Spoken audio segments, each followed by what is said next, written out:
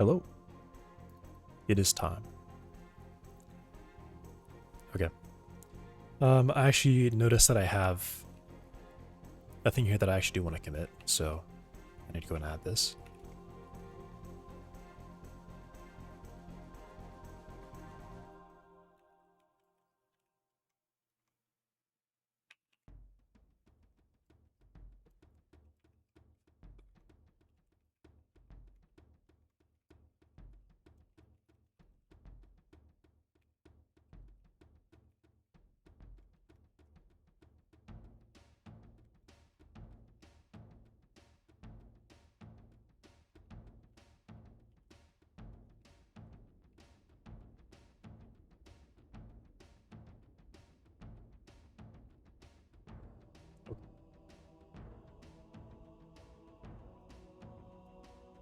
So right now what I need to do is I need to get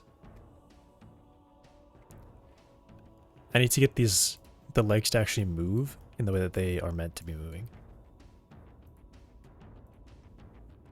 I'll leave the camera still, I guess. Let me go ahead and clean some of this stuff up so I don't have...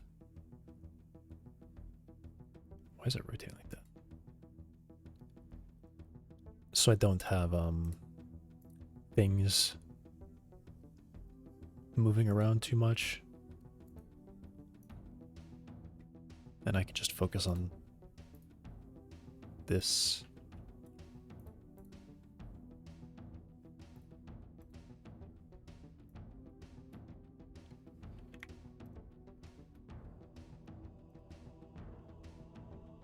Alright, chill. Nothing crazy is happening.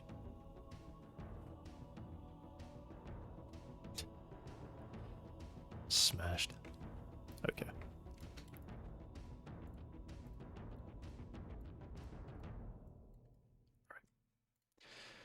So now it's going to be driving these motors so that they match the underlying skeleton.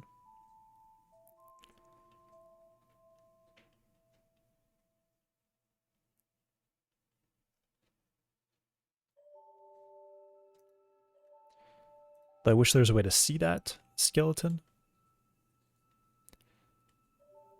I mean, of course there is. I can just go here and copy all these boxes out.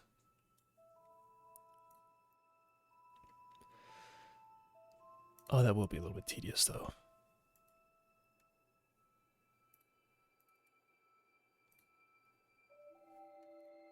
So what I'll do is I'll make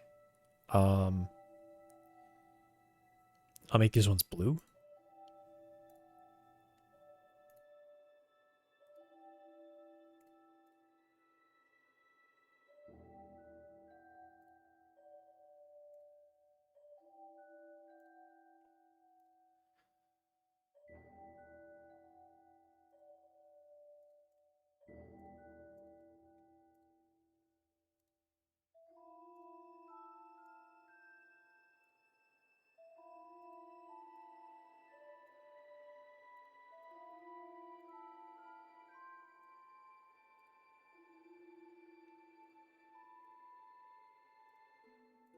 And then probably also transparent.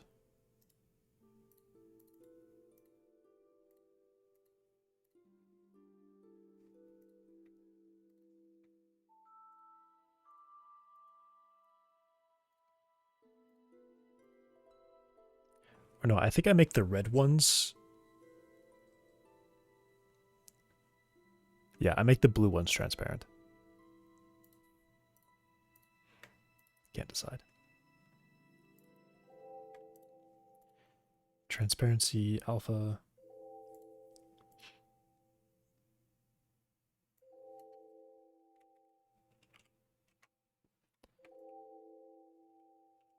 Okay.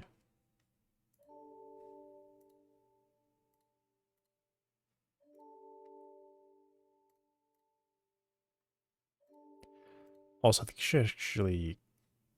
This is what I should do. Copy the whole material itself.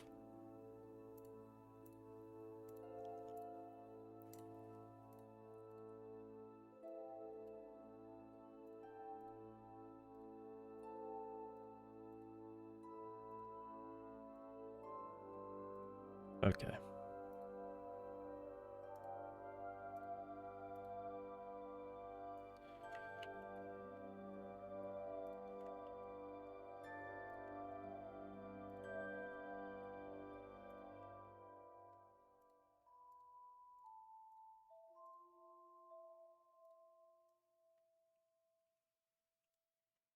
Right.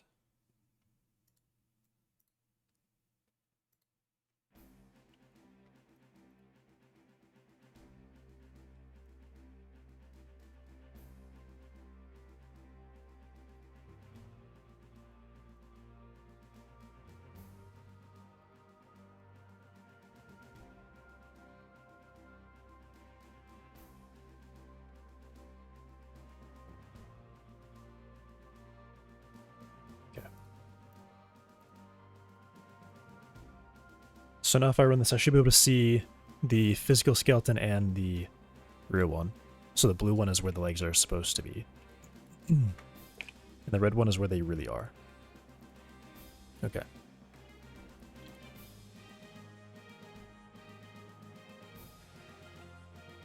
Now, these leg casts, well,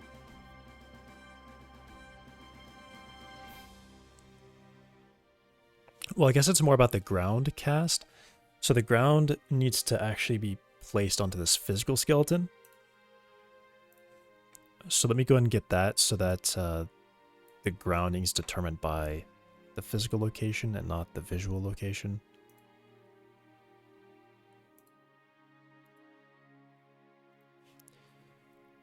I think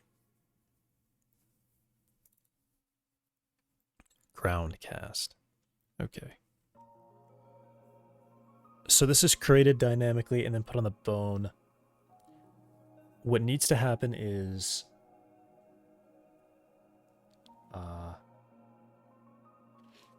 well, the ground cast,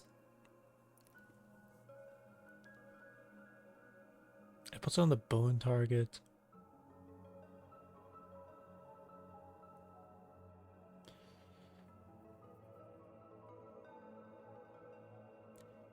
Maybe what I should do is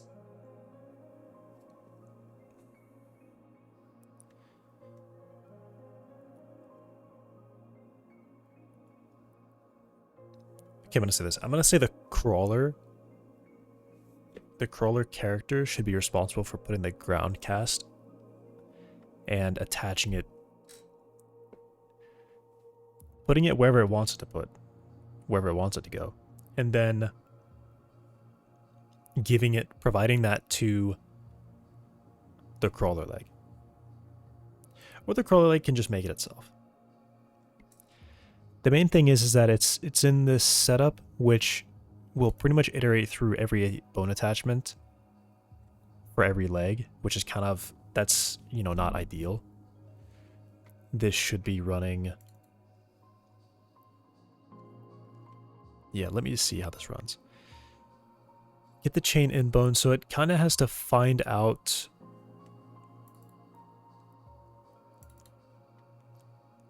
What is it trying to do? For setting in range, body I, leg IK, setting count.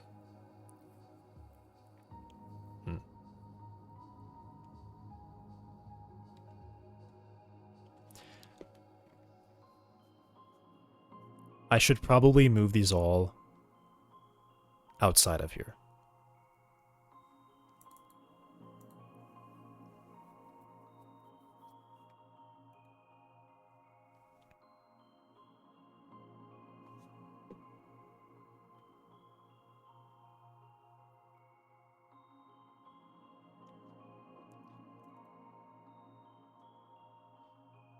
What is this? Shapecast?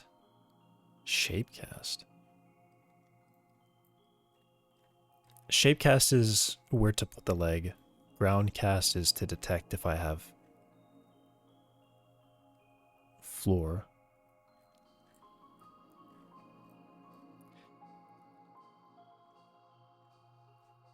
Which maybe is wrong. Maybe what I should say instead is I have ground if my if the last rigid body is touching.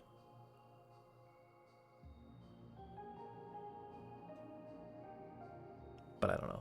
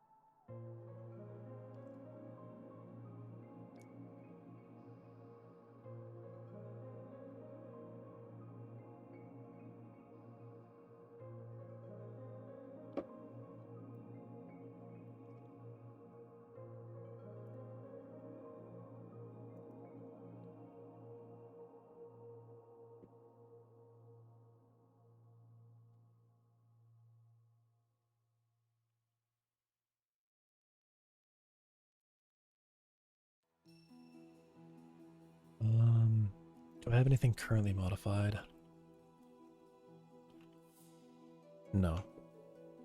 I mean, I do, but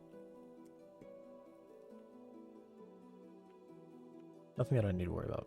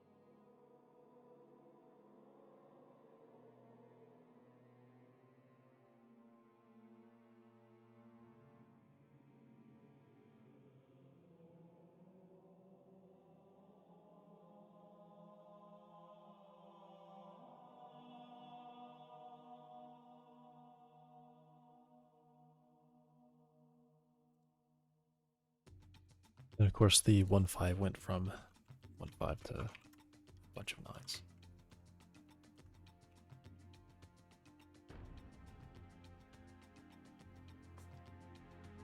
Yeah. Okay.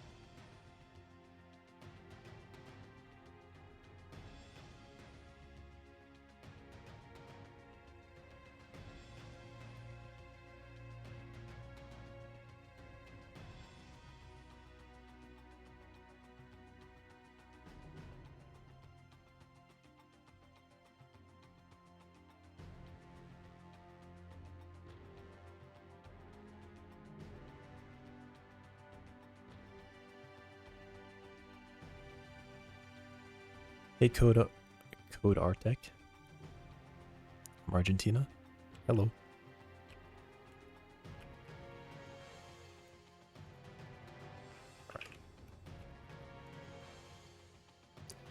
Um.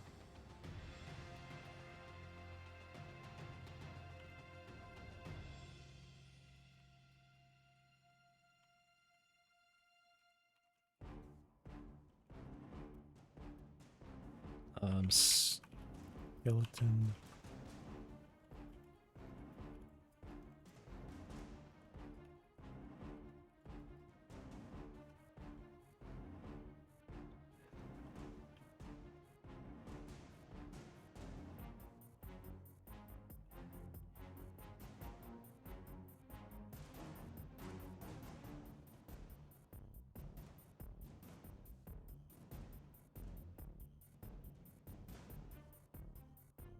Okay.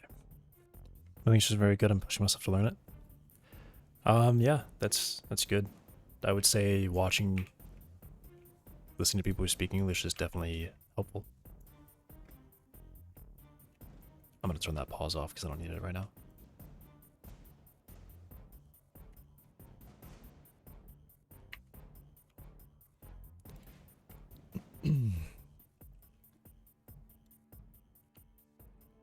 Okay.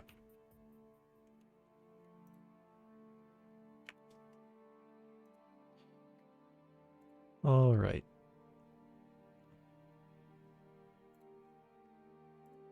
Is there anything else that I need?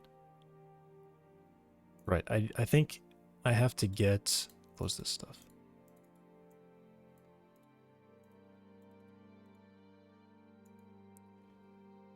I don't think I need that right now. Oh no, I am gonna work on that. I think I should really move this out to the to the actual crawler.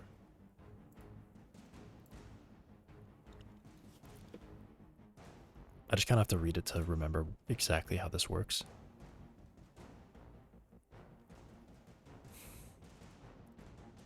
So this part, floor, step, target, body, find children, collision object.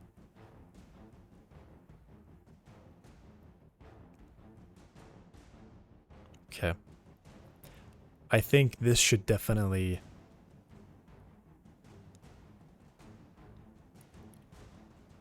I don't know, it's weird. Like...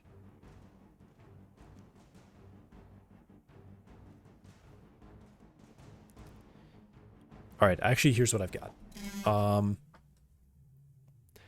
So I move this... Okay. I move these two functions that I'm supposed to call on the legs before I run them.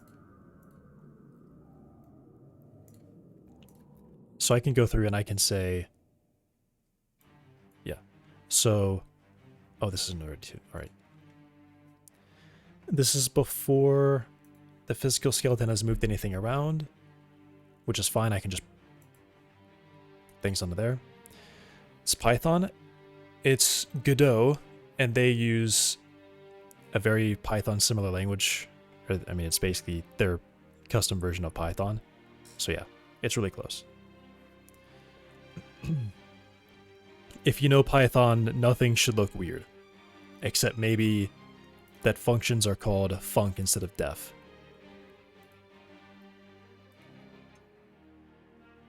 But yeah, it's very similar.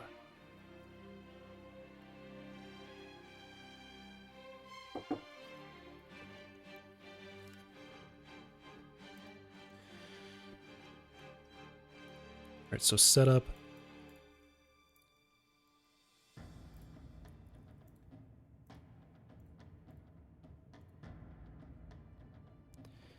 I will do a method that's just like add.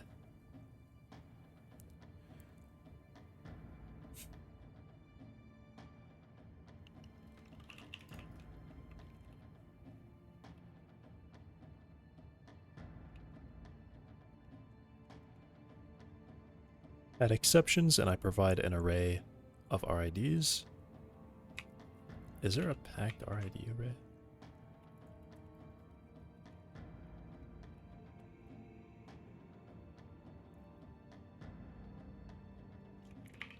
It's whatever.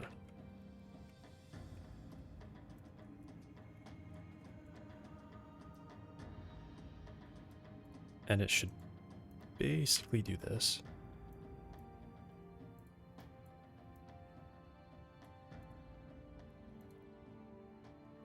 Also, I don't have to write it like that either. It's a weird way to write it. So in setup,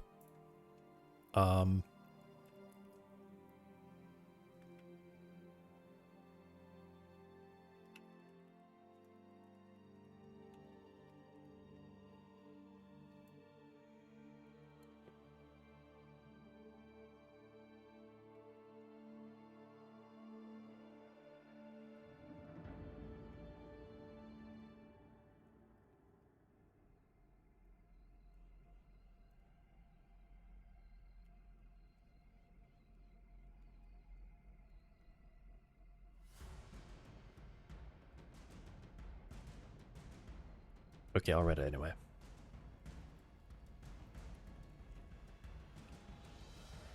Because part of it is that this will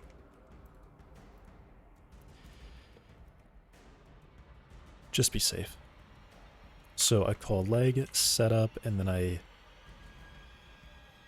or maybe what I do is no, I should call leg setup first, and then I would do leg.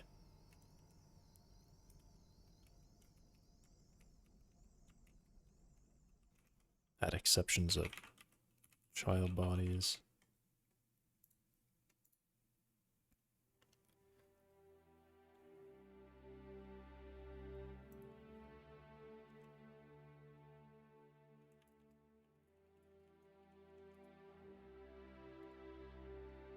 And then these should be bugs if they don't exist yet.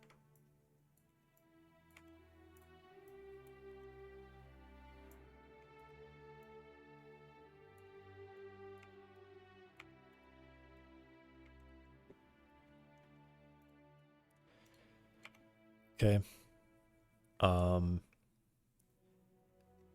If there's no ground cast,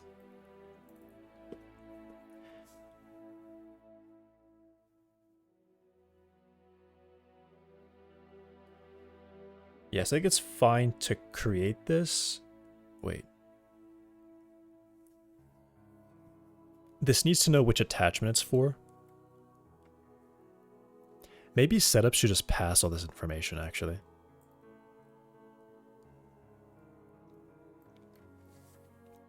I'm actually going to make it do that.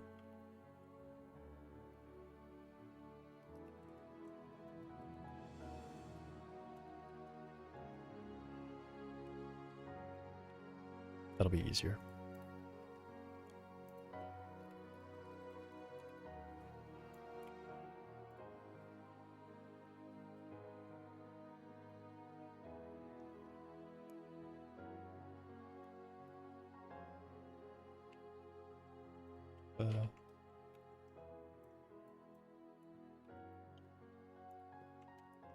So that always happens, and then I say if as initialized, I stop. So that's true, and then I don't have to do all that. And then I have to give it the bone target parent bone.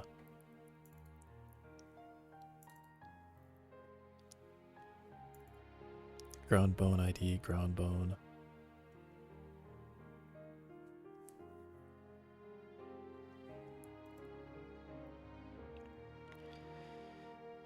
Okay, so it has to find, wow.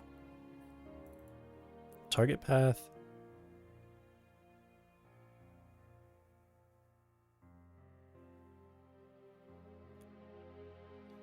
This is probably fine for it to check here, because some of the stuff is pretty nested. Well, actually, this is accessing body stuff. Okay, hang on.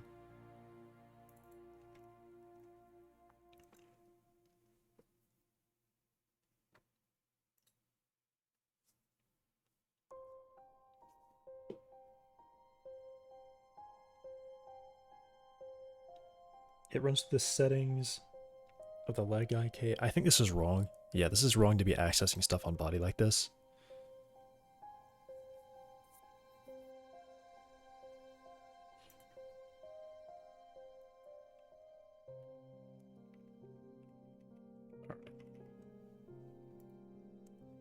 If we have initialized, we return. Set ourselves to have been initialized. Do I have a... I should put this at the bottom. True when we're done. Add exceptions. This method goes away. It will become this for our ID in. Cast exceptions at those.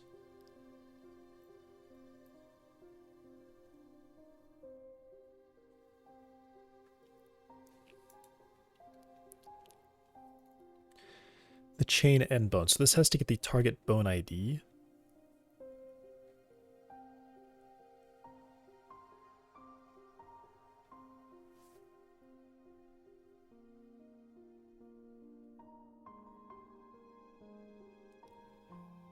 But I can sort of collect these as I go.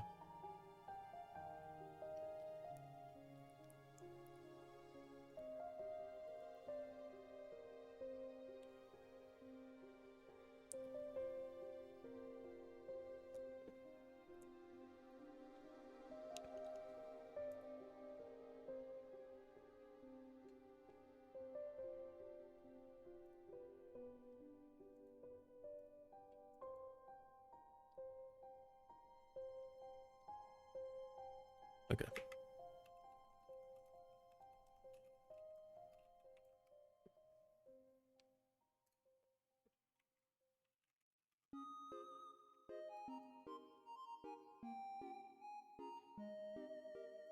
You know, I kind of don't have to really set, I don't actually have to pass that because I can just set it from the, though it's probably more responsible to do it this way because then I'm not accessing a value on there. This would be the one check. I have to obtain the path to that target and compare it to that one to get the target bone.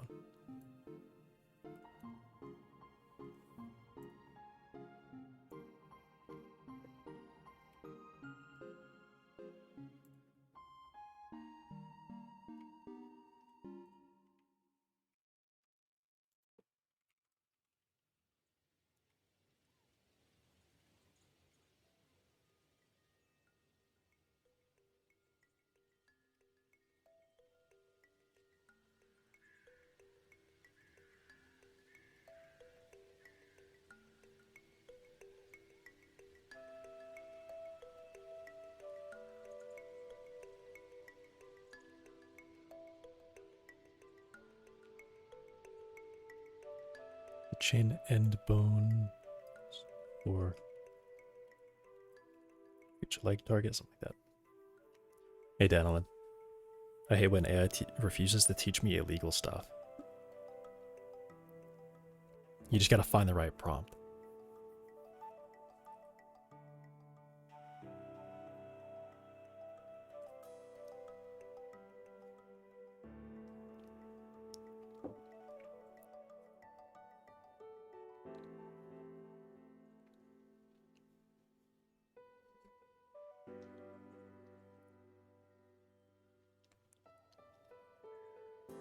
So I think what I do is I go through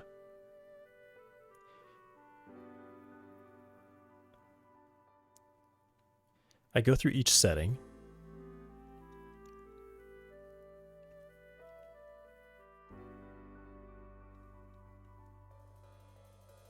Well, how do I do this? Basically, my idea is down here I would do like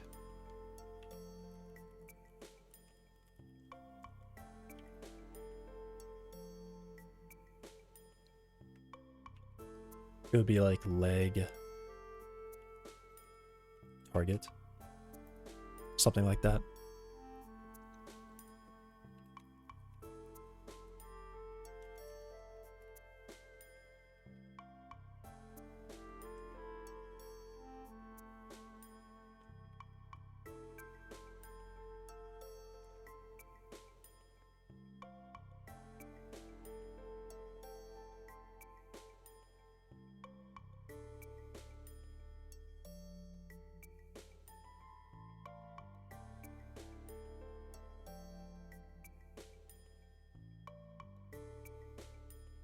So I think I go through each target node.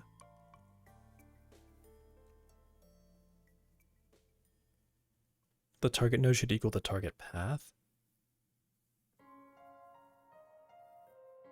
Okay, yeah.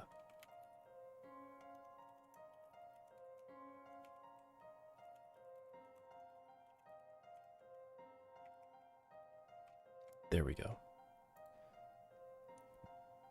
So I can store it like that. So target bones should be setting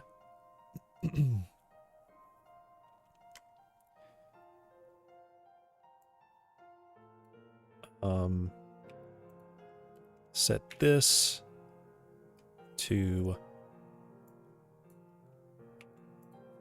this. Okay. Well, the body. You have to find the right prompt and not like telling me how to do bad things. I mean, it's obvious. What's the issue here?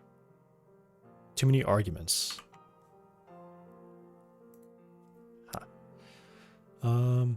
Get the chain end bones for each target.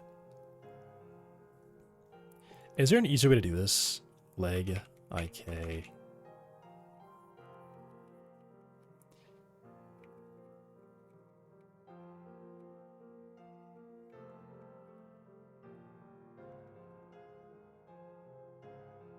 Like, why can't it be a little simpler than that? I wish I could just say like, hey, what's the bone for this target?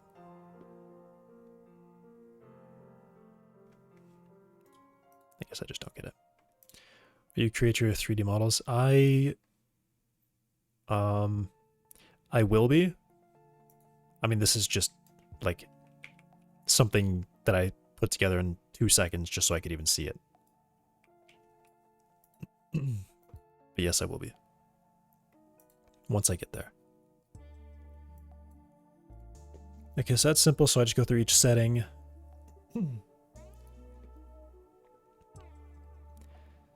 Set its target node to, it's a node path, to that bone, and then I can just look it up using a dictionary lookup. And I probably need to go and do this. Okay.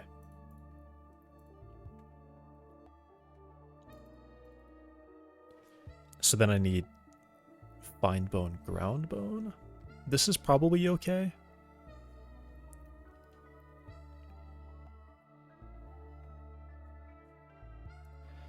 I just call this like IK target bone.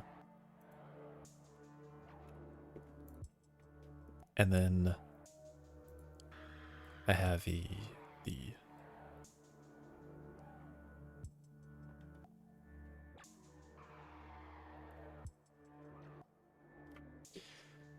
why do you need to know this? It needs to know it. It needs to track it for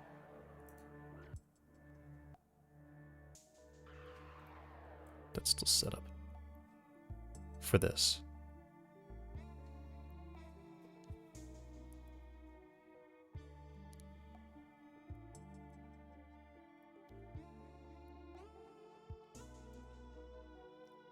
Yeah. 2 seconds also known as 5 days or more. Goku versus Frieza timing? I don't know what that is. I have never watched Dragon Ball.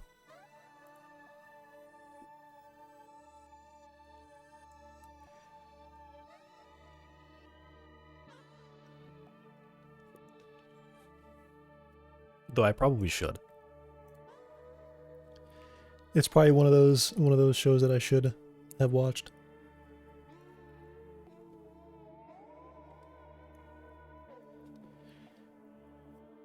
I mean, okay, if it's just like a find thing, then maybe this is fine. But this one's bad. This one's bad because I'm searching every single one of them and then I'm going through this. So this one I need to give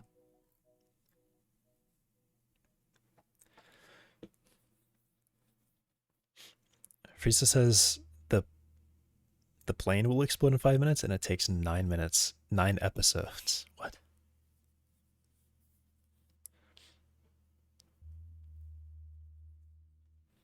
Does it really happen? They start a 5 minute timer, and then several episodes later, the timer ends.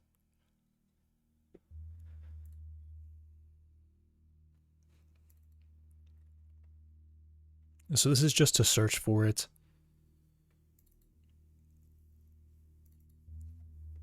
Parent bone.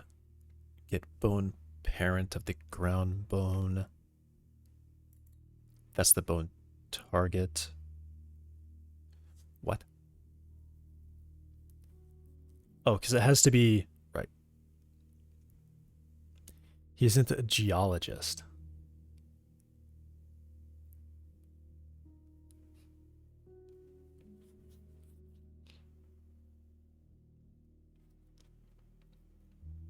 I'm sure that's a really funny joke, I just don't get it.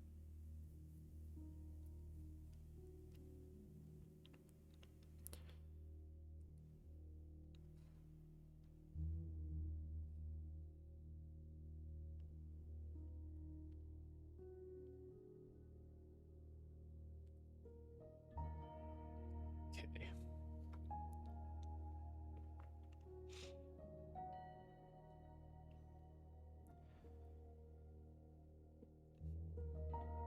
Yeah.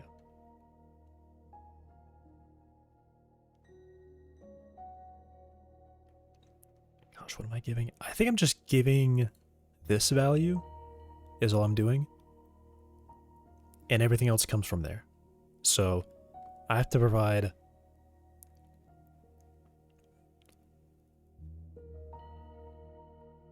a modifier bone target 3D. I don't really have to provide anything.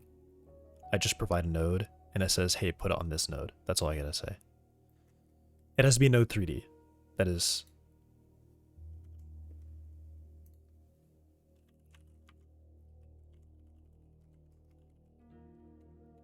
It at the least has to be a node 3D. So...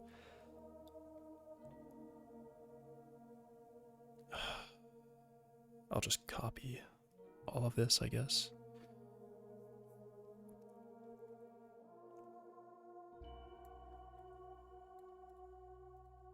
And move it out here.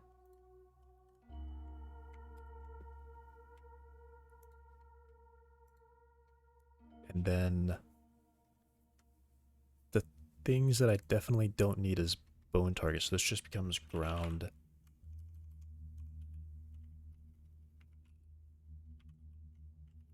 The ground cast node.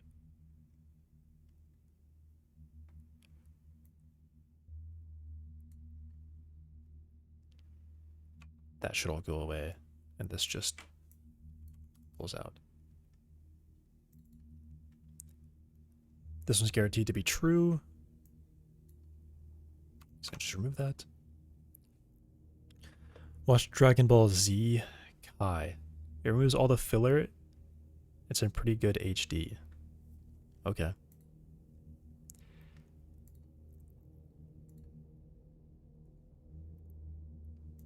I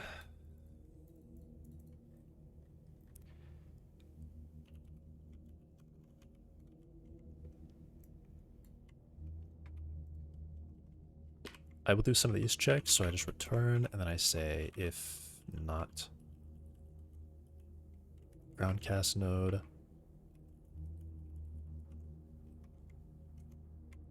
I'm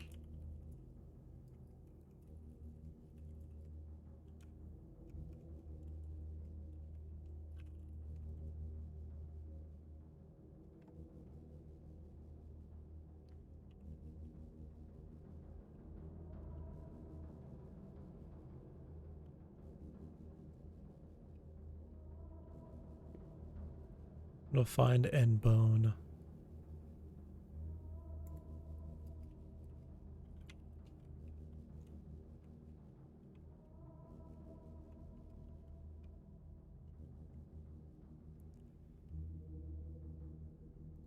And then I guess I don't really care about cast exceptions.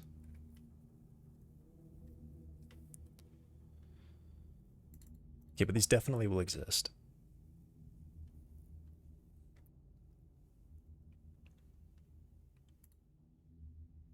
should literally share it, not a copy, right? Okay, so now I just have to provide a ground cast node.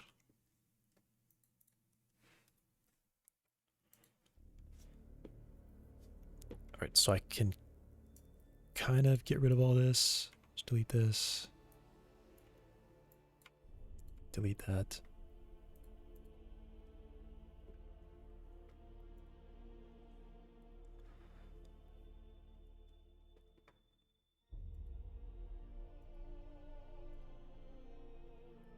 And then I think I'm also providing the ground bone itself.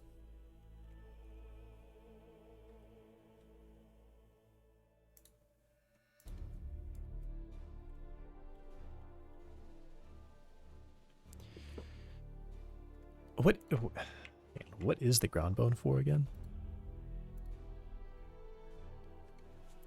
Ground leg transform.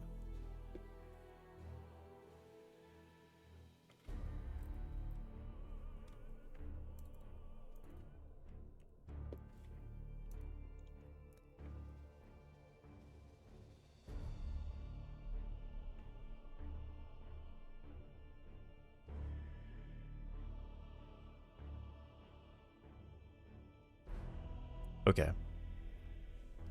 So that's not right. Because that's the virtual leg. Update ground leg transform.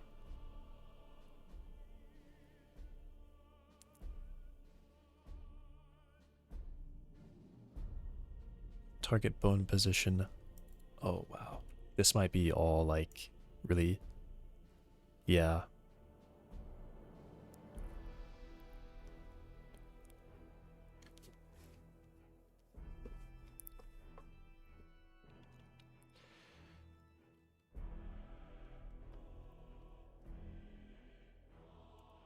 Okay.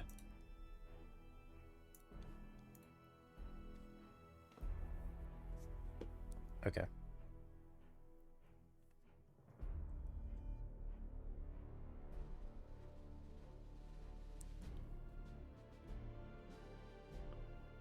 right, I'll just start at one place at a time. I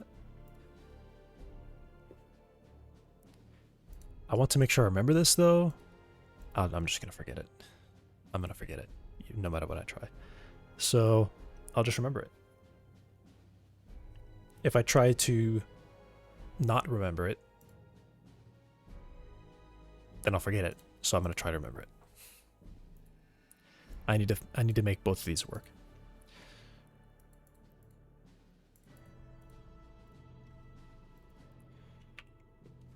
Update ground leg transform. Let me just see.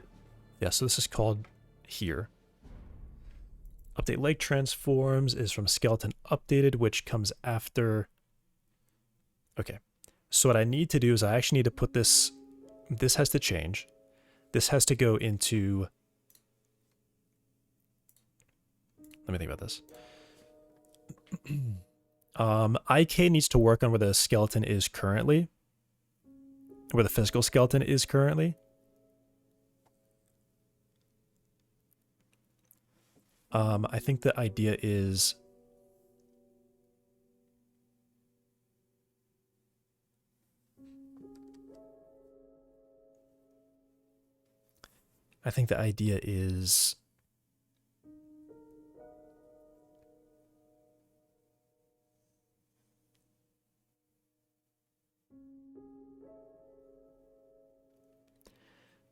physical skeleton comes in. It needs to know.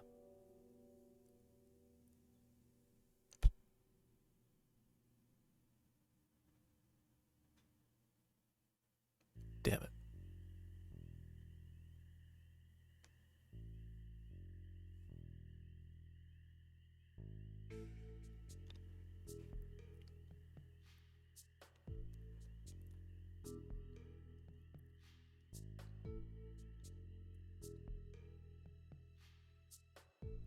All right, I need to look at this diagram.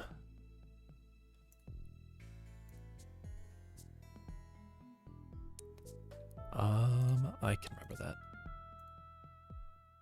I'm gonna close that tab. I don't think I need that open anymore. Here it is. Okay.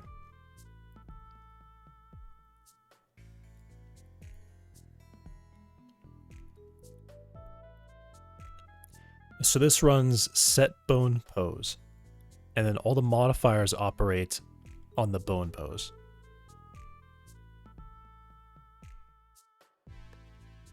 Okay.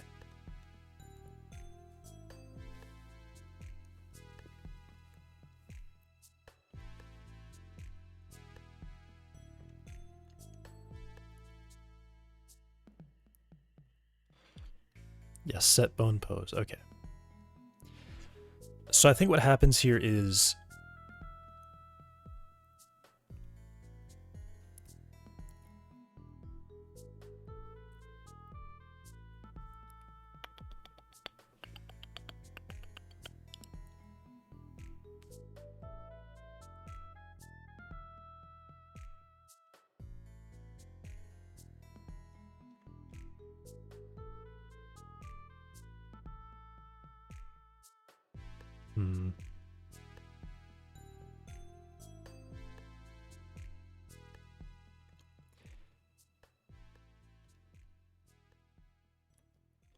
okay, so I can modify the bone pose, and then the skeleton will cache that, and the modifications will work on that, and it restores back to after.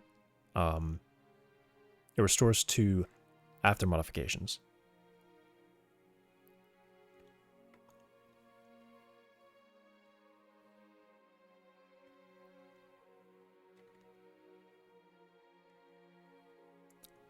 So what I want to do is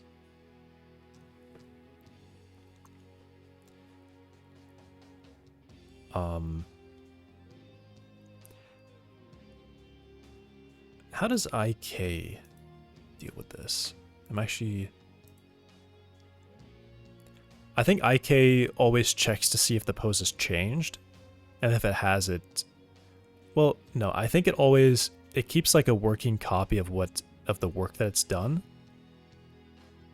But then I think it keeps its its internal working copy of the work that it's done, but it's always moving it towards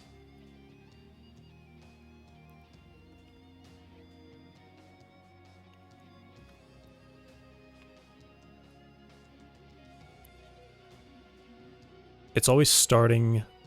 What? Okay, honestly, I don't know.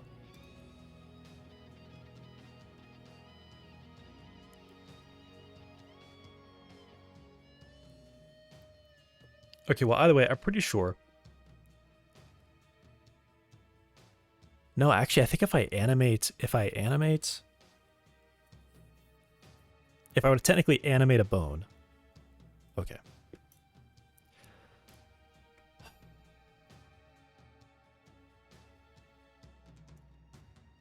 Physical skeleton can listen for the skeleton to finish. So physical skeleton can say, okay, this is where everything is. All right, that's the order of it. So physical skeleton runs. It sets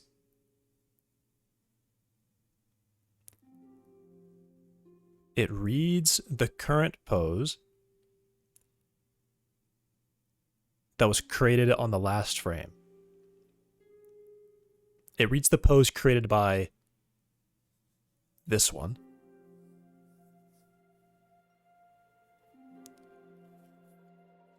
AliExpress keeps sending me an ad for low quality. What? Okay. Alright,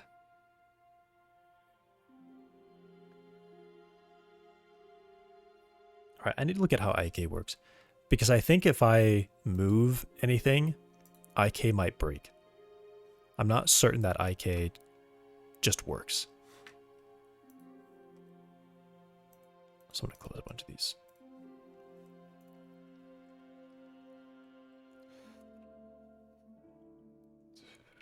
What's it called? Whoops. I did something. I don't know what I did. What is that doing? I don't know what that's doing. I don't know why that button is even bound to do something.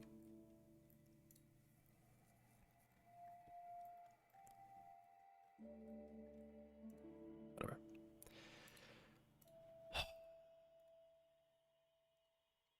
So this is a IK modifier 3D.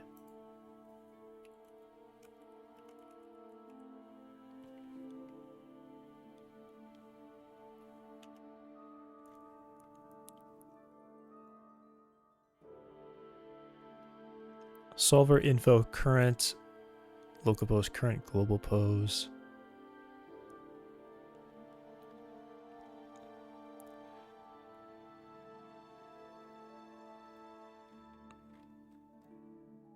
Okay, so this doesn't do anything. This just this still leaves process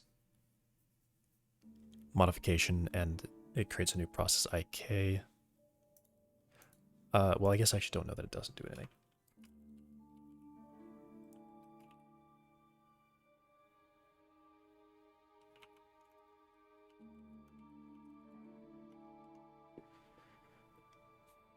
Code your own IK system? I won't be doing that.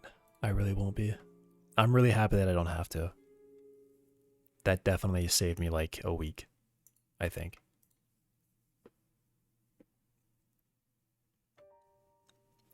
But at the same time, every time I wonder how it works, I would just know how it works because it would all be in one file and it wouldn't be scattered between a bunch of different stuff.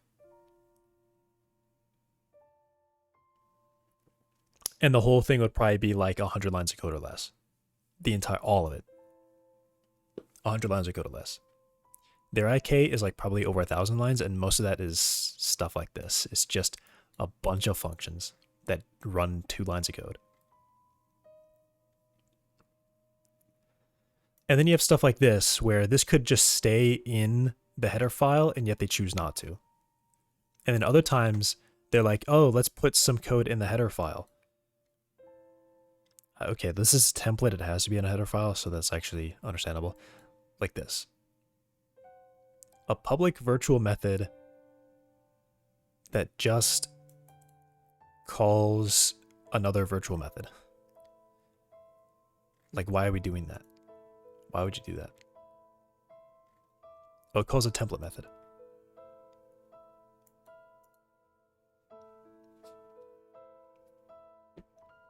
Sure, whatever. Fine. Templates are a mistake anyway.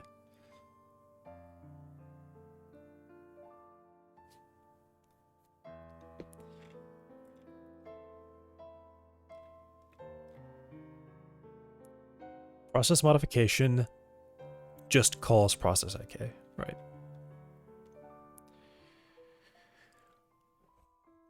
Which I guess is fine.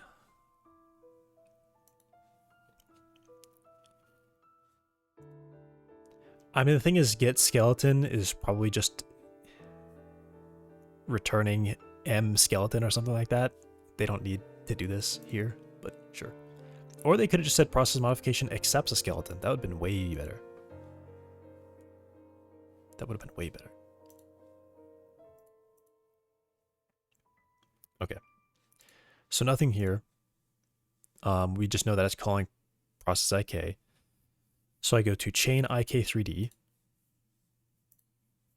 I will leave all this open because I have to leave it all open.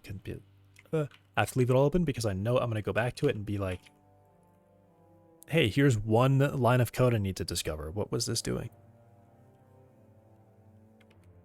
All right, I got to relax. I'm already getting tilted and I haven't even really started looking at it yet. Chain IK3D.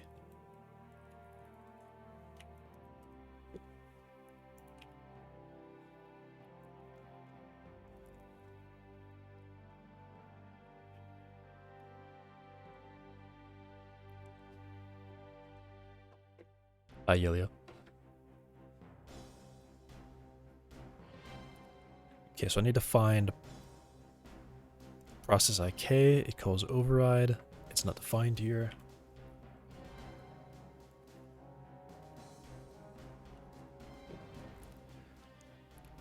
How's everyone? I'm alright. How are you?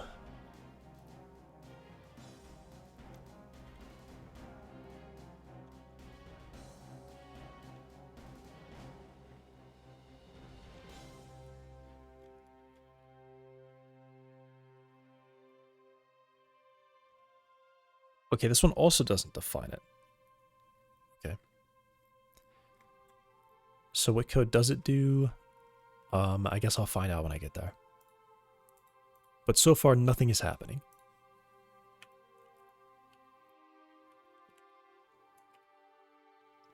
It's called an iterate IK. More structs, more structs. Adding functions.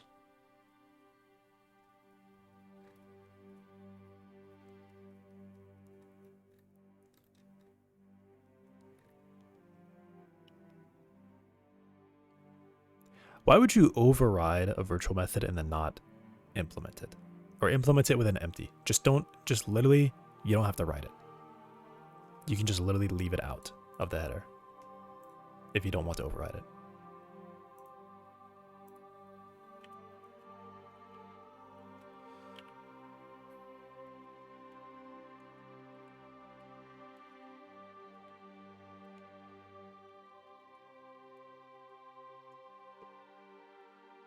It is still working, the stupid spider. Yep. But every day it is closer to being done. The goalpost is still in the same place it's been since the start. And it's getting closer.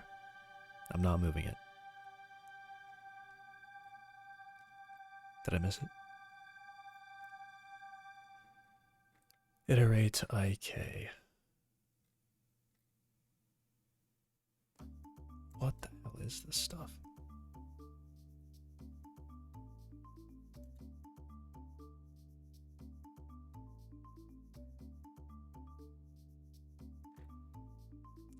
Okay, this is the type of stuff, just put it in the header file. If it's a getter or a setter that doesn't do anything, put it in the header file, please. It belongs there, in fact.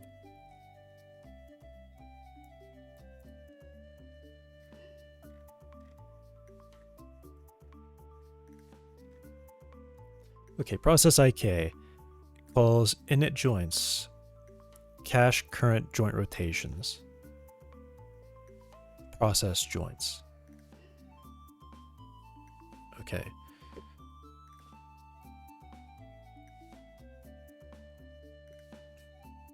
I am getting closer. Start counting down, please. What? Negative 400 minutes? You're counting a little too fast. It has not been 3 minutes yet. 2 minutes yet.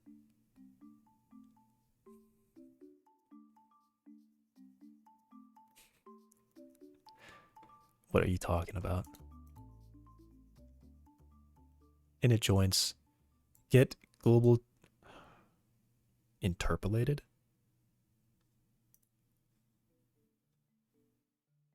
Interpolated?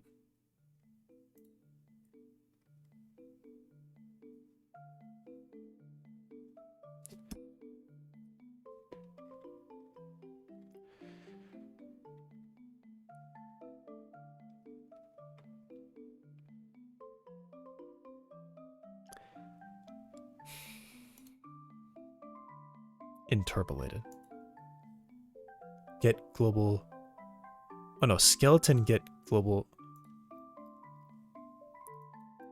Transform interpolated. Why?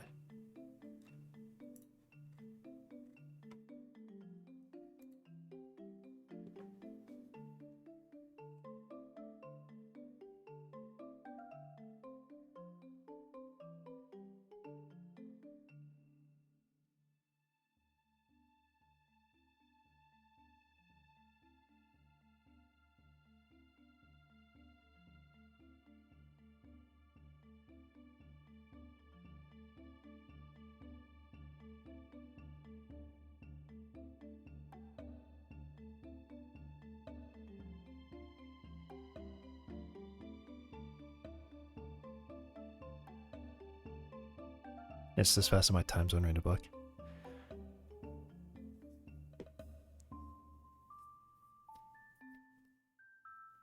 Yeah, I don't know.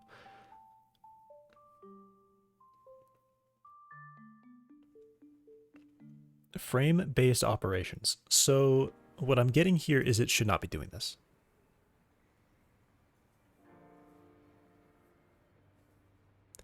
This should not be running because I'm not interpolating. This is in physics. It kind of does. I mean, okay. It's probably fine because calling it in physics will just return the physics value. It actually would return a non-interpolated value. But yeah.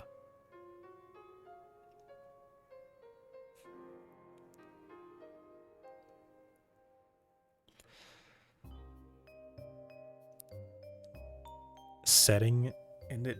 Oh.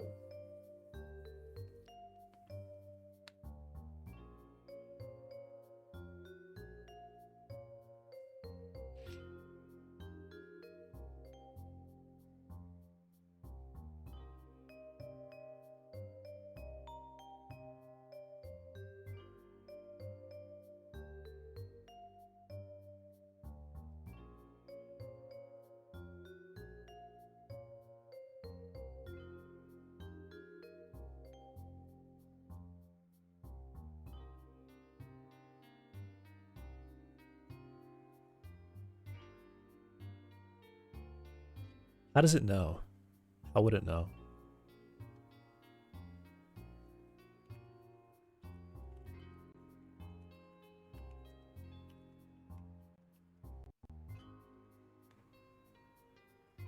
Set joint rotation axis. Okay, when a setting changes. Alright, that makes sense. When a setting changes, it does this.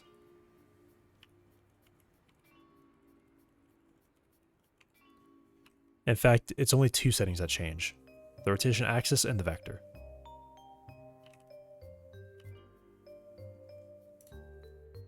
Okay.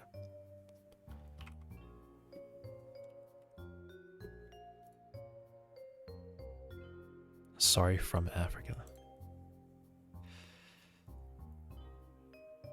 So then it calls setting init, which I bet is probably over here. Init's probably over init joints. Clear joints. Okay, but that won't be true. Okay, so that won't be true at all. Mutable bone axes.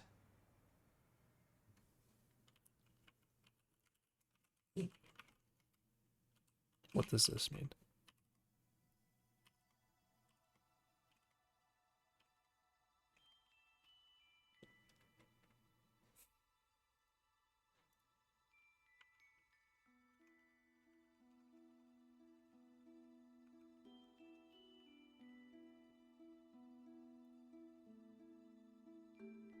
Yeah, this is why. Where does this come from? And what does it mean? It's not here. Is it here?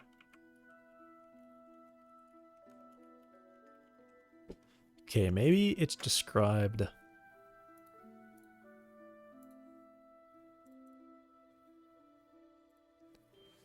The solver retrieves the bone axis from the bone pose every frame. True.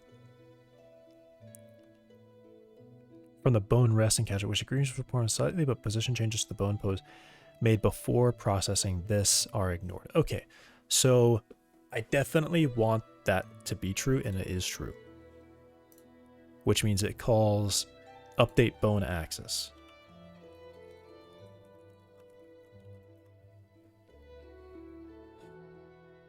Which is actually a lot. Why don't you just make a Yandere simulator clone?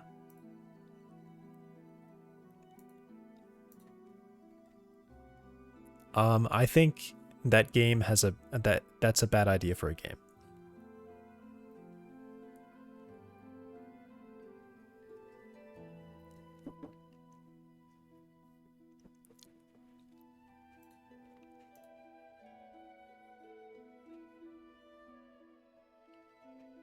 It's not,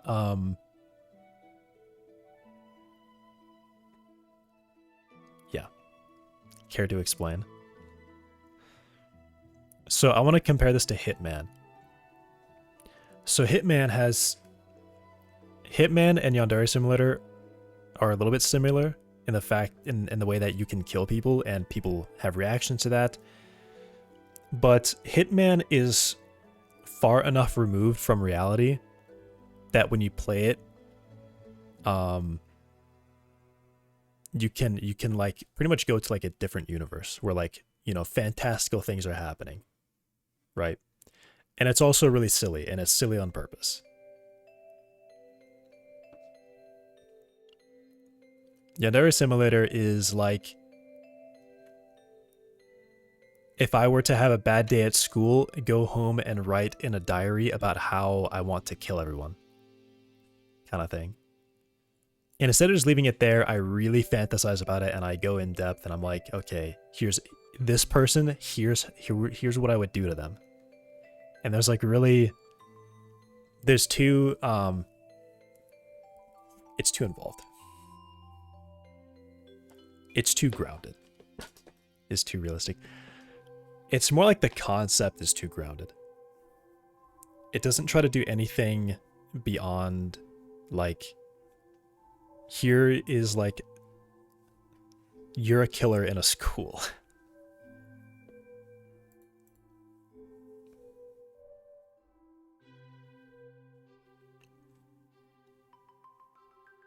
Also the fact that it's like, technically those are children. They're not adults. And they also put emphasis on the facial reactions in the actual horror, which I think is wrong.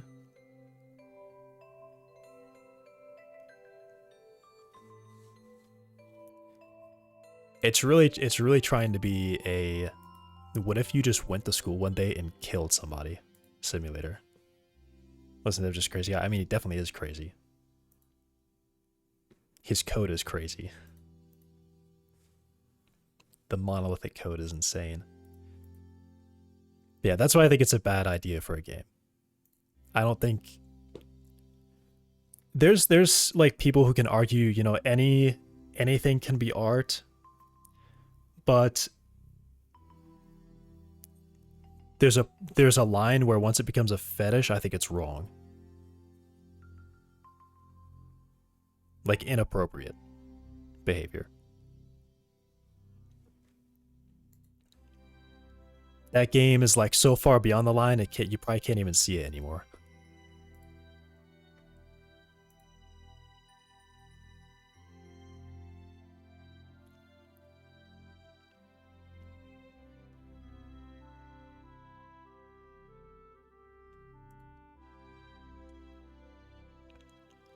If you want to make a game that's like war simulation, you know, like you want it to be realistic and you want it to like depict what like a combat situation is like, that's fine because there's a real basis there, and I think everyone can agree that it's generally bad.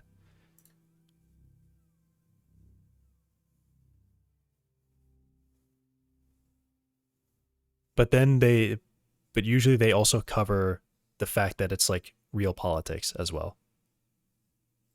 So you're not just going out there with a knife and butchering people. It's also like they're showing you the world and what happens in the world. Things that actually happen, not things that people dream of happening or have nightmares of happening. That's the first thing Gemini suggested as an alternative to Yandere Simulator. I don't know. Modest Skyrim to turn every single female except the kids into tall muscular mommies is bad. Probably. All I remember is a PewDiePie gameplay. You mean Hitman. I'm not talking about Hitman when I say that. I mean like a game that is specifically about war. And I don't know, there's a level, right? There's a line to tread with art. If you want to depict reality, you need to depict reality. If you want to make something to be escapist, then you make it like that.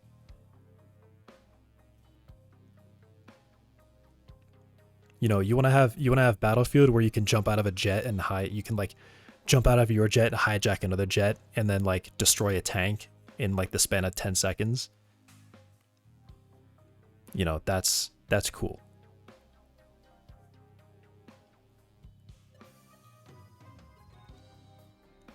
But if you want your game to be like,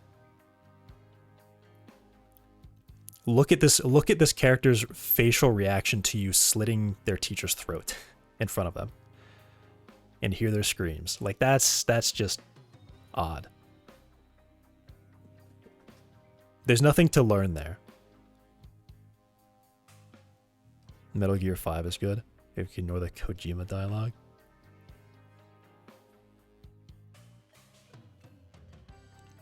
I mean, even Metal Gear 5, like, I don't know if there's been a game that's not done this, but you can always not even kill anybody. I think for certain story elements, characters die. But like when you're in a level, generally you don't actually have to kill anyone. And if you do kill them, they're not screaming and running away with their hands thrown up. They're not taking off their masks and showing you the horror that they just witnessed. While you get like plus 10 points to your counter or whatever. Like that's just weird. Learn on every game. No. But I think if you want to be realistic and you want to like depict the horror of someone seeing someone they care about die, you should not gamify that, and you should not say this is a good thing that's happened. Human suffering should be treated like that.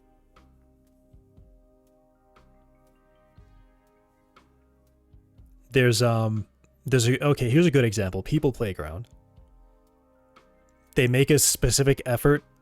They not really made an effort, but they made a point to mention that their human bodies they don't look like human, they don't make sounds. And that's a good thing that they don't do that. Because it's meant to be a sandbox. The fun is meant to be like blowing something up.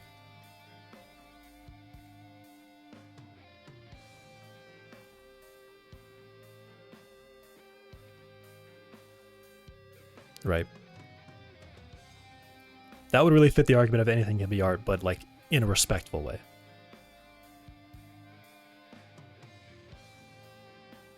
You're like, yeah, this is horrible, and we should probably just not like...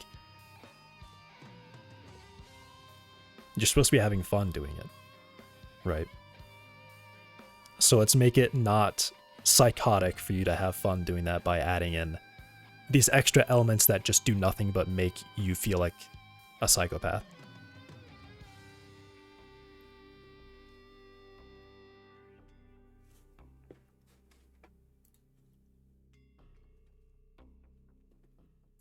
Also, I think generally, like, a school setting, you should not be... If you're going to have people dying in a school, especially kids dying in a school, the point of that should be to say... Not really to say anything about it. It's more just to not say this is good and you're having fun because you're doing that.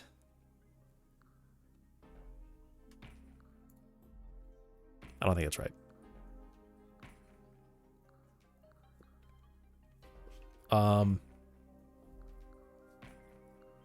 Like, I don't think it's true, but imagine if Call of Duty's that airport level, when you started shooting, you were getting hit markers and a point counter was going up, and a narrator was saying triple kill while that was happening. Like, that's just crazy. Right? Also, the fact that you are allowed to not participate in it as well. That's a nice thing. You're not required to ever fire your gun during that.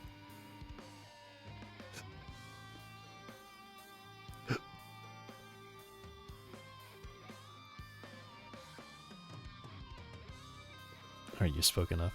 Did I? think it says a name, no neuro something. I don't know.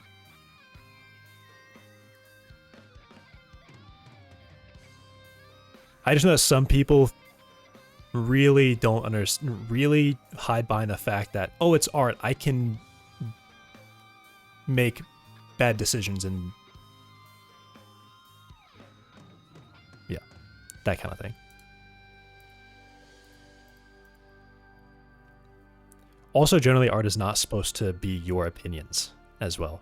You're supposed to be presenting a truth to somebody and letting them interpret that.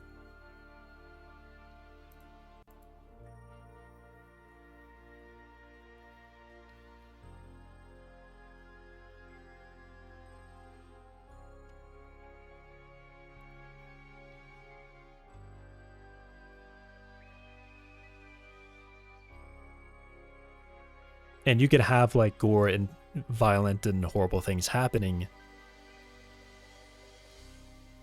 There needs to be like, you need to remember that you're a person when you're making it, and that you're not a crazy psychopath when you're putting that together. Little narrative dissonance, the friction that occurs when the narrative, the story being told, contradicts the mechanics what the player is actually doing.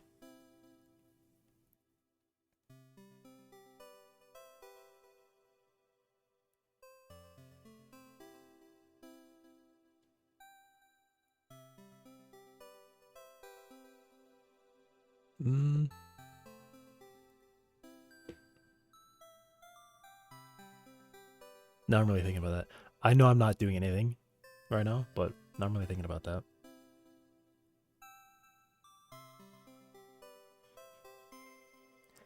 I guess in some senses that's wrong, like,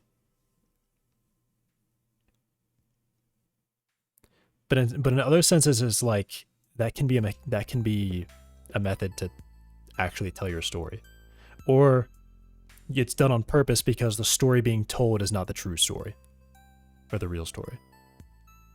I'm trying to think of an example of it.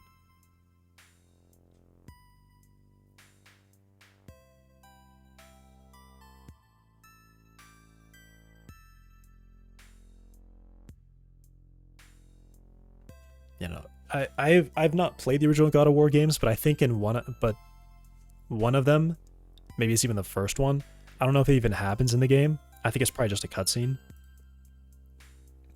But if it was part of it where a village that you're going to kill everybody was like, kill the heretics, and then your family was there, that's like an intentional thing.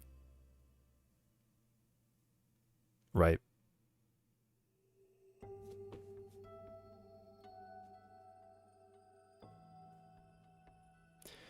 John Hippo's platform game is a good example.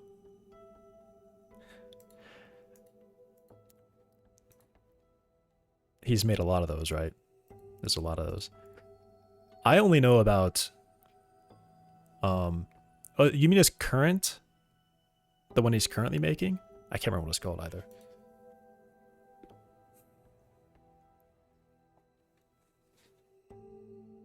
I assume that is more specific about... You shouldn't do that if you don't realize you're doing it. Or if you do that, you should be doing it on purpose.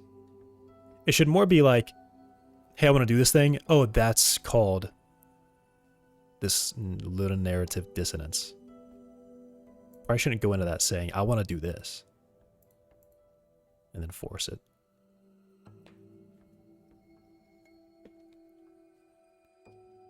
Okay. Update bone axis. Retrieves the bone pose, which is good. And then that never happens. Less computing. Oops.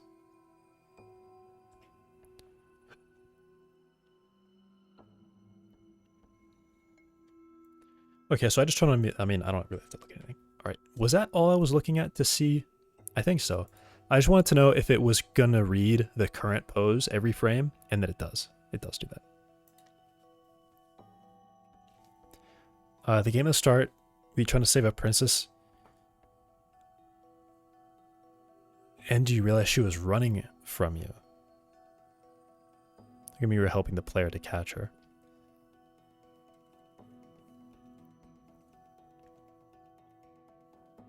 Well, yeah, I guess. I feel like this kind of thing is maybe not the intention of what that idea is meant.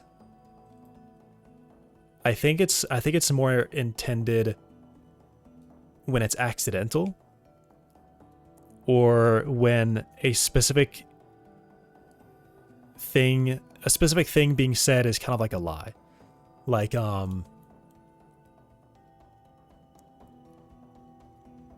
there's, okay, maybe this is a good example where it's like actually done on purpose and it probably matches what it means. A game, I think it was Markiplier played, where at some point you cut your legs off, but it's more like saying be brave and just cut your legs off for no reason. I think that's what it, unintended by the devs causing this.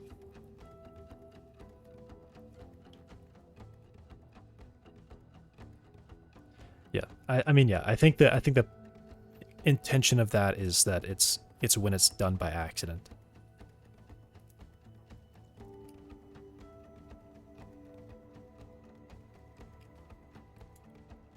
On purpose is probably, like, I mean, you probably wouldn't even mention if it's on purpose. Okay. So what I have to do is I need physical skeleton. All right, I'm actually just going to write it down or something. Where can I write this down?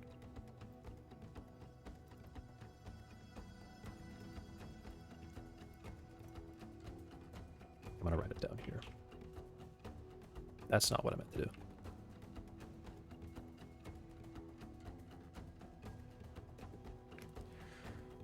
Uncharted, you're a good man, but the whole game you're a mass murderer. Yeah, that's probably a good example then. That's a real example. Aren't you like looking for a treasure or something? It's like Indiana Jones, but instead of like trying to retrieve something for good, you're just, it's for your own benefit, right?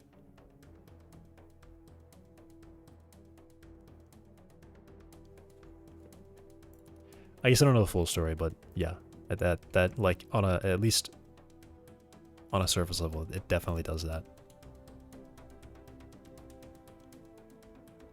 But it does a good job of making you not feel like you're doing that somehow.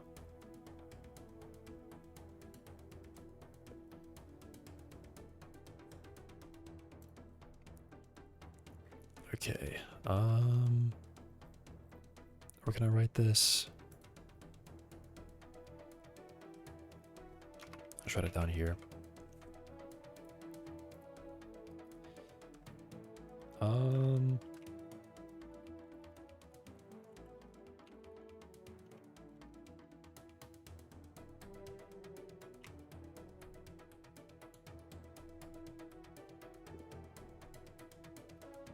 Because like the cutscene, this wholesome PG grew in the game, crush people with stones. Oh, also, sorry, Daniel, I just literally ignored that. I did ignore it on purpose, but then I also don't, I shouldn't do that. Full theme.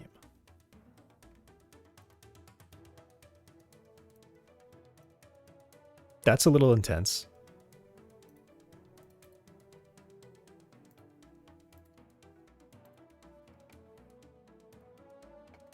That's a little too intense, I think.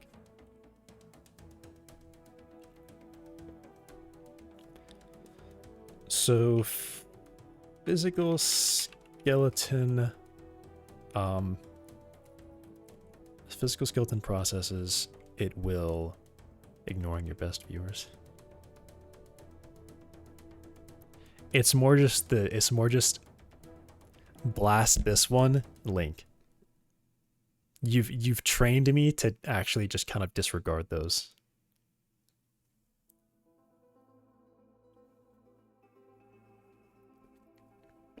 But I see this is a second like legitimate thing. So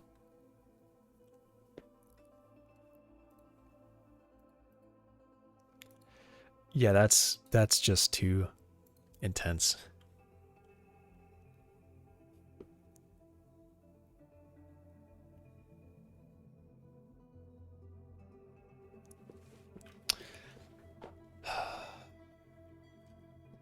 I gotta wait.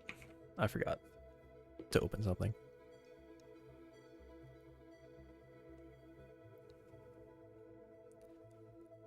Also, I gotta give my dog something.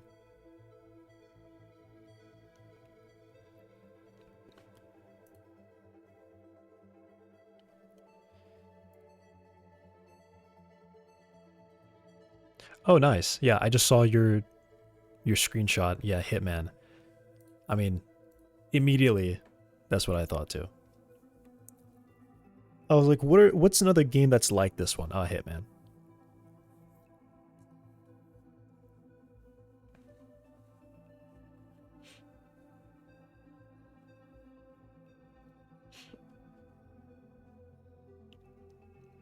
Except like, at least in that game, I think most of the time you are okay. In the first game, I don't think you're doing this. You're just like you're just being ordered what to do. But later on, you're actually trying to like stop. Actually, I can't remember.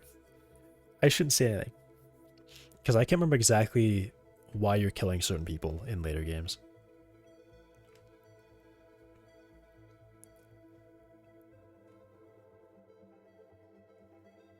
But also, like, literally in that game, you are penalized for killing anyone other than the target. So, they retcon the OG story in the remakes. Isn't it generally like you start off and you're just kind of killing people for some reason, but you're not really told why? And then later on, it's like you're independent and you're trying to stop a criminal organization.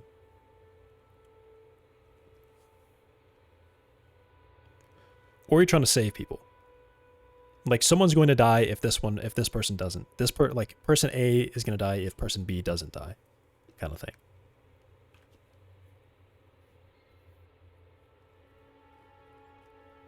Right? Isn't that what it is? So the first thing this does is it needs to, at some point, it needs to update motors.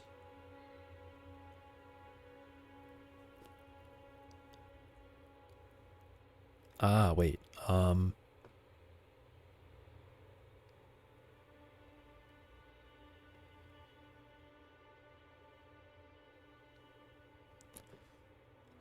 Should this go after then? Back to the diagram. Because I think what I need is I need to have something in here where I'm updating the bone pose. So I think what needs to happen is, do modifiers even get that? Do they get process? Because if these get process, they are nodes. Okay, so they can receive process. And in fact, I think it even mentions that the modifiers, yeah. So the modifiers get process outside of this stack. So yeah. Physical skeleton.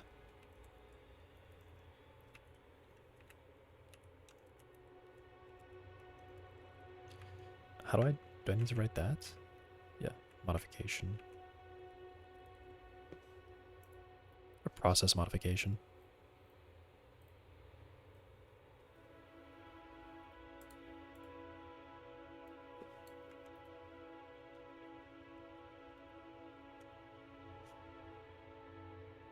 You were a clone designed to kill, and yeah, later on you're trying to escape. Turns out you're stuck inside another organization. Because the new games have to happen. Yeah. He needs to kill the devs.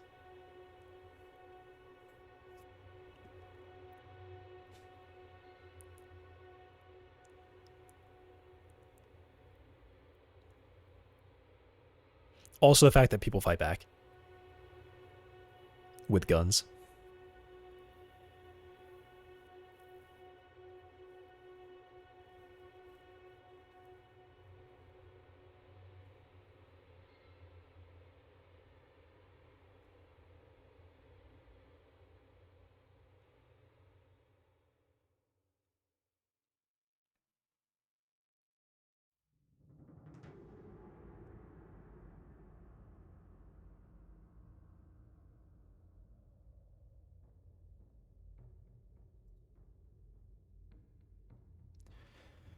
Okay, so process modification is calling. I, I will expect myself to be first before that. So what I do is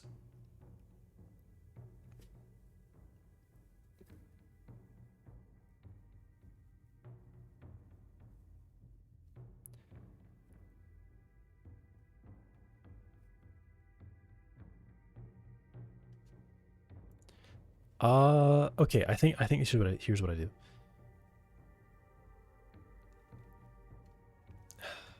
Okay. Okay. Here's what I really need to do. I need to know what I'm doing. What am I doing? I need to first update motors of joints to match IK pose.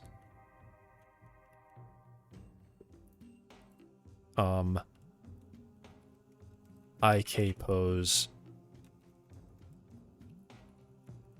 is determined.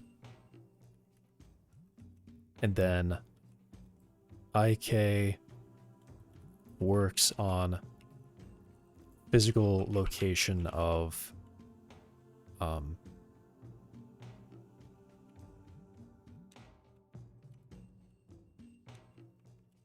joints.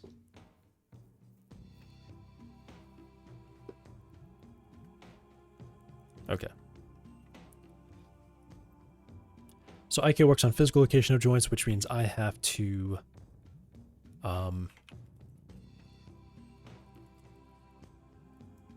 copy physical joint rotations to skeleton pose. I have to copy physical joint rotations to skeleton pose. IK runs with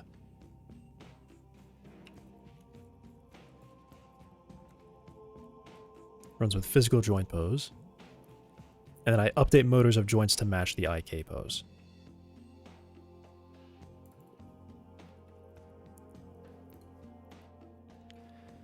Is that it? So what happens is I have something that's physical skeleton has to do before and after IK runs. So at the very least, it needs to be above here because it has to copy it. And then it and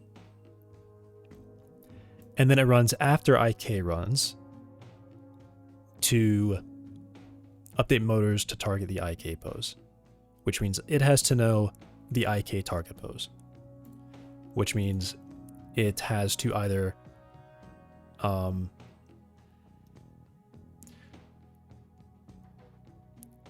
there's actually only one option. It has to process before this one so it can copy the pose for IK. And then it has to listen for IK's process modification signal, modification processed, to read that and then set the motor rotations, the motor targets. Okay. Okay. That should be that. And that's the process. So physical skeleton, when we call for the first time, I believe ready happens when it's already been added to the scene tree. So I could use ready and it's certain that all of its siblings exist. And that is attached to the parent, I think. So all of its siblings exist and it's attached to the parent when ready is called. So I could have ready take that, but I think it's probably not what I want to do. I think what I want to do is I want to have a method that I just say, here's the IK that I want you to update motors for, and it will just listen to that signal.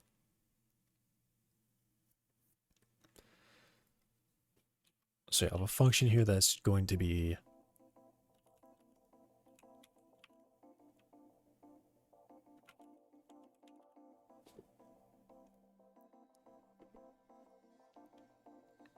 set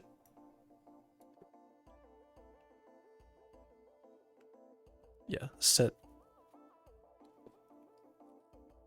IK target modifier target. I'll just do set IK modifier. And it needs to be, it doesn't actually have to be anything. I just have to have it. It just has to be after this one. So, but I think it will require it to be an IK modifier because otherwise it would not make sense.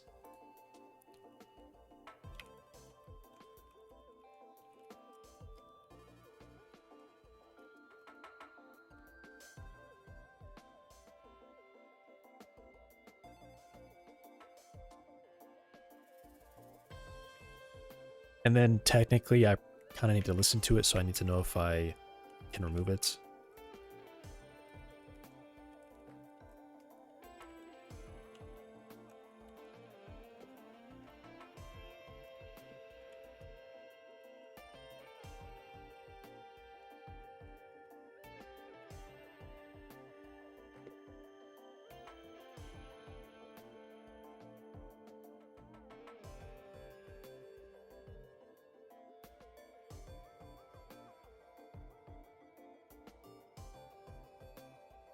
Current IK modifier and current IK modifier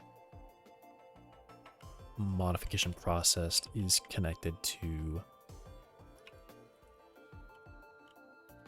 update motors.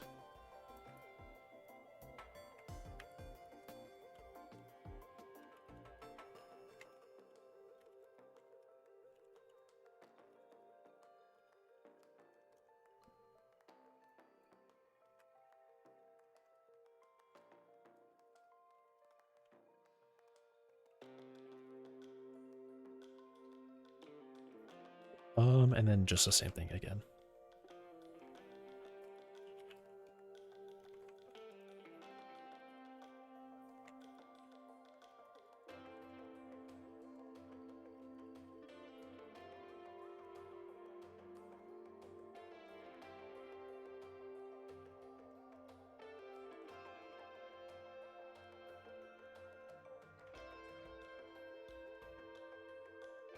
Okay.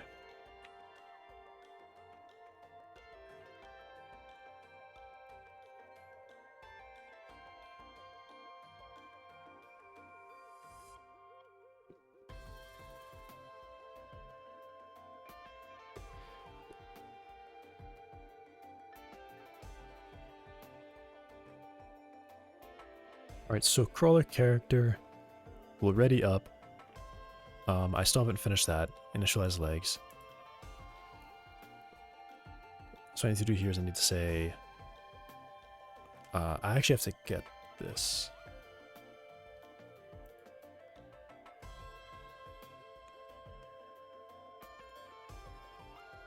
I'll just do this. Unique name. Unique name. And I'll rename this to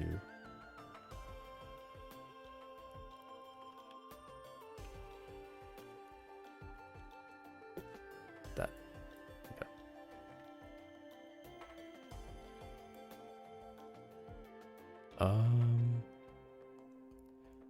Sure.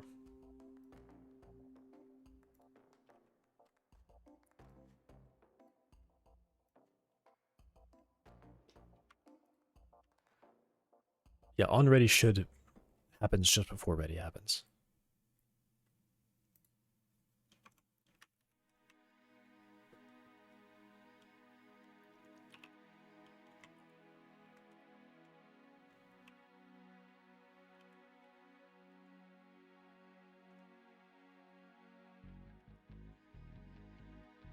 Wait, oh, I already have leg IK.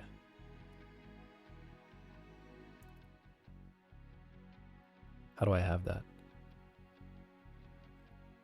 Oh, it's an export. Ah, that would be way smarter. That would be way smarter. Way more intelligent.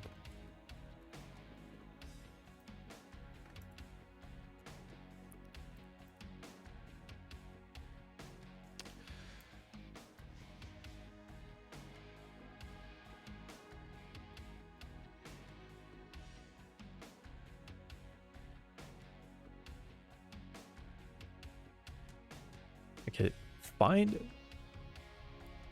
these bone targets. So,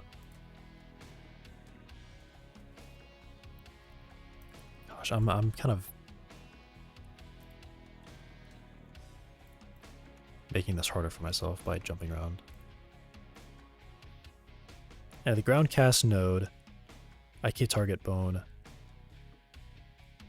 And then I think I also want to provide this. So I have the ground.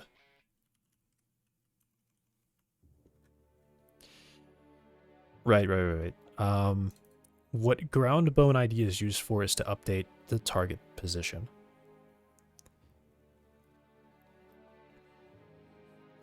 But what it should be for is to oh,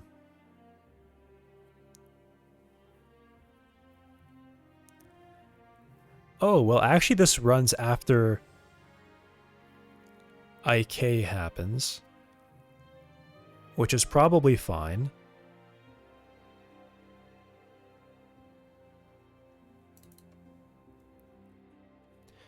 Ground leg transforms determine what the leg normal is, but this is also in the wrong place. It should be on the physical skeleton. So yeah, I think what I do is I just copy the physical skeleton joint rotations to the skeleton joint rotations, and then I would listen for this modification process to finish, and then I would just run through here. That's the way it should be done. Okay. Because then this is all correct. Then I'm working on where it really is, and I'm saying this is where I want to go, and then I'm letting IK figure all that out for me. Okay. So yeah, instead of doing this, I would do physical skeleton modification process, connect, update leg transforms. Okay, so now this is actually really good. All right, that's actually really good. And now I just provide the bone. Also, I could pass it so that I'm avoiding all this in the first place.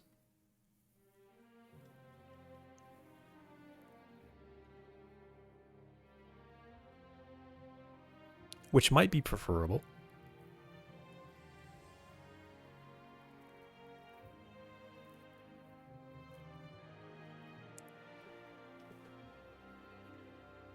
I think I'll leave it like this because it is running get bone parent.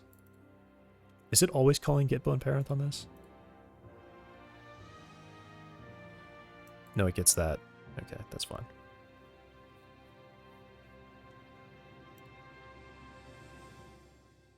Okay, so here's what I'll do. It finds the ground bone, which is going to be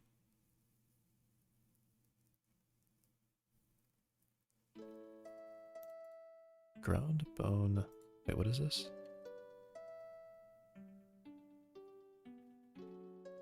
Export.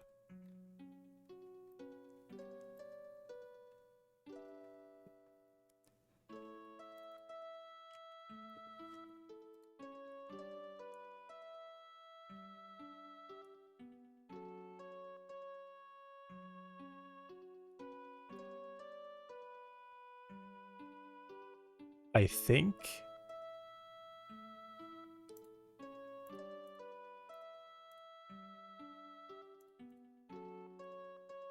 I provide a leaf.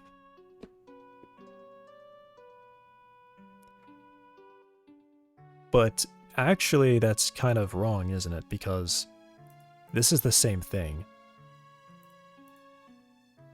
The setting targets the leaf. So that's actually what I will do.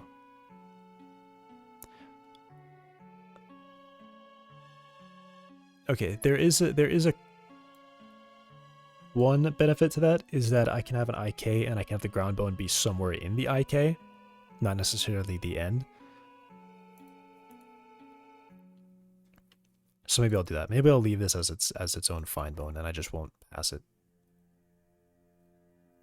Okay, I won't pass it. That'll be preferable, actually, to not provide that. So yeah, just give it the node, the IK bone, target eye cable.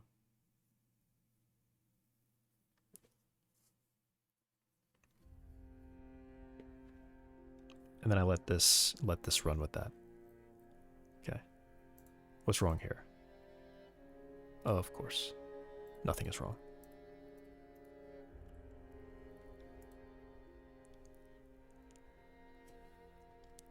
Okay, but yeah, I have to get the attachment. So what I do is I can go through every leg.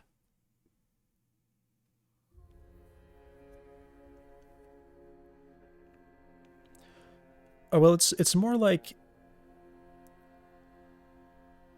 I read in what the ground bone is. I get the parent. And then I'm looking for, I think yeah, so this will be like a dictionary again where it's going to be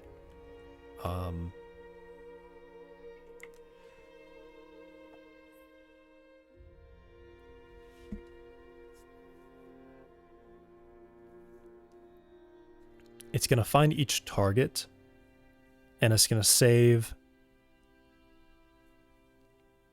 a mapping from a bone ID to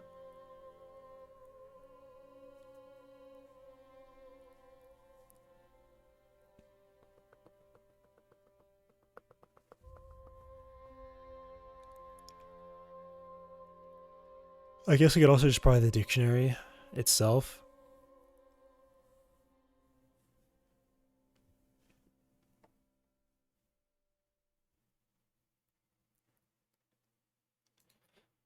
Yeah, I'm actually going to do that.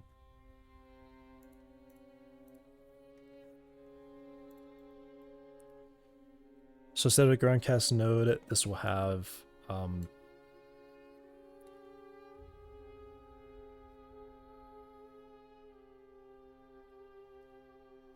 oh, no. I do have to provide it.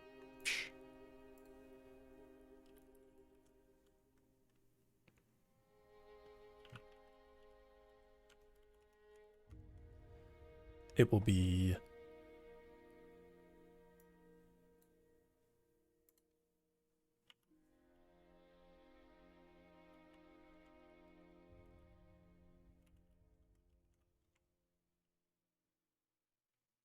get bone parent.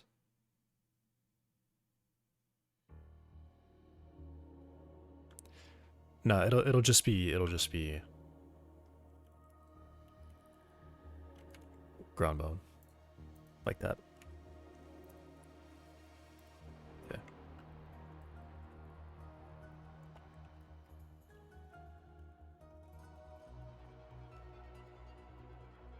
Oh, I said this before and then I didn't do it.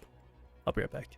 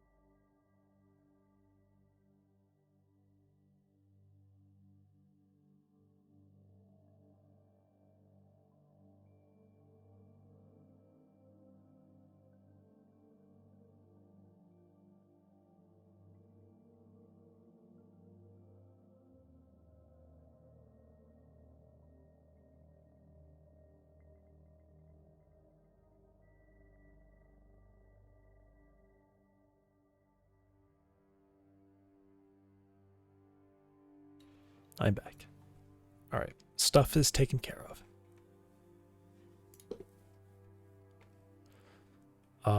So I need a dictionary that goes from a bone name to a node that I want the groundcast to be attached to. Now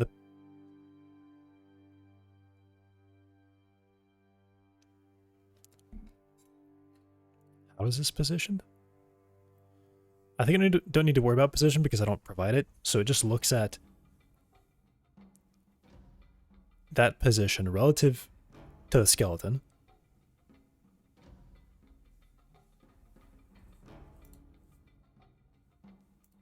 Can we stop complaining? Just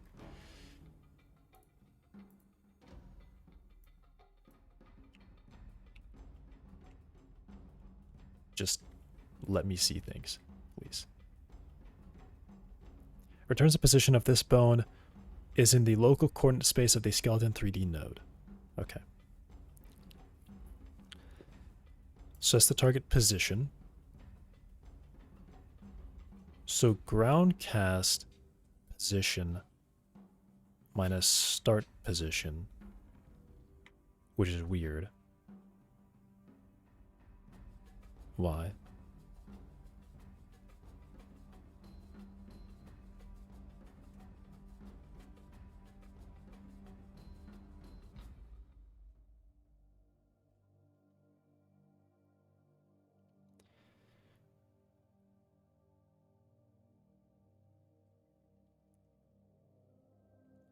Groundcast position is target position minus start position.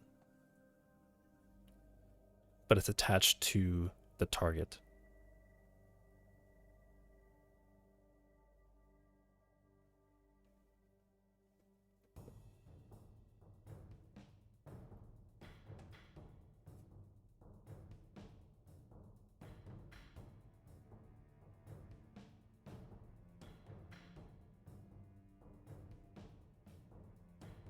How does that work?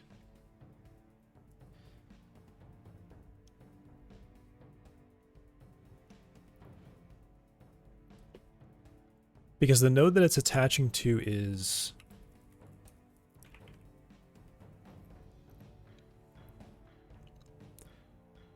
the modifier bone target 3D.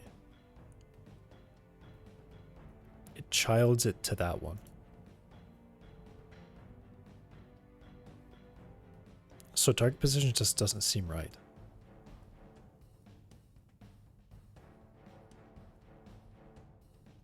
Bone direction is target position normalized?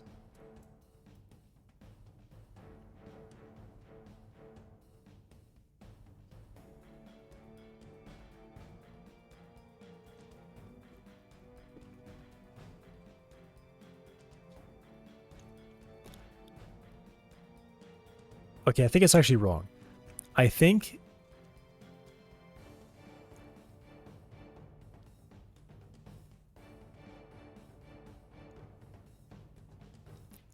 what it really is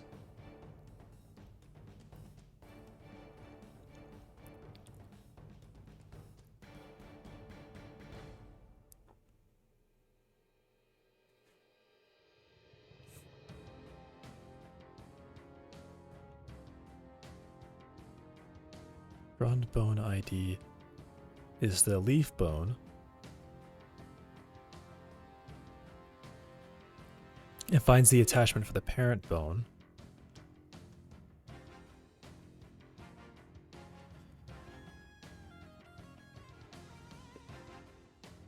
Puts it there. I think it's the position relative to its parent bone.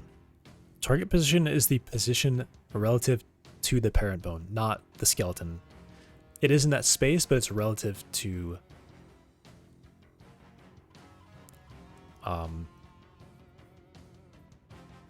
it's relative to the parent bone, which is why bone direction works, because if it's relative to the parent bone, then that's correct. So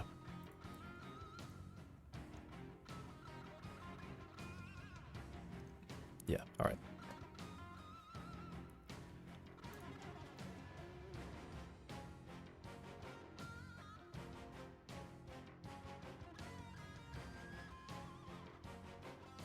But it does actually have to kind of know this stuff, doesn't it? So it needs to know... Oh, yeah. So it actually does have to get... It does have to be able to obtain this bone pose position of a specific bone ID. Which is, like I said, that's actually fine, because all I'm doing is I'm providing the node that it should attach to. That's all I'm doing. Okay. Wow. All right.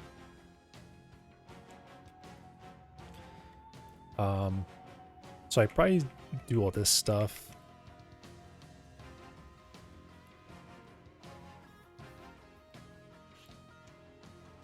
I think skeleton modify... Okay. It does not allow me to access the modifiers the skeleton has.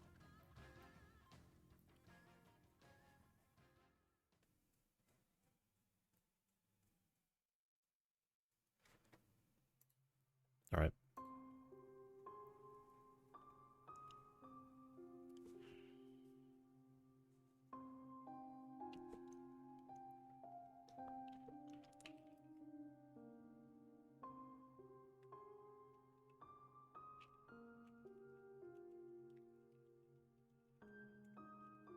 Retention attachments.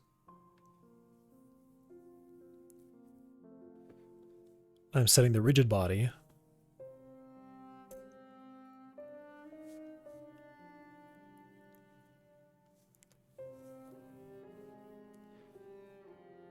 So it's looking for an attachment with this parent bone.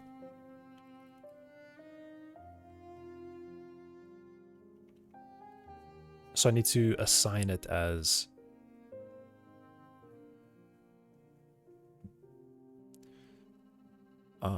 Okay.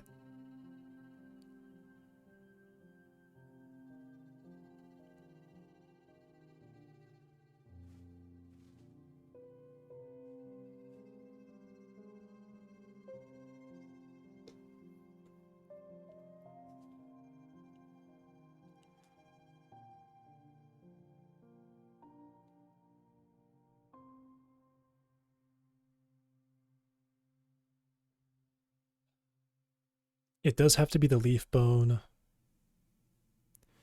But what's the setup? I provide the leaf bone.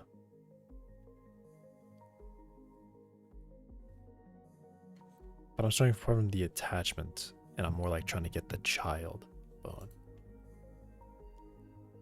I mean, I guess I can just do that. I can just create a binding of every child bone to that node. Okay.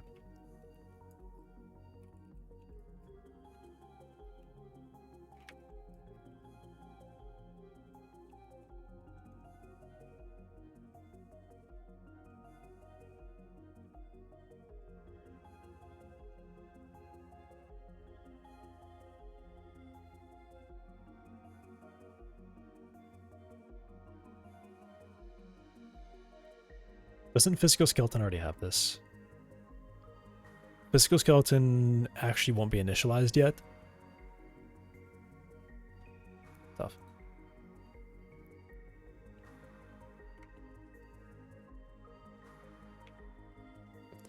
Physical Skeleton uses, yeah, rigid body.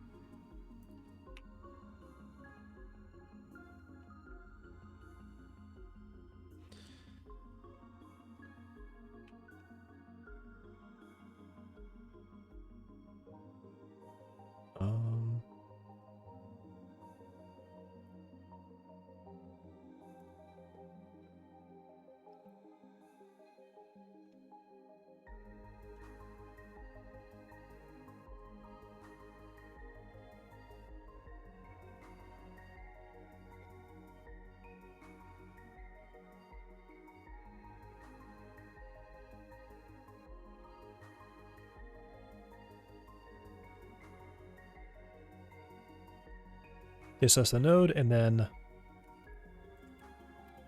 attach should provide a bone.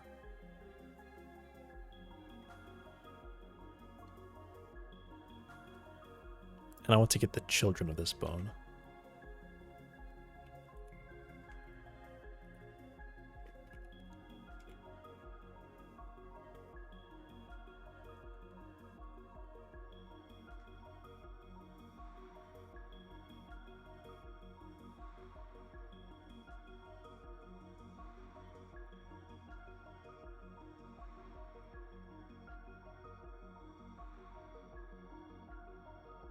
Skeleton, bone, name.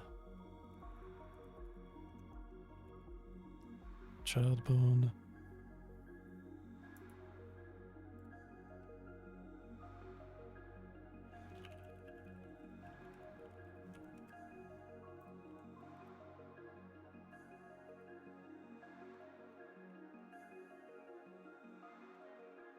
There.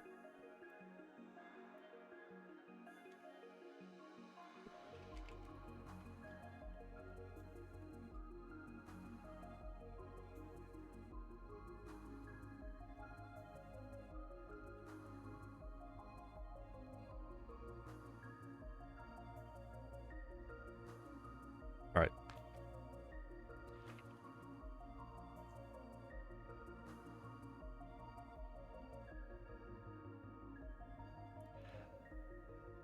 Yeah, actually, you know what I'm going to do? I'm going to say provide a dictionary, but this is not going to be this way. It's just going to be it's just going to be this.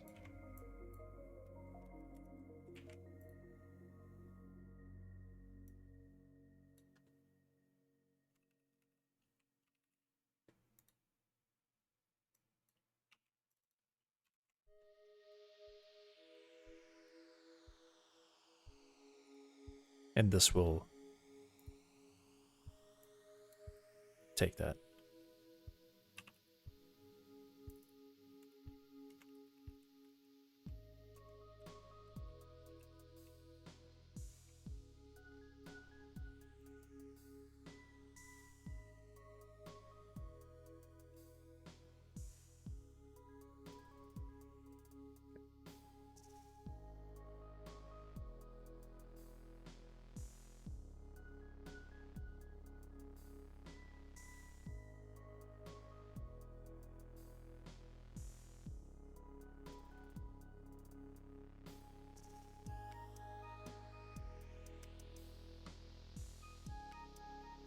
I guess I actually can do this.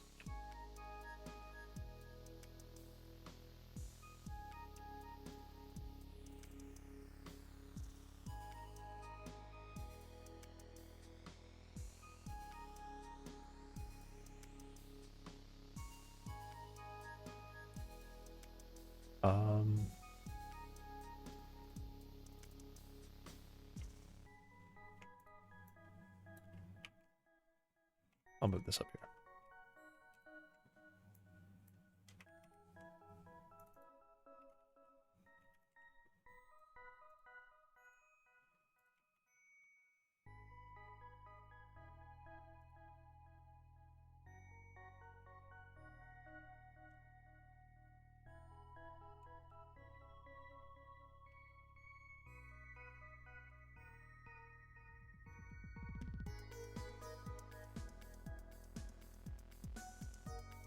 Okay.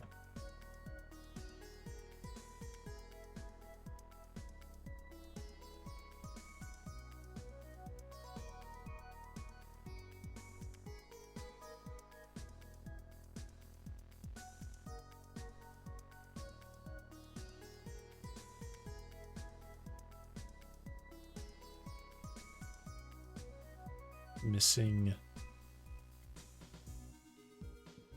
ground node or bone.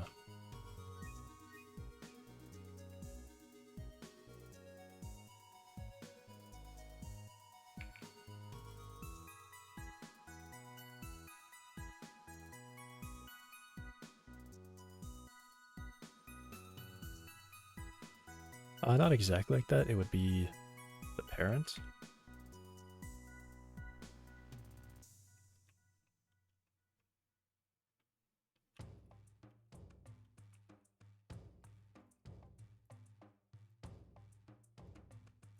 This.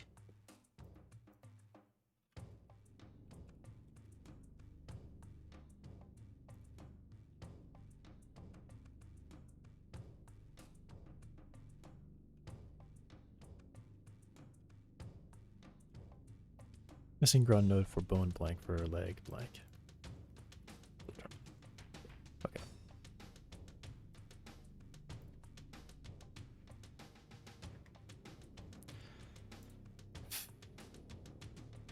Alright, so I should actually, I think I can just hit run now and it's gonna throw me a null. Oh, yep, I knew it, there was a null. Oh, well that would actually make sense. Oh, totally reasonable.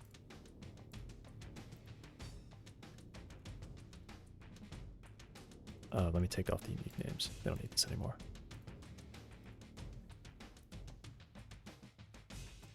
And prepare for lag.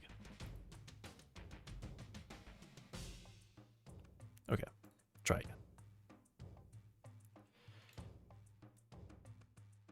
Alright, so it looks like the IK is broken now.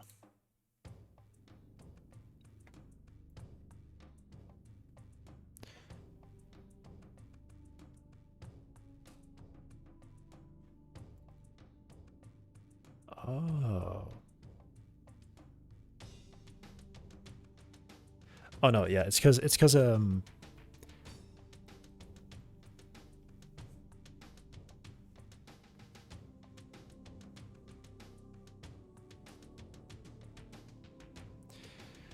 is because of this. This is wrong.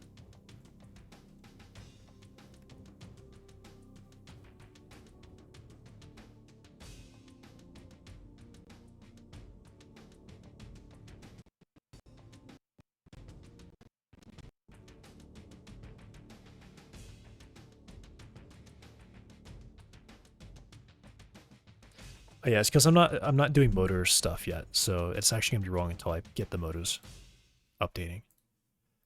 But that's fine. There's no error, so it looks like it has still technically loaded everything. I think I can at least visualize this just by changing it to leg IK. And now it should operate from leg IK. Okay, so yeah. Alright. So I know that it's still working. But this just will require this to be set up. Alright. Getting very close now. Hopefully it will all just work.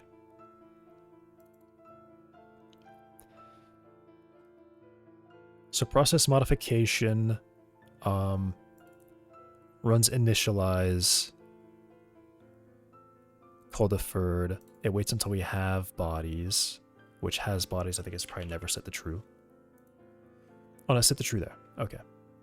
It sets to true there once the joints are ready. So then what this does is well, obviously because I was testing the joint breaking and it was working. So this has to do is,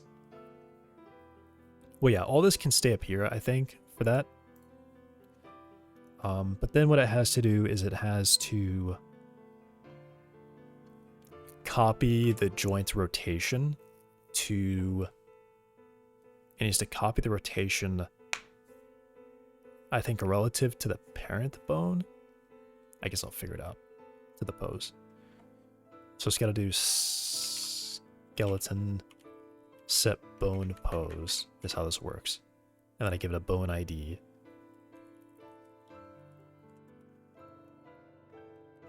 And then I would give it a transform. So the pose transform is relative to its parent.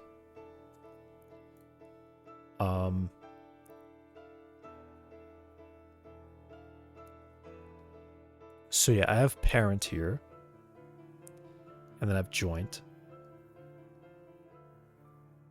So I think what I do is I get the transform of joint and do the global transform, multiply it by the, all right, I take parent, global transform inverse,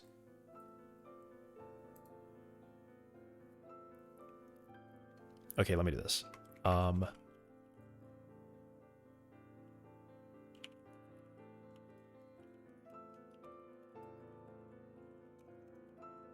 Retain positions only update rotations.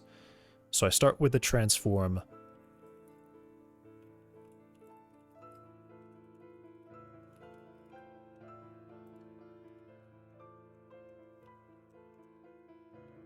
Actually, I'll just call it bone pose.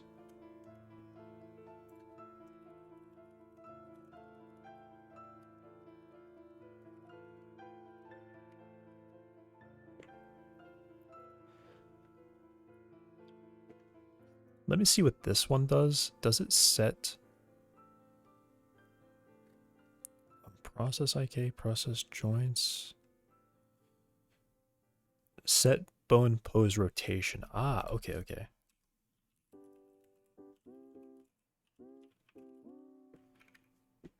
Okay, exactly. I want a rotation.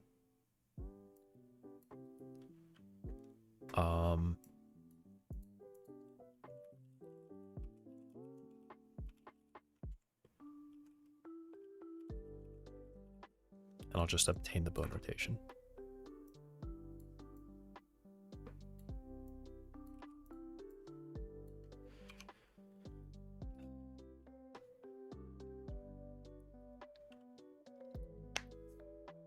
The reason I'm only doing rotation opposition is that even though it's possible for the physical skeleton to have a little bit of displacement, up to 2 centimeters at the moment, but technically up to whatever I determine is the break point, even though it can have displacement, I want IK to only work on rotations. I want the skeleton to leave. The idea is that the robot only operates on rotations of motors, right? It doesn't realize that its leg segment is like a centimeter to the left. It only knows what rotation am I set to, what rotation do I want to be at. That's all it knows.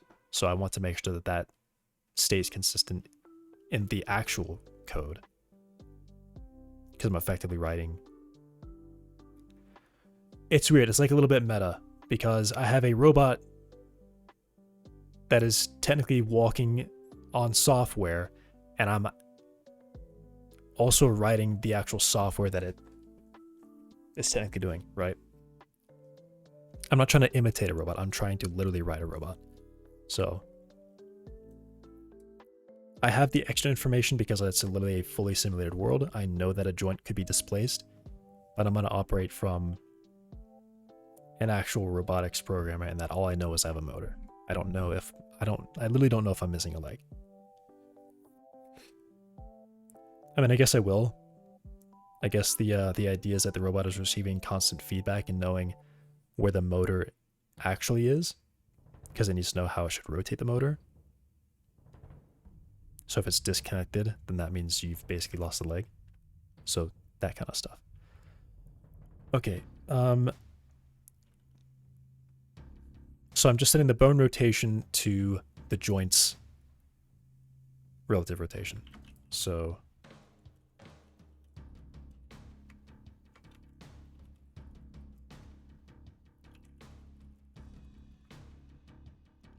it will be the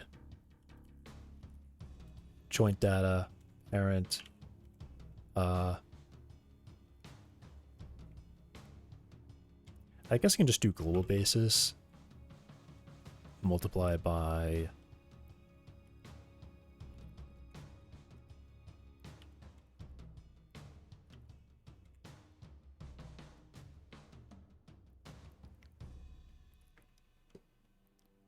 right? I think so.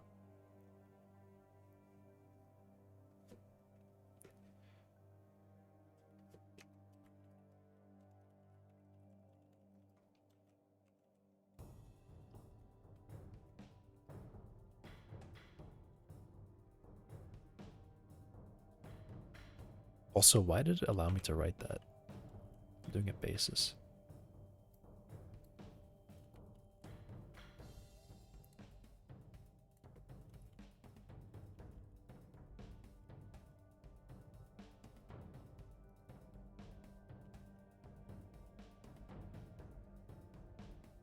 I'll just write this.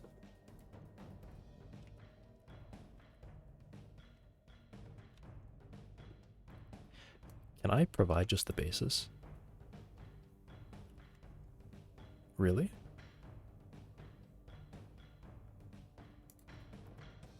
It's not telling me that that's wrong, which is really cool. But I don't really... I want to be specific. I want to know that I'm actually doing it right. So this happens. So we update our rotations of the skeleton to this. IK will operate on that. And then on update motors, I guess first of all, I probably will run this and I will see what's happening, because then... Okay, so it's wrong. So it is wrong. All right.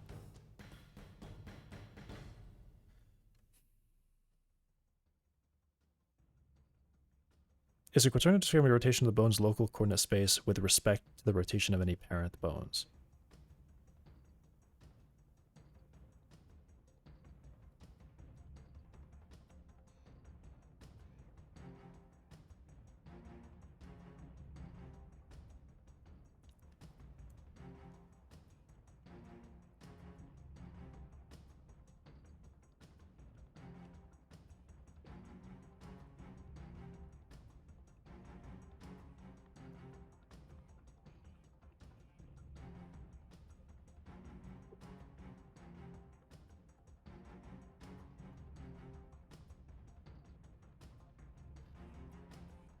It's weird that I'm getting a different result with both of those, with those orderings.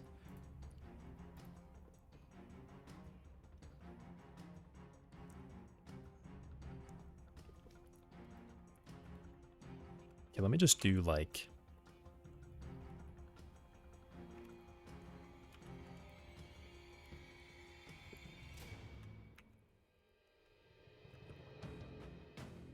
Also, I can actually just use bases.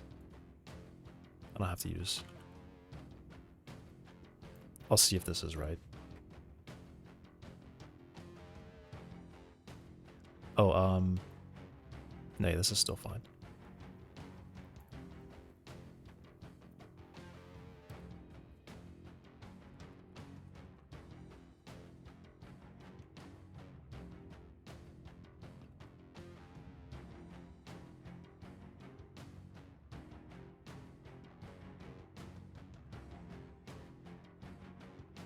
No, I want a basis so I can actually see. It's difficult. I'll do a basis.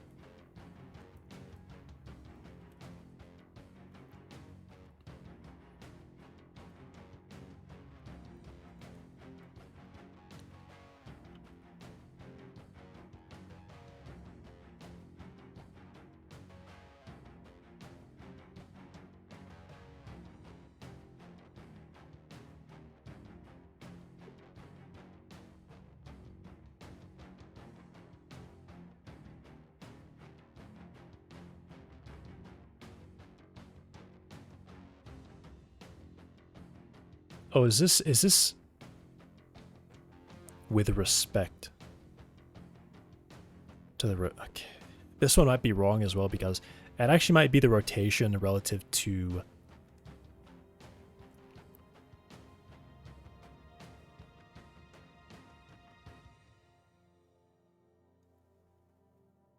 Oh wait, no, I think I get it.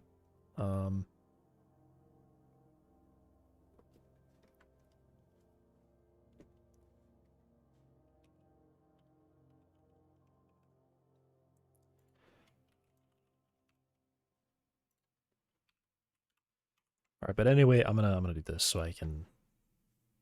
I think it should be written this way.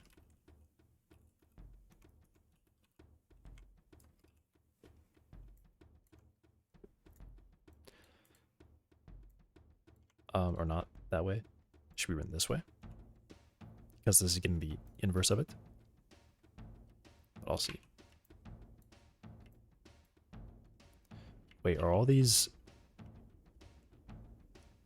all the legs are just floating over there at 0, 0 on the first frame. It's funny. Okay, so the initial rotation looks like that.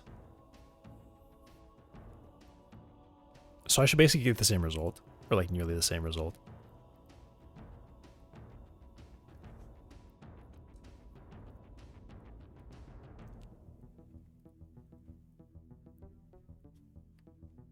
Come look at the x-axis. Okay, so the y-axis is totally wrong. It's not even close. Or sorry, the x. Right, the x is pointing up slightly. Mine has it kind of flat.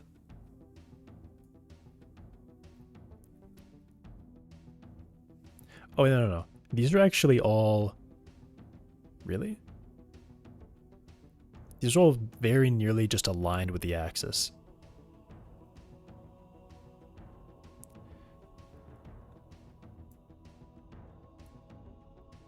Which bone is this?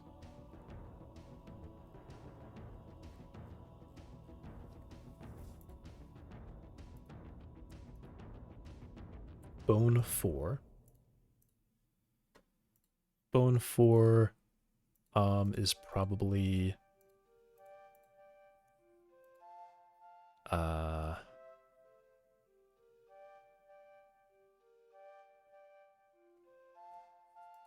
don't know, actually.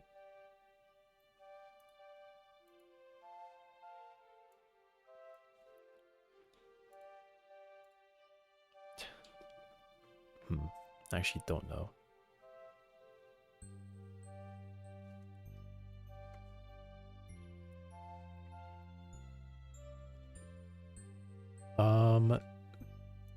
There's a better way to find out. It would be joint. Front right femur joint. Okay.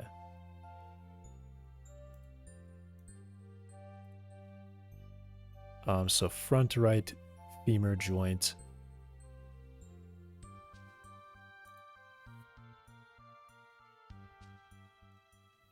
Oh, wait. When I'm getting basis, it needs to be...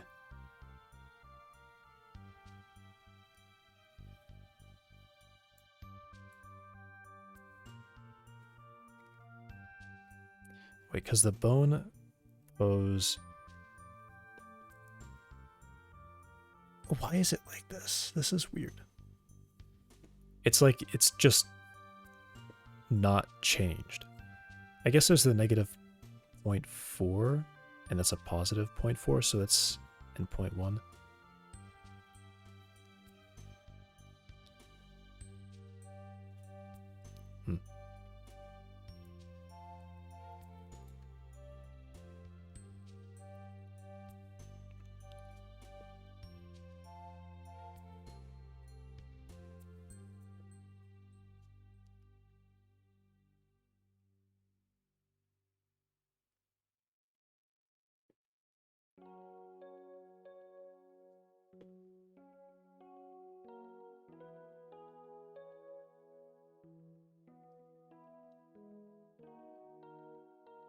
What did I make?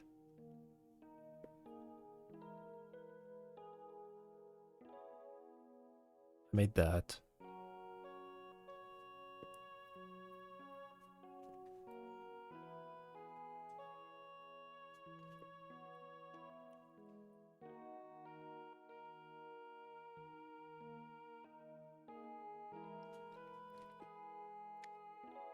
Okay, let me...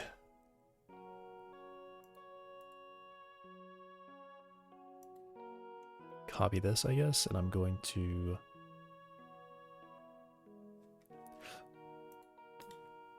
just make some random marker.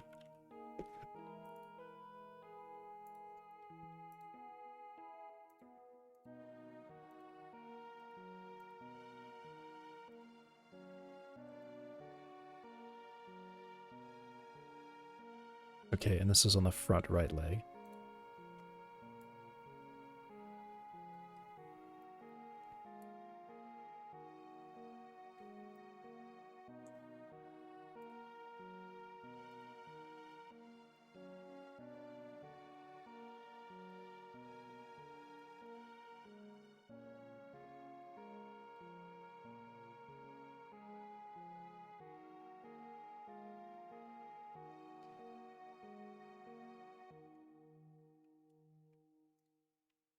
Drag it back out.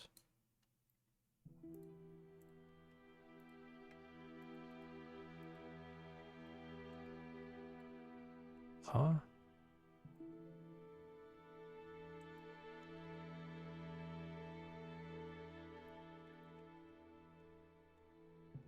Oh, because in this case, the parent isn't the bone.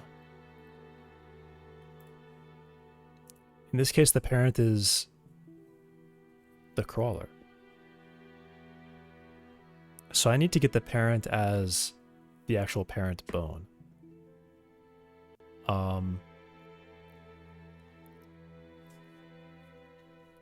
So if the parent is the main body, I need to do some operation to correct for the rotation there. If the parent is the main body,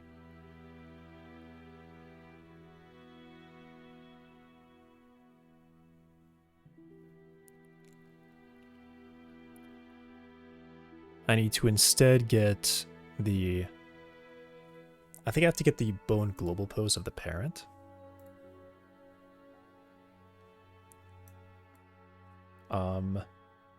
No, if it's to the main body,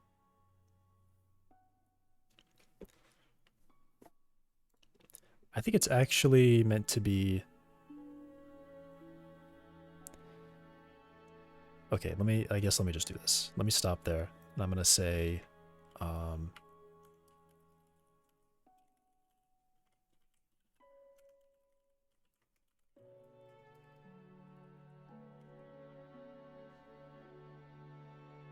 basis of skeleton get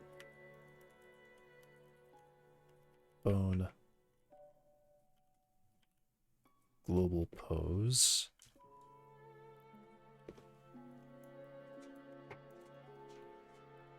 Of skeleton parent joint data bone basis.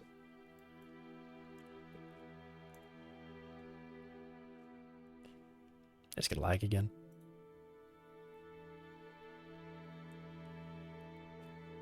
Yep. Okay. So now I have this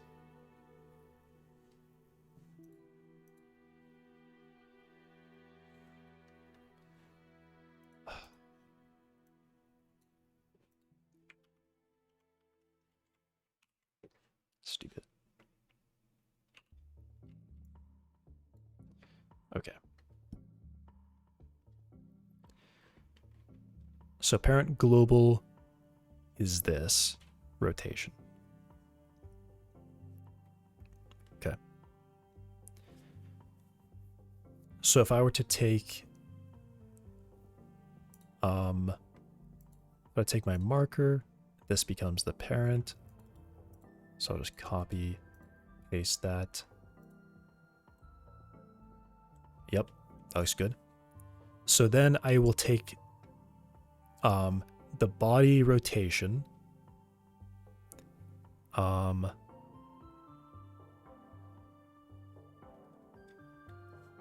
think what I do is I do this, right? So I take bone rotation.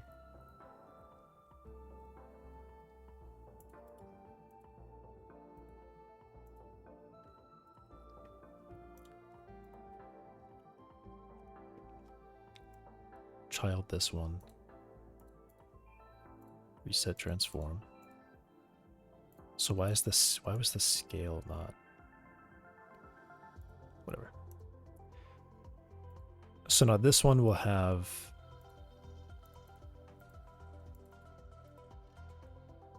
not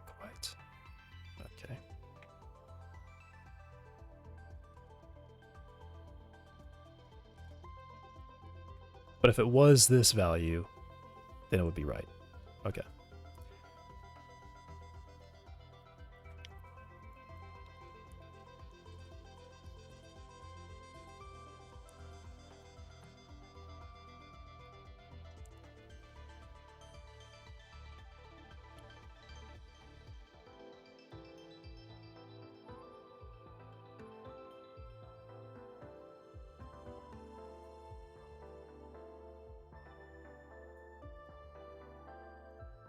Okay, so this is correct in a global sense. Then I have to take this inverse that parent trans. Okay, good.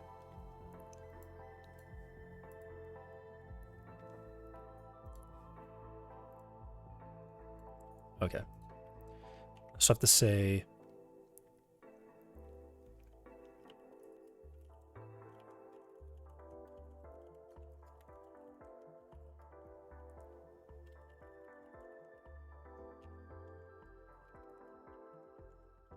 if it is the main body, then bone parent global needs to be this value instead.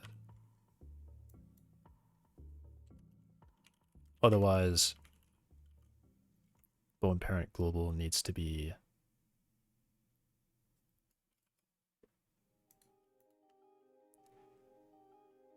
actually, I think I just don't do that. I think I should just doing this.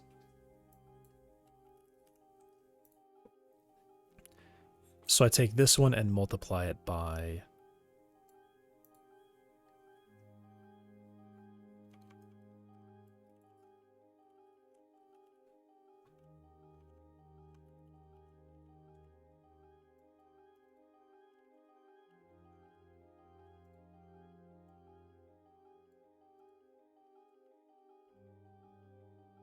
I inverse it on that. Okay.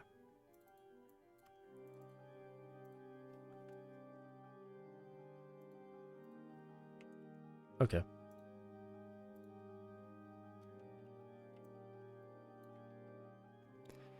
So I get a bone rotation, which looks fine. And then I determine that this is actually the main body, which means I actually have to take it as an inverse to the real bone pose. So now these two should match. They don't match.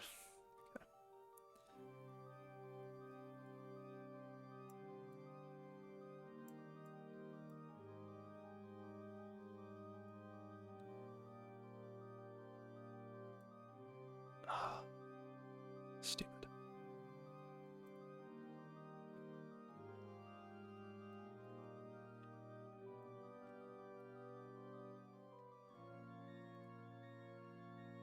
Okay, so here's bone rotation. Copy that value. Paste. Okay.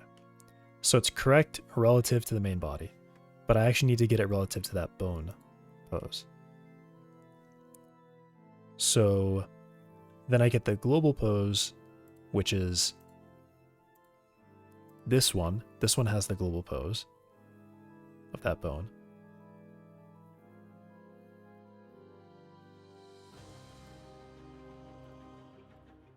So when I reparent this, how does that work? It takes... Oh man, I need to go look at their code because I forget how this...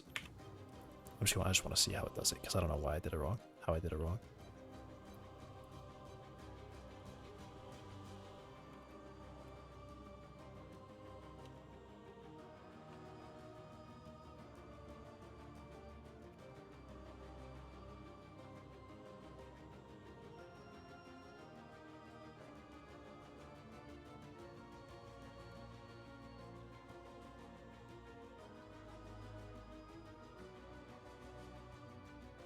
Set global transform.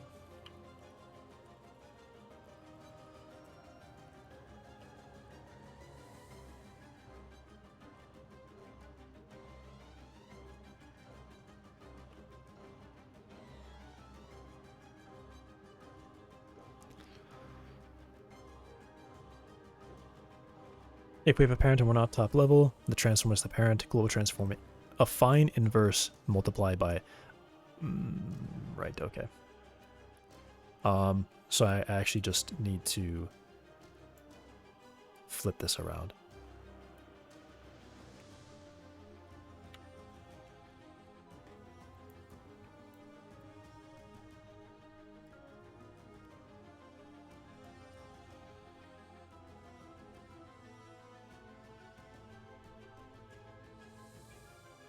No, this is actually right. I need to write inverse.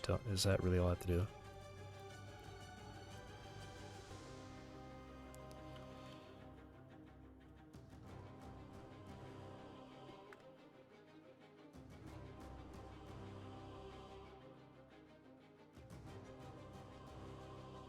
What? Why does that not work?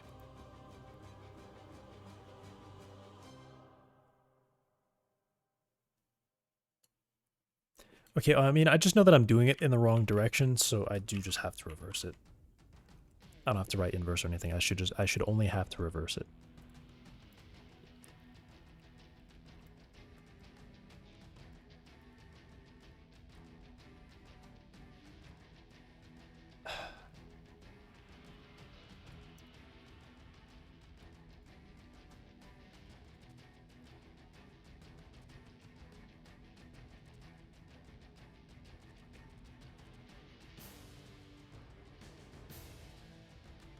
Um,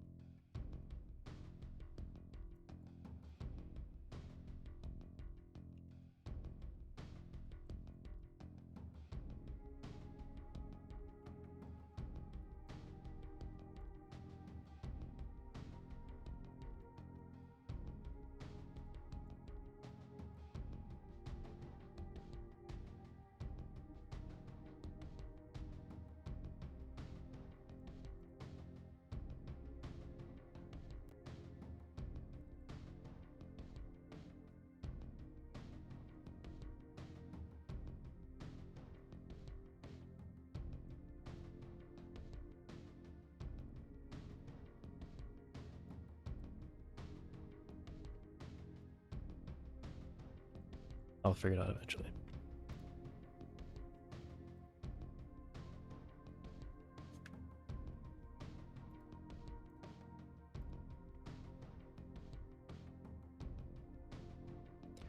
There we go.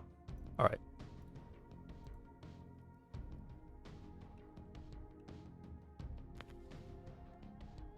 So close. So close. Are the first bones are all correct, but then the other bones are not quite correct. Actually look like they are.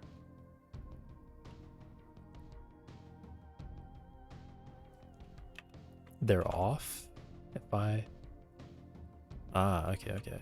I see what's going on.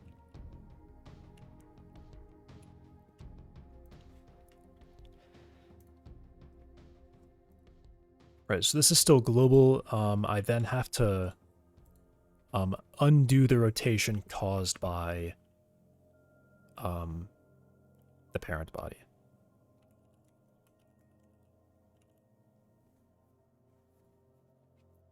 But I don't know, they should have all worked, right?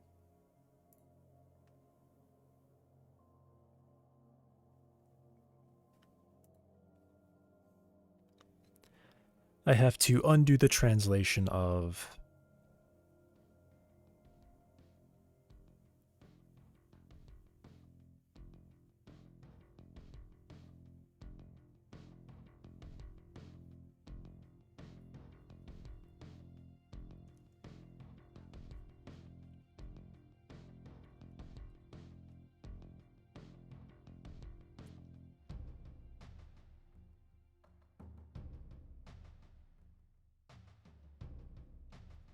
It really would just be like skeleton.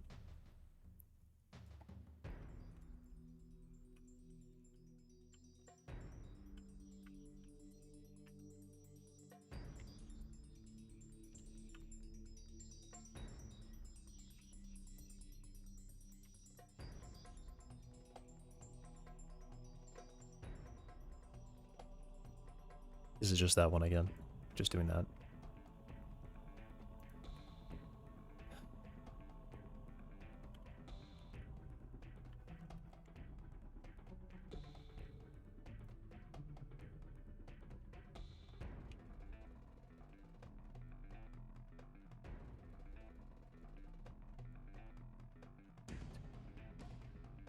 It's so wrong. It's so wrong. It's so wrong. Okay, well, it's currently aligned, which just means I need to first start by making it actually work on the rest of these joints, because the rest of them obviously don't work. The front ones are like really close, but then they don't work.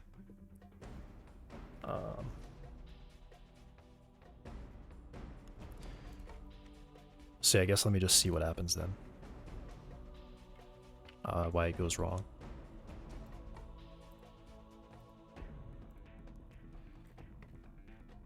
So this one works.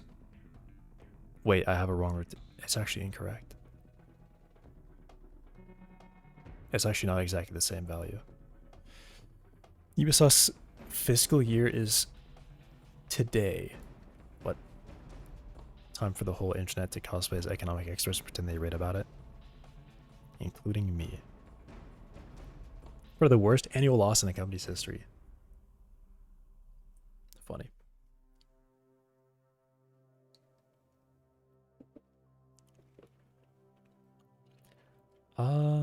So how is it already wrong? It's really close, but it's also not right.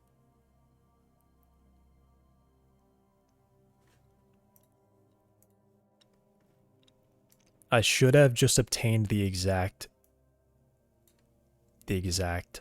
value.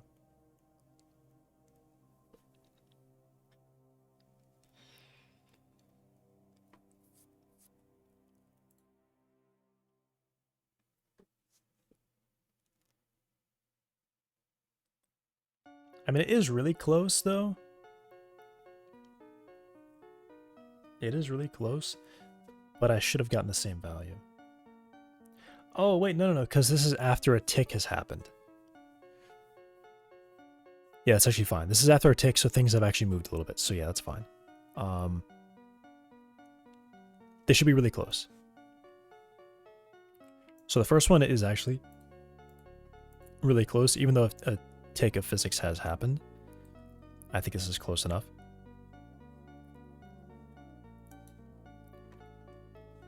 So I just hit continue. I'm probably just going to get all...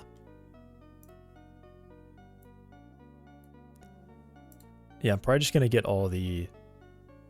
Oh, wait, no. Wait, am I paying... Huh? Parent. Okay, yeah. Cool. So this one actually is going to be the second example.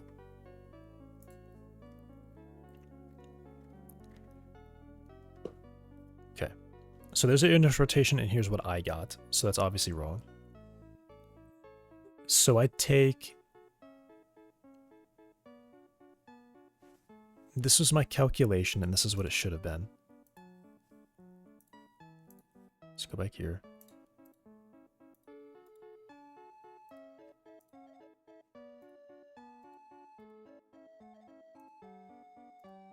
And this is what it should have been.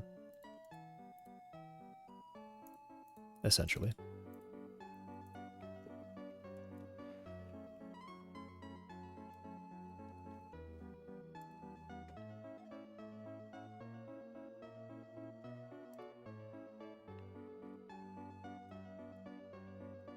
But I think I'll put it here and then I run. Yeah, that's basically correct. And then if I instead put it on this one and fix its position. Okay, right.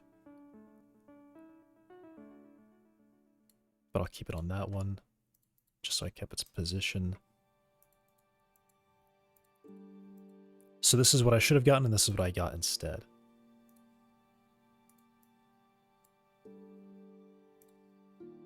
I'll just reset everything.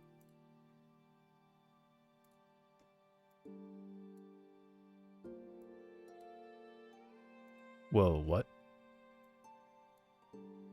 Okay, I'm just gonna pretend like I didn't do that.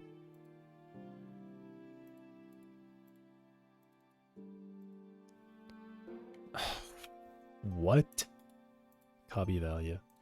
Ah, that would be why. Okay. Yeah, I just copied wrong. Alright. So this is what I got instead. So is this one accurate to the crawler body? Is it accurate to... Wait, what the hell? This is like not even right. It's not even close. Who is this relative to?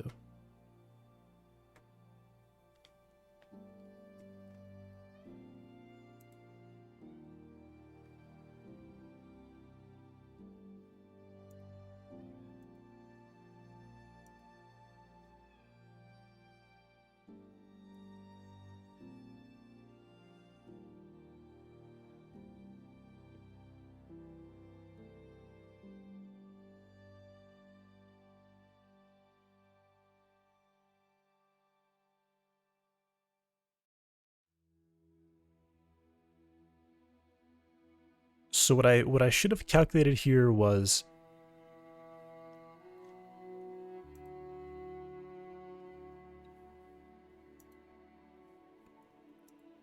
basically this one's orientation. Is that what I calculated? No, even that one's wrong.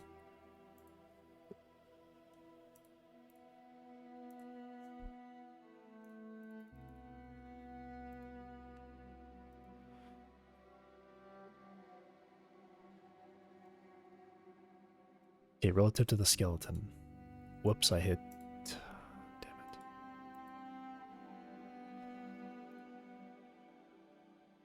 it. Okay. Relative to...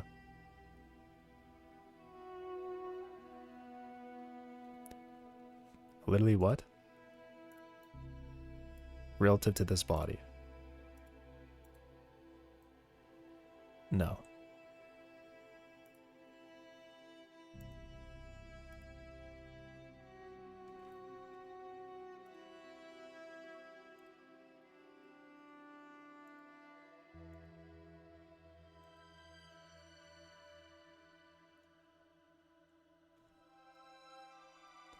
I mean, it seems so close, but it's also just not right.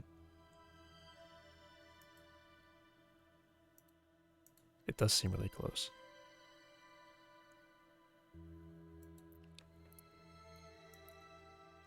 Because what I think I'm getting here is I think I'm getting this one's orientation relative to the parent. That's what this is, right? It's essentially taking the basis and transforms this by the right. Maybe I do have to write it the other way around.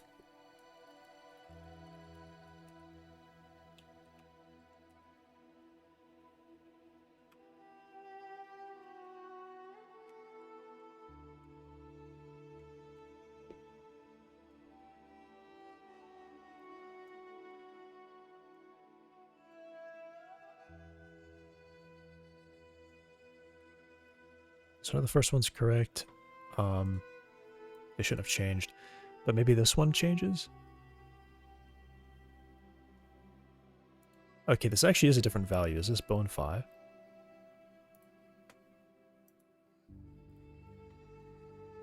Okay, so this actually is a different value now.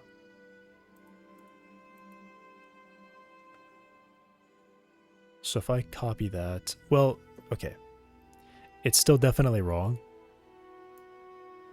Dang. It's still definitely wrong.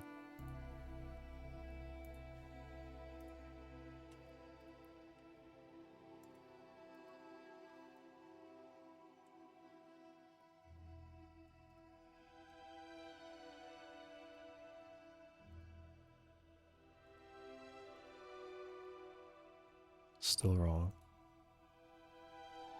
Like, it's just so weird. How is it... Like, what could this be relative to? What if it's somehow relative to this one? No. Like, what have I done? What have I made?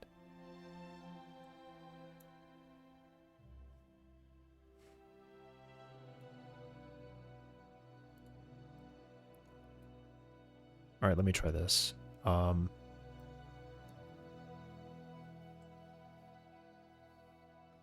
So let me make this one the orientation of that bone.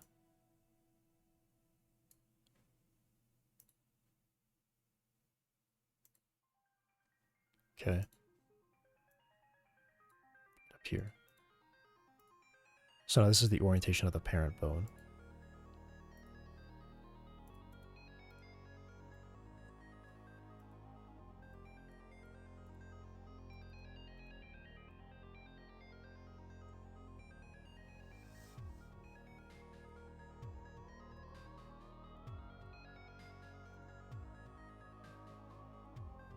It's just so weird.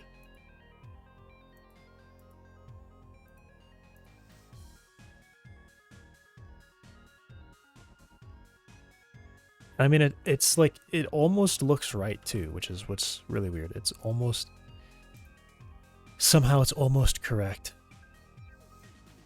All right, let me run this again and see what the first result is.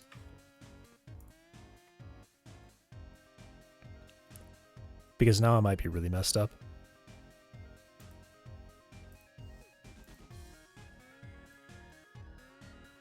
Yeah, okay. So changing it to inverse and doing that broke it. Is it supposed to be...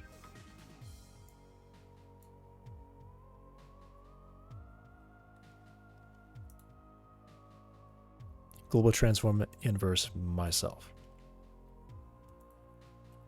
So it should be this times myself. Is this actually what it's meant to be then?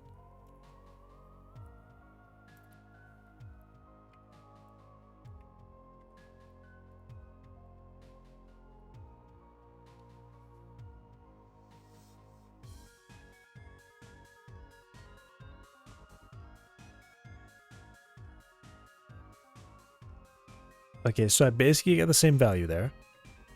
But instead of doing basis, I did basis inverse now. Very nearly the same value. It's accurate up until this like endpoint, which I'm just going to assume is just the fact that it's rotated slightly. Yeah, I mean, I can even see the angle here. I'm assuming these kind of like add together. Sort of, but also not really, because this is apart by like by a little bit more than 1, and this is 6. I'm just gonna assume that that's what it is. This one has like a really high value, so, and it's different on that. This one's actually close to just being that added together. Yeah, so that one's like correct. Now this one should just be right off the bat. It's really close. Okay, maybe this is good now. They all look really close.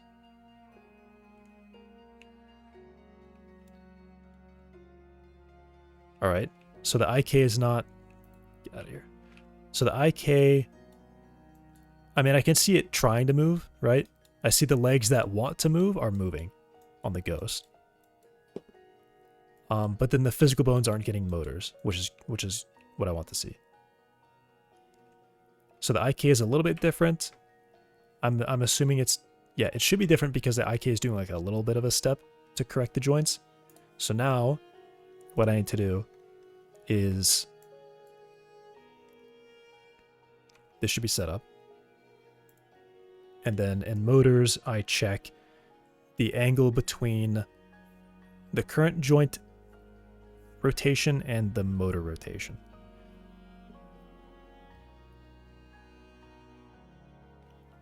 So it should be that I provide, I think, I have the commit in here. I think it's basically Oh, I closed too many things.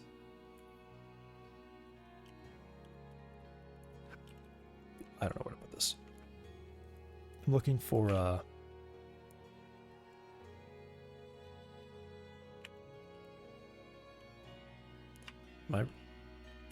yeah, okay, I canceled it. Very good. I'm looking for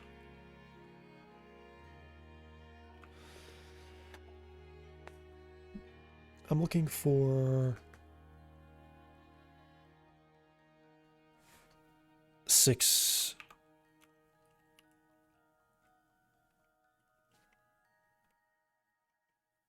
This.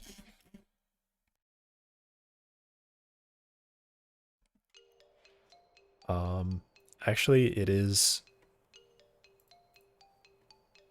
I'm being a little bit silly because it is.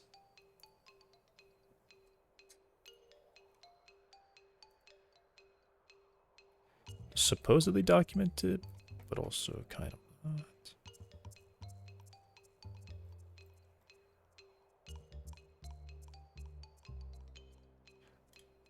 No, not here. I'm looking for this one, of course. Here.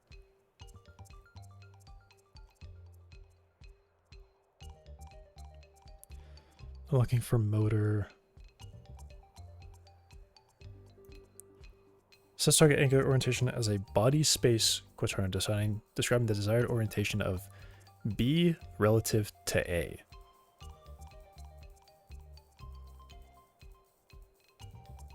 Setting it. So I guess what I'm looking for is to see if this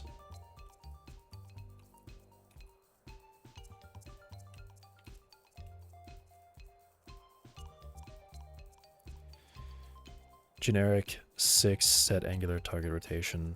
Great. Okay. I can already predict where this is going to go.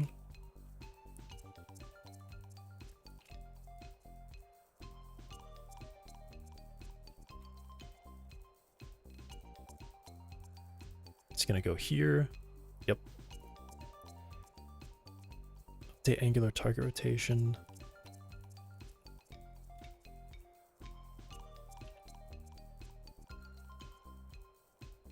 Set target orientation BS.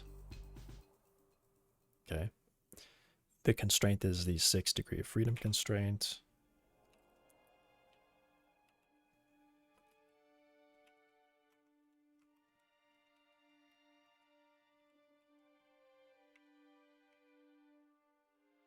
I'll start here. Set target orientation BS and body space set target. Okay, so it just does a little bit of math.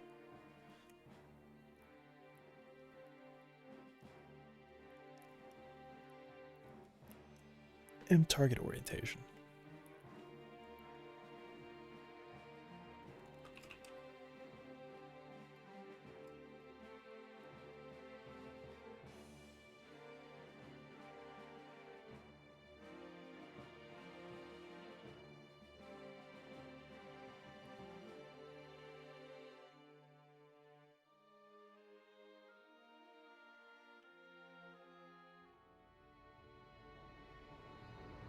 Get target orientation along the shortest path from Q on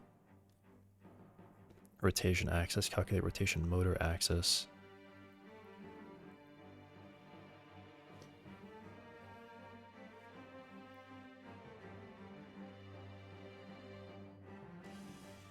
Okay, good. So it looks like it does.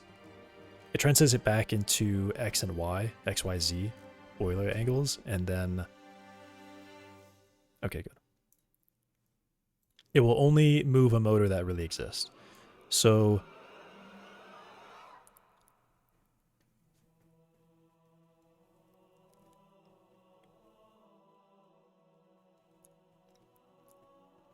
I have two things here. I can use that target orientation so I don't even have to like consider Euler angles. On the other hand, the motor is technically along a single axis, so I guess I could just only calculate that.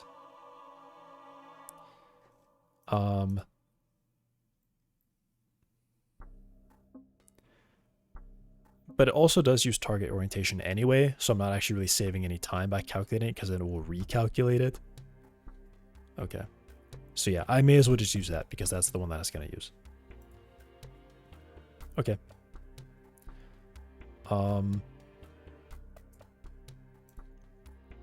But then there's also the target velocity.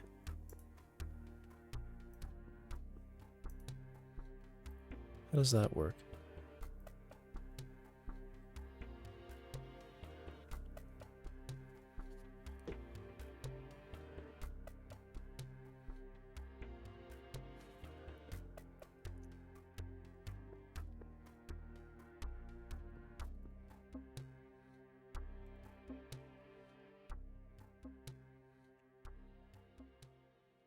Oh, rotation error is only used for position.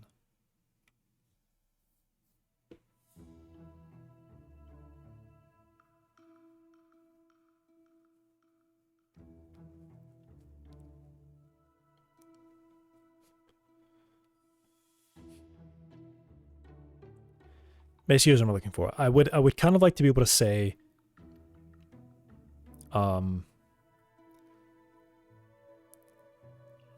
target a specific rotation speed for each joint.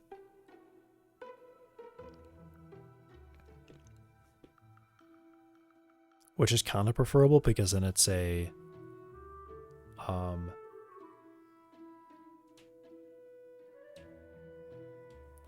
target angular velocity. Actually, let me see what rotation constraint, motor rotation constraint part. Let me see. I might not need these anymore. Yeah, I think I'm good now.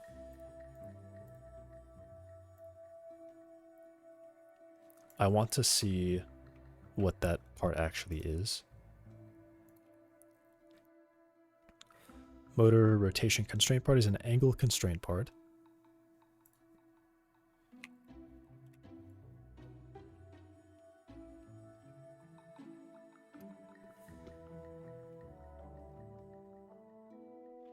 Also, I had no idea the guys who the walking sims Detroit Become Human made a live service game. No way. I'm looking that up now.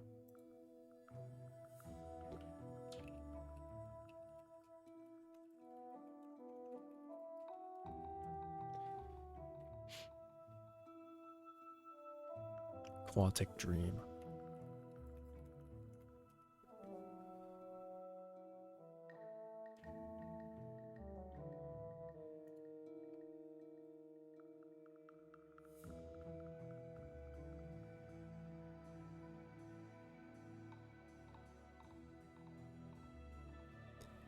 Is it... Wait, what? What game?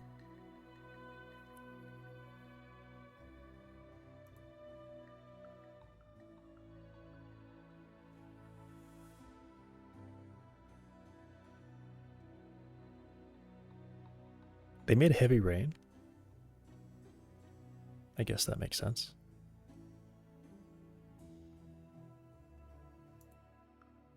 What game?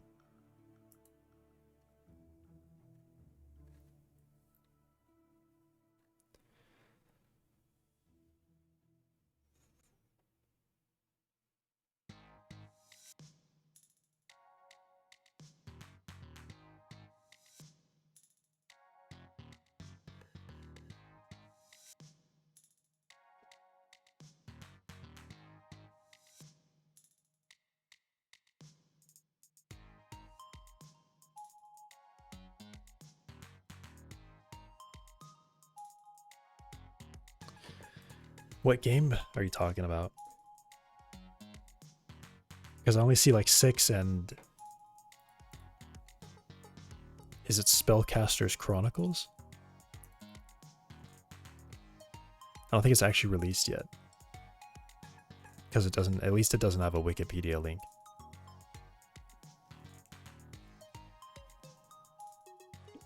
So before I continue doing more and more research, that's the one.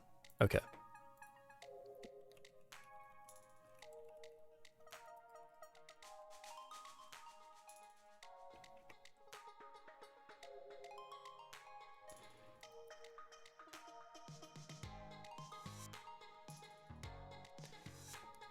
Wait a second.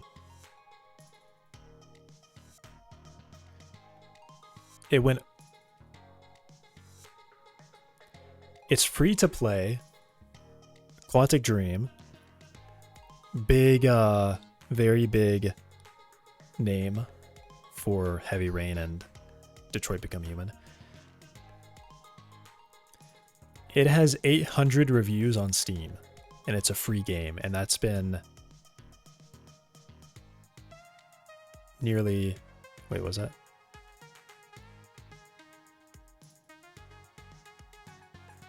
Almost 3 months. Free game.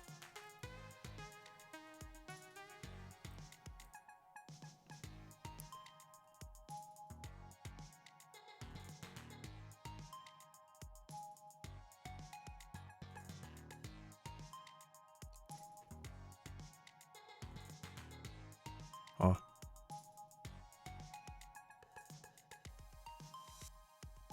Apparently it's just not, it doesn't run well, is what I'm saying.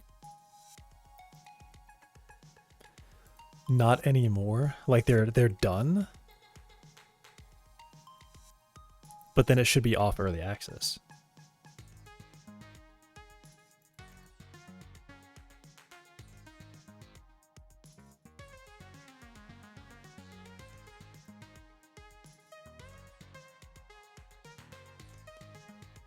Update on the development.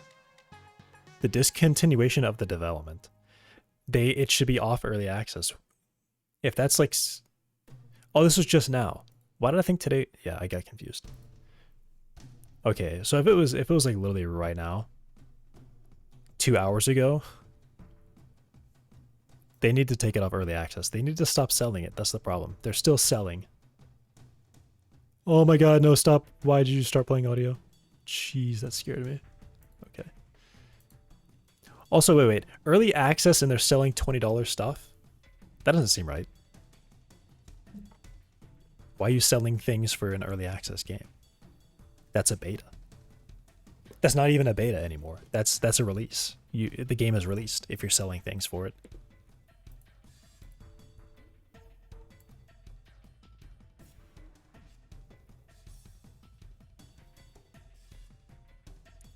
Yeah, that's really... I mean, I see why. 3 months and you have 800 reviews on Steam, which I don't know what the review rate is. But for a free game, that's not many people have tried it. That's not enough people have tried it. And the biggest complaints I was seeing, at least in the reviews that I was scrolling through, was saying performance. So I don't even understand why they're shutting down if it seems like the biggest complaint is that it doesn't run well.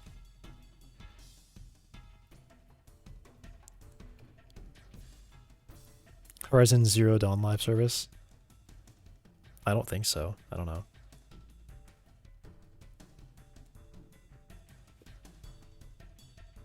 Probably not. Okay, angle constraint part. I want to see calculate properties with a bias. Okay, so it actually does just treat it like a spring. Calculate properties with settings.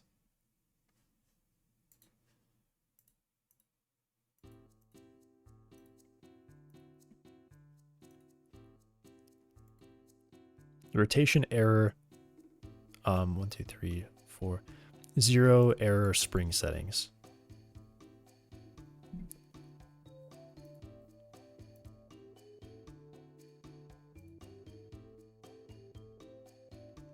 Zero error spring settings.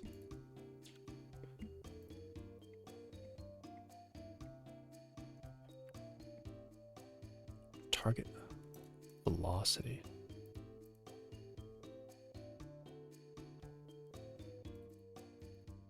Oh, no. I mean, I actually understand how this is working. Yeah. If I went to how it's actually used, I would see how it's If I went to see how it's used, I would see how it's used, is what I was trying to say.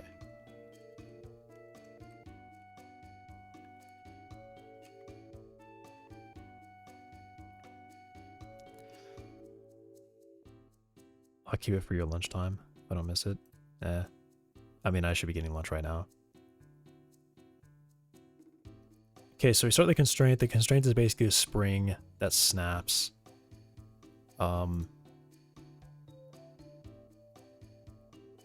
Okay, no, never mind. It actually is just...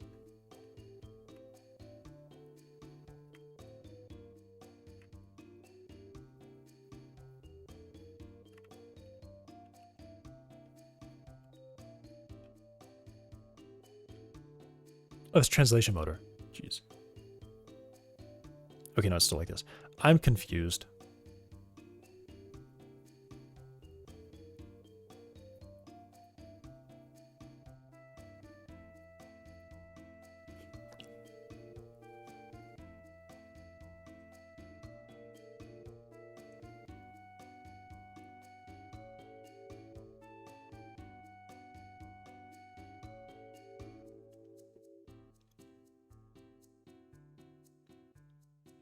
Oh, okay, no, actually, I think I maybe understand it.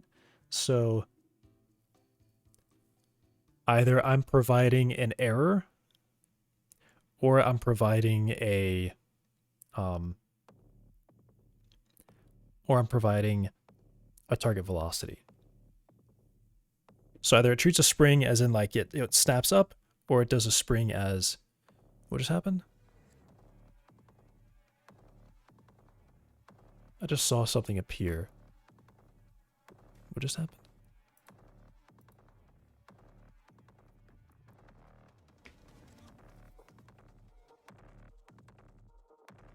What? Follow target. Yeah, what?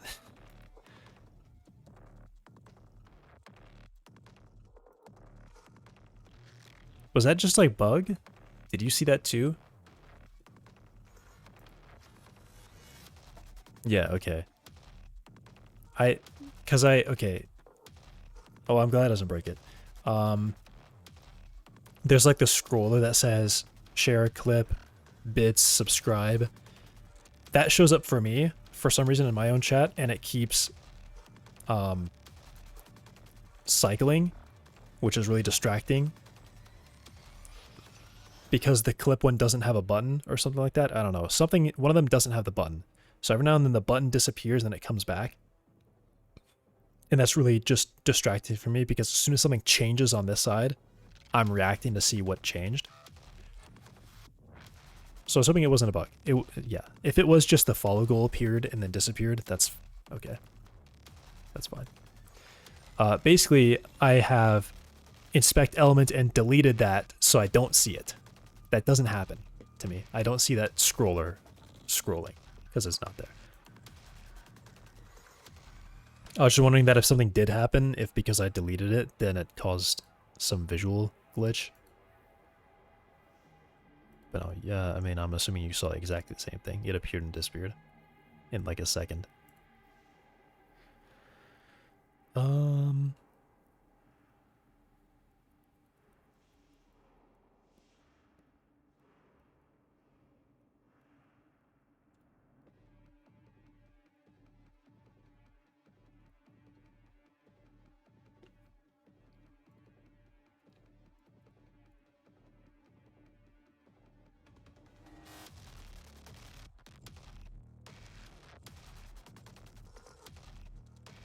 Yeah, I mean, I guess the thing is the target means that...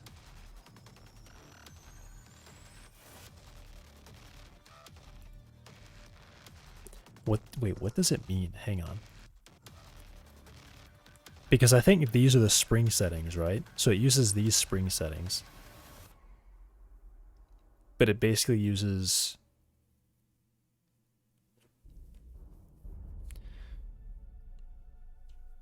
all my new following I gotta follow my phone because the site is broken.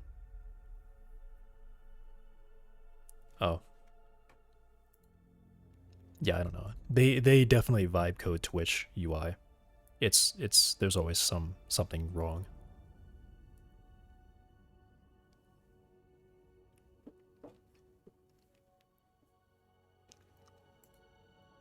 I haven't noticed a problem in a while. but it's probably because I just don't use Twitch very often. Or my usage of Twitch is purely to stream and I don't really interact with it beyond that.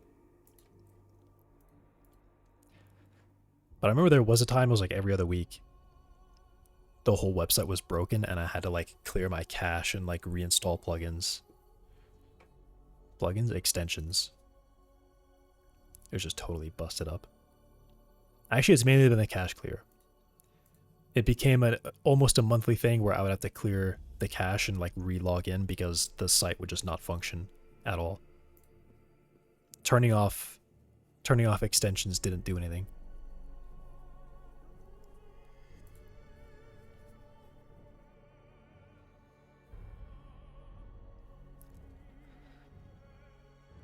So it uses Spring.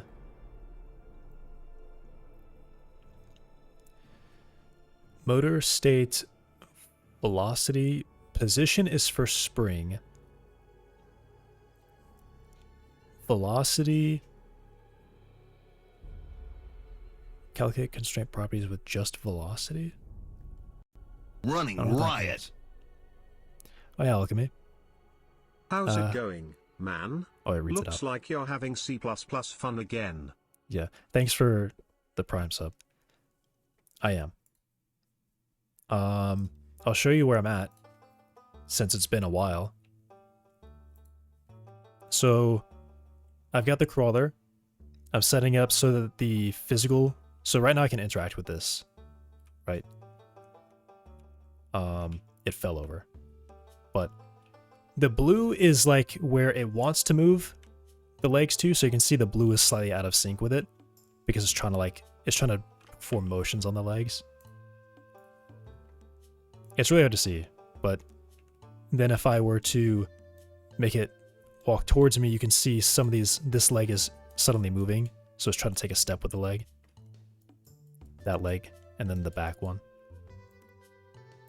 And yeah, I've got it reacting now. Now I'm just trying to get it to start actually walking.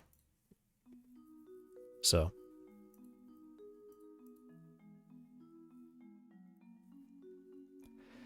It's been a long time knee deep in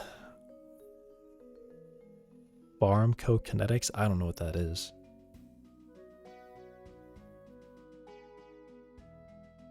A free source of meds.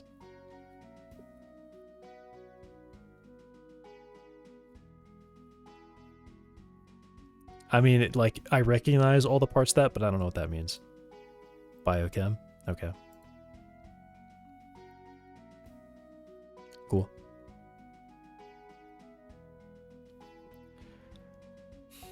How are you doing besides that?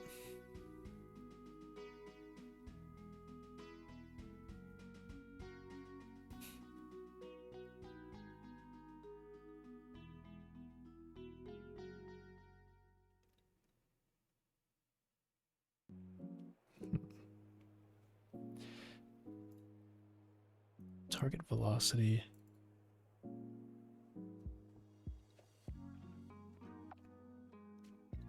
It's still sort of like a spring.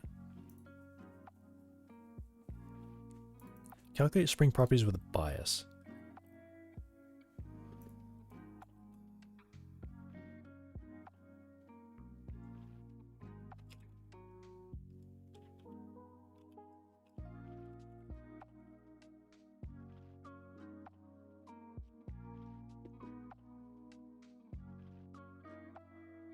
Bias.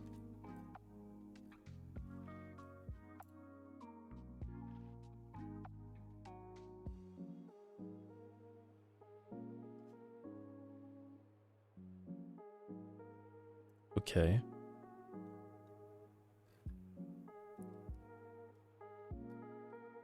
So when it does solve,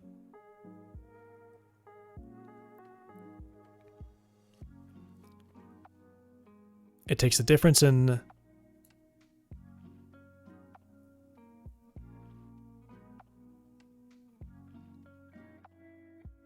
okay, I think I get it.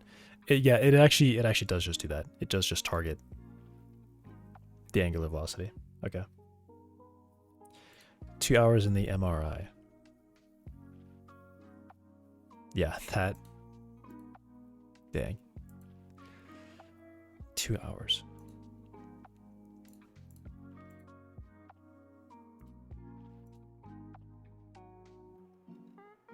Okay, so when it is in velocity, it does just... Wait, no way. Wait, that can't be true. It just ramps it up instantly.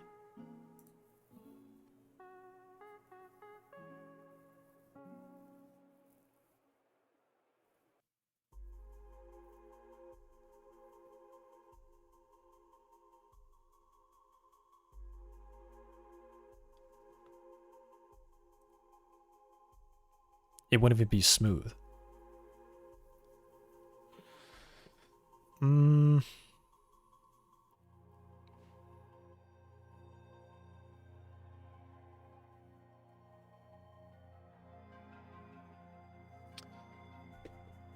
Okay, I think because I don't want to deal with springs,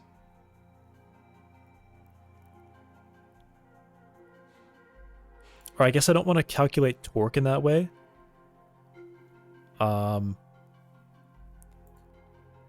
I have to keep track of my own accelerations.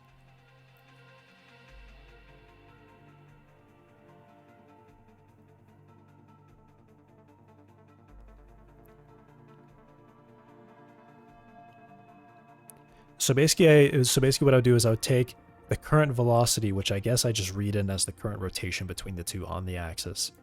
And then I have my target and I do a small step towards it and I update that.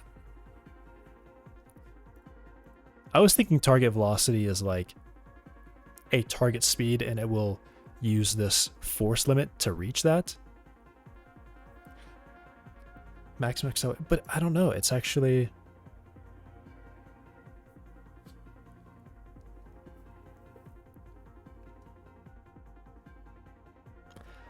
Oh, actually, maybe that is right. Okay, maybe that is right. Okay, I'm good. I see it now. I understand it. Okay, so update motors.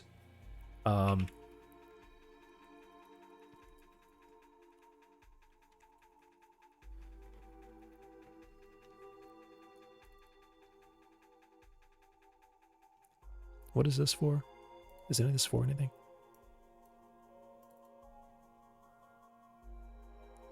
Parent RT, body RT. I use this to calculate differences. Yeah. For brake. Okay, so actually I do just set a target velocity. So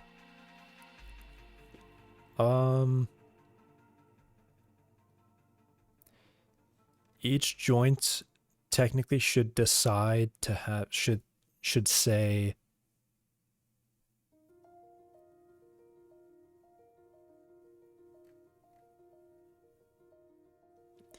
each joint should say what its maximum velocity is.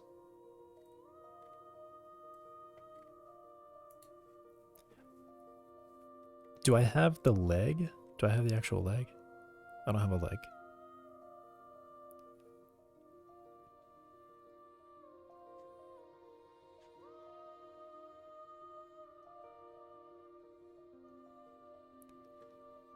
I think I kind of want to know the leg because the leg gives a leg speed.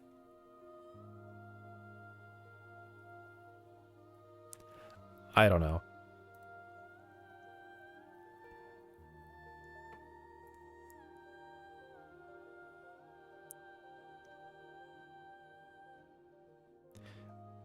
I mean, I guess the real thing that you're doing is you're trying to reduce... In terms of like robotics and like being safe around humans, you don't want them to exert force. Not necessarily speed, it's force. Like, a very light thing moving kind of fast is going to be nothing. A very heavy thing moving kind of fast is going to hurt a lot. So, I guess it is just all on torque. So I would just set the torque, and that's what it is. So joint data, I need to know I guess I can save the error that I have.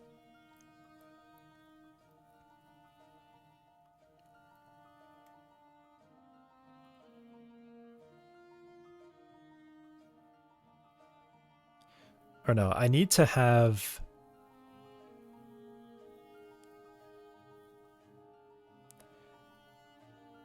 Okay, I think I get it. I need to know the change. No. I'm so confused. I'm not setting a target velocity. I'm just taking the angle between where it was and where it is now. Not even that. I just say, hey, motor, here's your target rotation. That's all I'm doing. Wow. All right.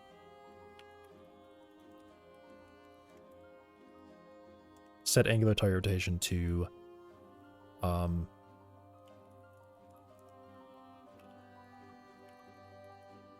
get bone pose. Okay, it does have a bit of a difference because its body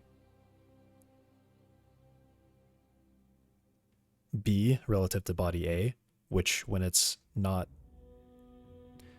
parent is the main body, it changes things. So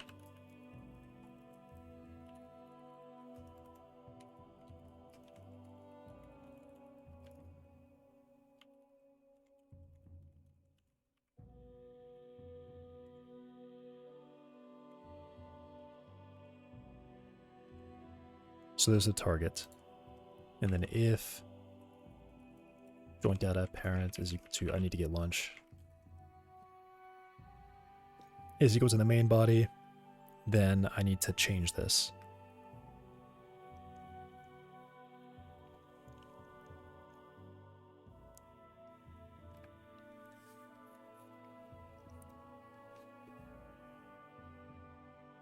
So instead of being the joint relative to its immediate parent, it's the joint relative to the whole skeleton.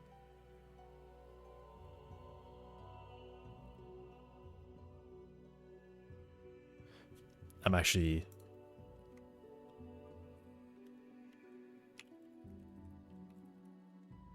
It's way easier than that. Why is it saying joint data? Joint target rotation.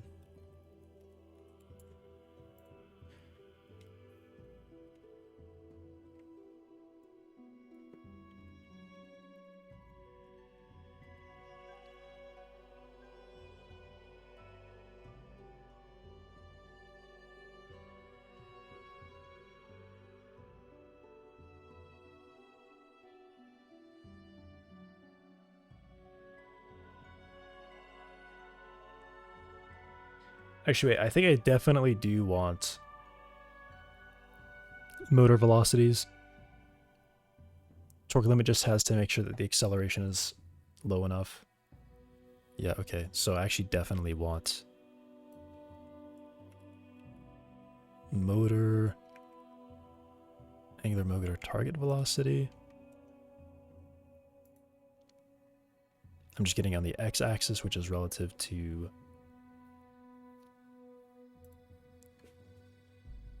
if it's the main body, that is skeleton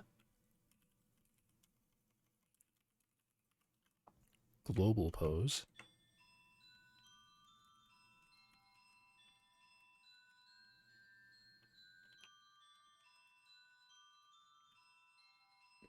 That.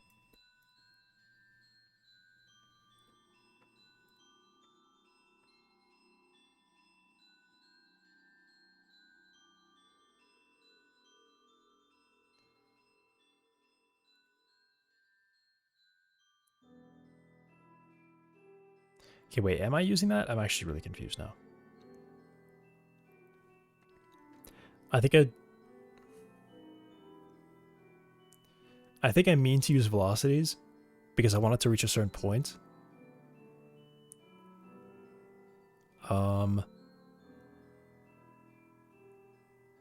Using force.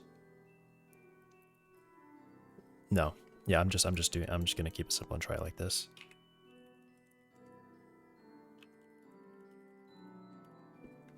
But the torque limit does have to be something. So these are all shared, right?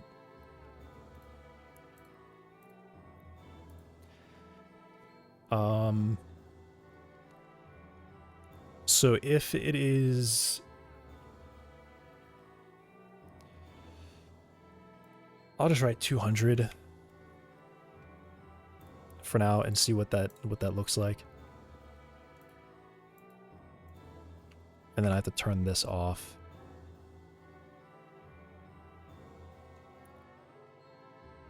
Though I wonder if it still uses the spring, I don't know.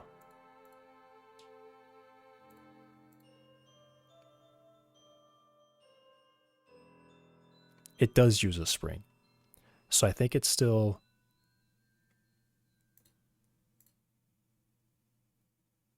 Okay, I think I probably turn this on the first run, but then it turns off. It should like turn itself off, but retain those spring settings.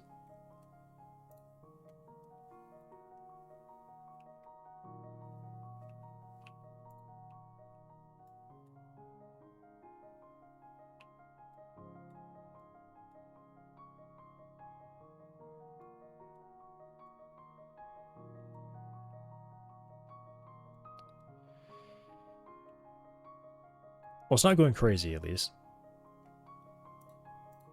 Oh. Do I actually have to turn these off and then turn this on?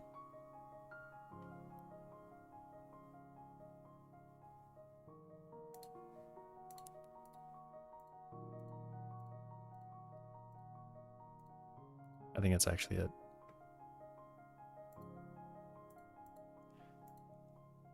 Right, there's actually going to be a problem because I need to add in... Yeah, okay. There's actually still a problem.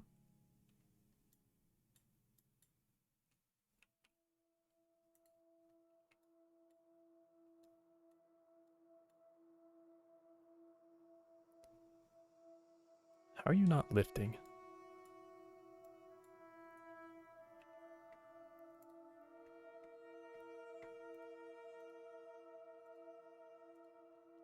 What if I just get rid of the torque limits? I'll just see without it, first of all. Like, it should work.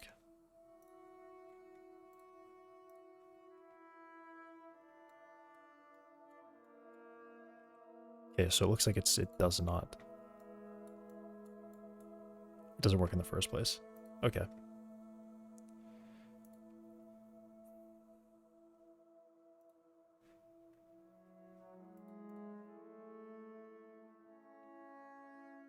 Set IK modifier leg IK.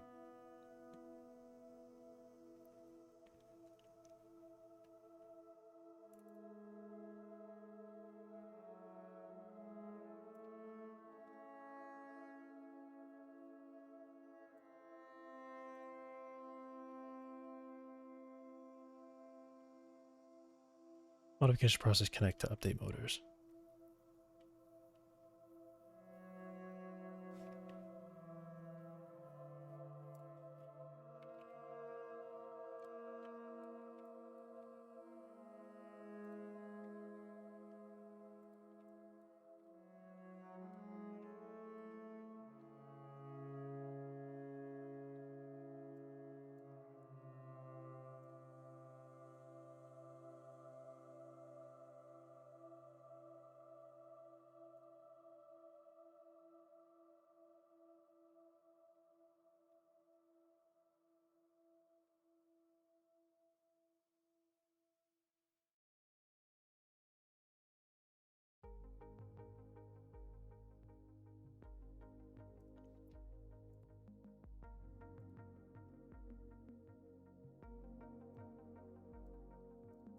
Am I doing it right?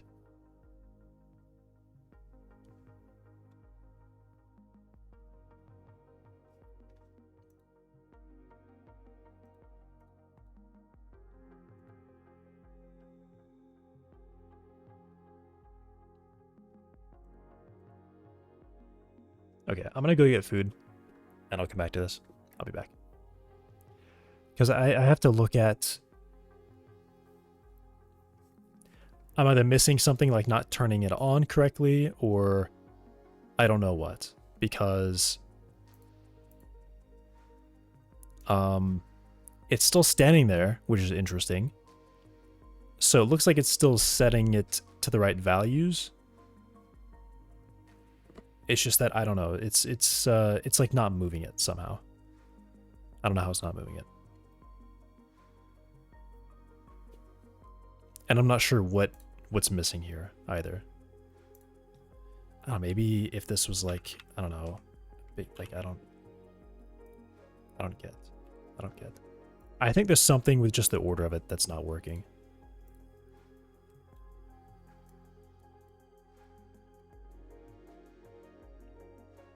Because it wants to move them, but I don't see...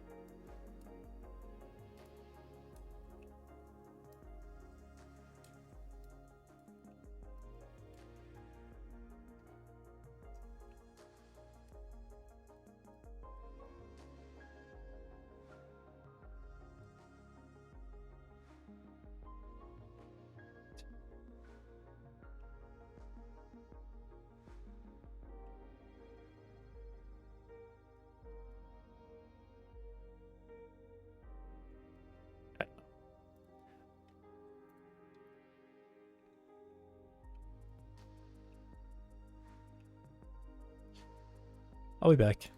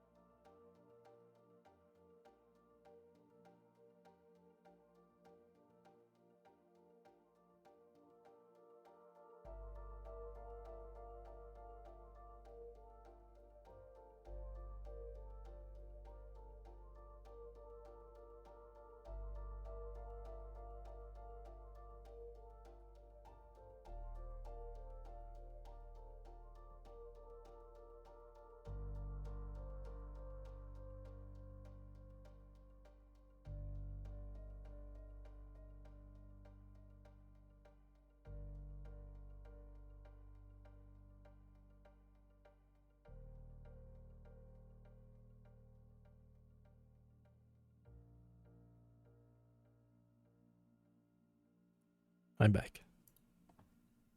Well, why did this box have a completely different response? Why is this box not doing what it has been doing every time? It's different now.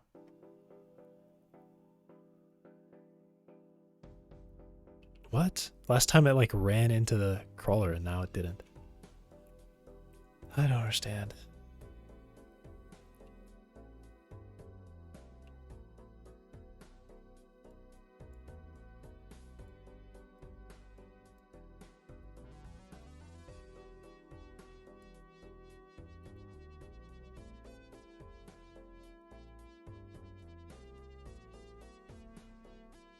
I mean, it looks like it might be trying, but also it's just, it definitely somehow cannot lift like a 1 kilogram mass. I don't know. Food break, Horizon Live Service. I mean, yeah. Sure. Send me something.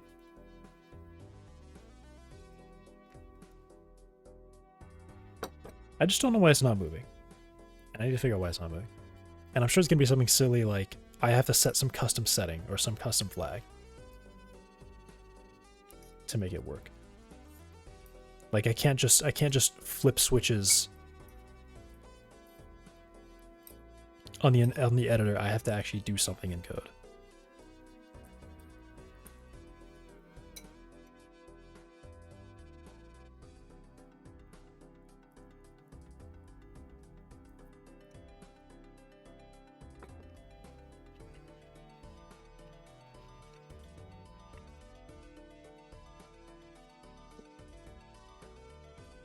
There's 2. Oh yeah.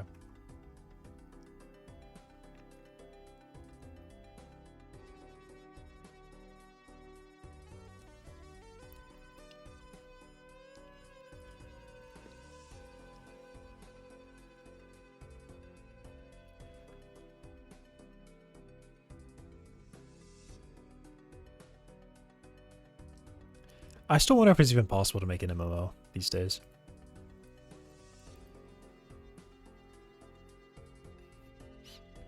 It might genuinely be a thing that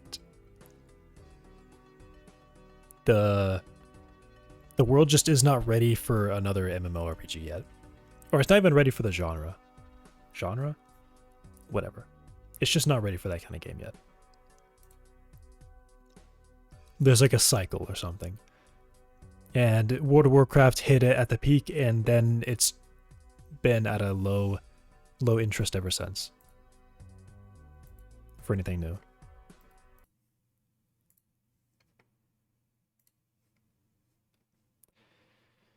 No. This is the hilarious one. Okay. Not that one.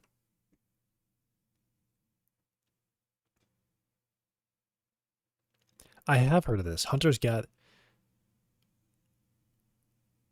I think we did see this, didn't we? Times change. I mean, yeah, that's like the biggest thing that I'm trying to say there is that the whole concept of the game is the audience doesn't really exist for it right now. New people coming into playing games are not interested in that kind of game.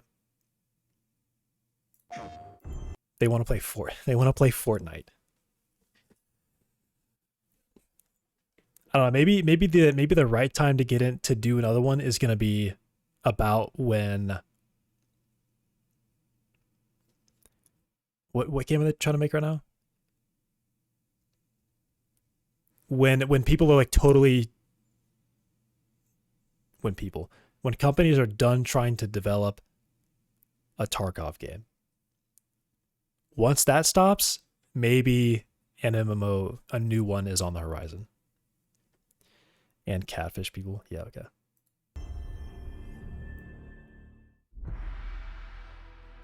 Hi everyone, I'm Jan Bart van Beek. I'm the studio director here at Gorilla. Now at Gorilla, we love exploring the Horizon universe. And with every new project, we ask ourselves, where can we take our players next? What new stories can we tell and what new experiences can we create? And we heard many of you wondering, but what is Gorilla working on? And today, we get to show you. Before we dive in, I want to be very clear about one thing. We absolutely love making single-player games, and we're going to keep making them. They're a huge part of who we are as a studio. But next to that, we also had this long-standing dream to try to do something different. Our own take on how you can explore the world of Horizon together.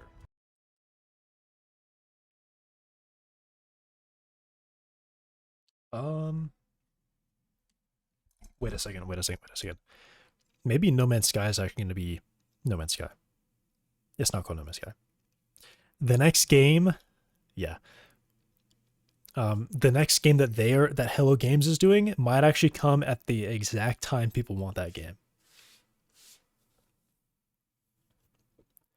Also, I think there's kind of a thing where, at least what I perceive,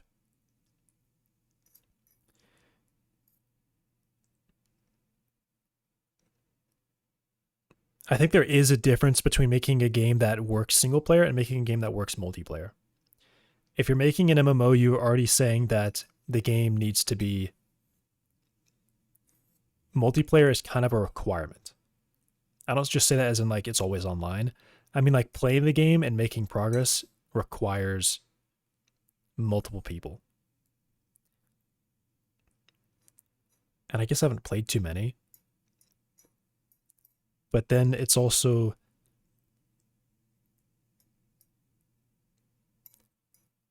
I don't know, it's weird. It's weird. Maybe it's just a problem with like socialization right now in the world.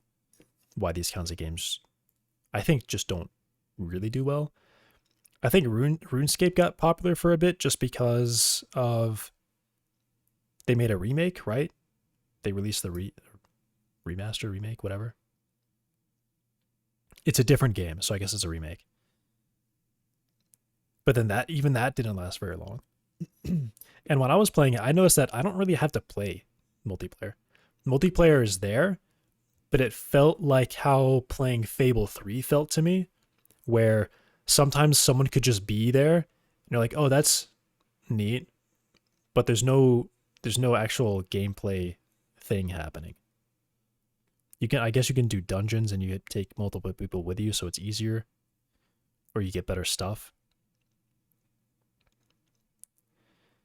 I don't know, it's different. It's weird. The reason I'm really interested, at least in what Hello Games is doing, is because it looks like they're actually taking it all the way in terms of mechanics, gameplay, and progress are dependent on you playing with other people. You can't do solo. At least I hope that's how they do it. And that looks like how they're doing it. I'm not going to be able to get on... I mean, it's also part of the fact that they have a single world, and it's a whole planet that everyone's sharing. You can't let one person be an overpowered everything. You actually, if you play the game, you actually have to pick what you're going to do, and then you can do that well. You're not going to go create a city all by yourself, kind of thing. I don't know what I'm saying. I'm yapping. As a team of machine hunters. My cover server. It's something new. Well, Stands on its own. I play EarthMC, and you can. Minecraft is just already balanced for single player. So, like an equivalent of what I'm saying is like, if you got into a Minecraft server and a role allows you to break wood blocks. A role allows you to break stone. A role allows you to place stone blocks. That kind of thing. Like you log in a server and you can't do anything, kind of thing. Like if you decide you want to do fishing, you are excluding yourself from building houses, kind of thing.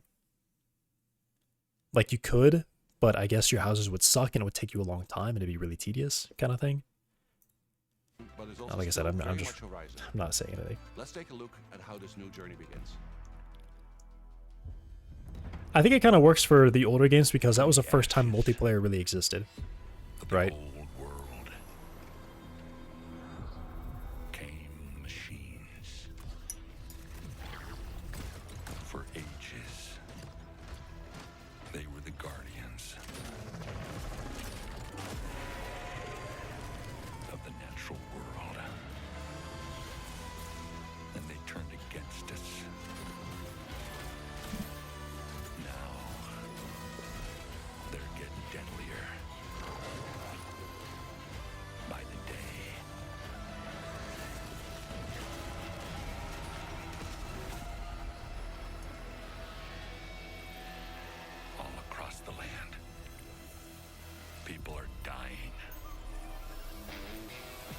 That's why our leader Oh, right. gave They us like command. have this really weird style Fight back. that I think doesn't look good. And to do that, we need a team. Soldiers Yeah. who always hold the line.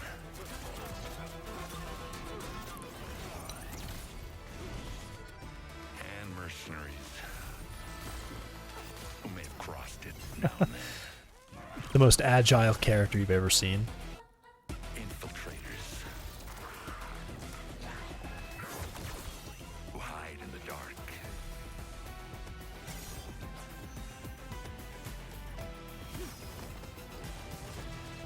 And champions who shine in the light. Upstarts. whose It's just, stories to me, are just beginning. it doesn't work with the robots.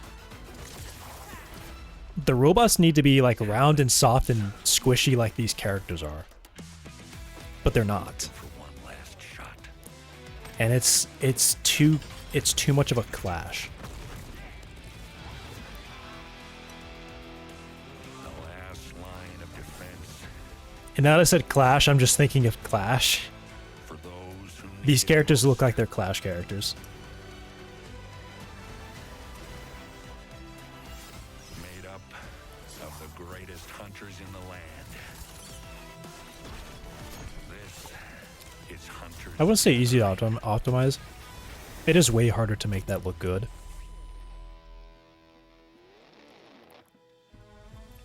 Like, it looks acceptable, but I just don't like it in general. Horizon Hunters Gathering is a very dynamic co-op action game.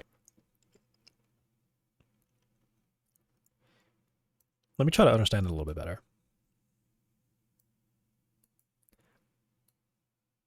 This guy. Across the What's land. wrong with this guy?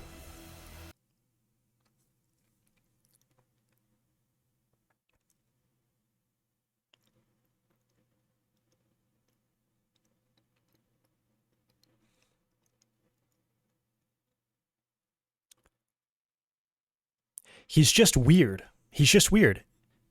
It's like they took a person and they did squash and stretch all over his body. And then they forgot to actually make anything interesting. Visually interesting. It's like everything is interesting and now it's distracting to look at or just looks strange.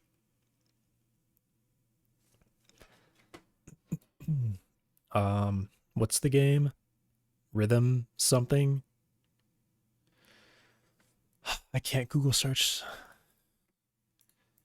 that guitar.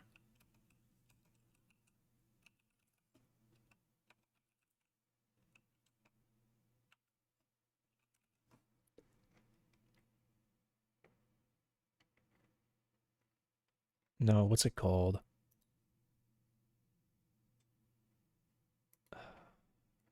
What's the name of the game?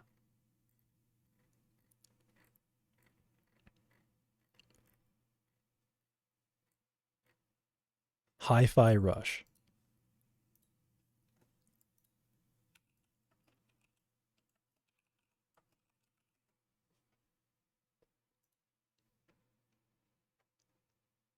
Oh, great.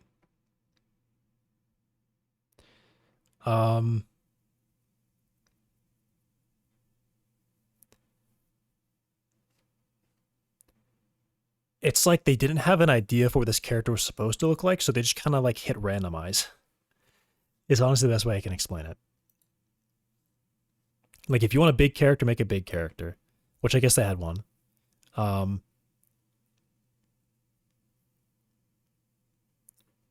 I don't know. It's like this guy doesn't have anything going for him. I feel like most of the time I would not pick him.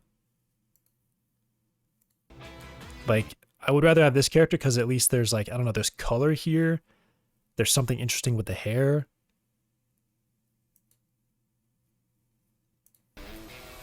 That's why our Like, I think leader he's just probably just lacking any color on his body.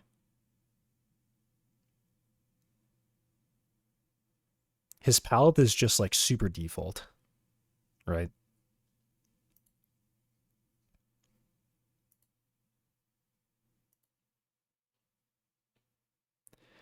This is a better character for sure. The blue, right? There's color. I'm assuming he's like lightning something because I think yeah, he's like sparking. Something there. This one.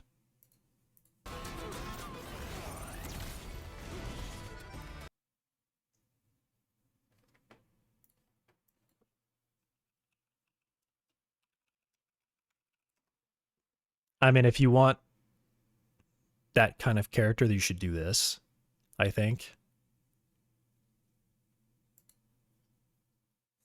That's like my thought here. They might have gone a little too extra.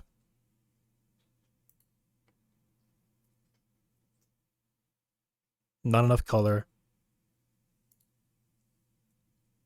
This one's probably fine. Looks like an airbender kind of thing, right? I don't know. Some of these, I think some of them, the ones that they're showing, this guy, they gotta fix this one. This one's not good. This is definitely their worst character so far. This guy's kind of fine because he's old looking, I guess. Crazy old man, right? He's got a lot of color.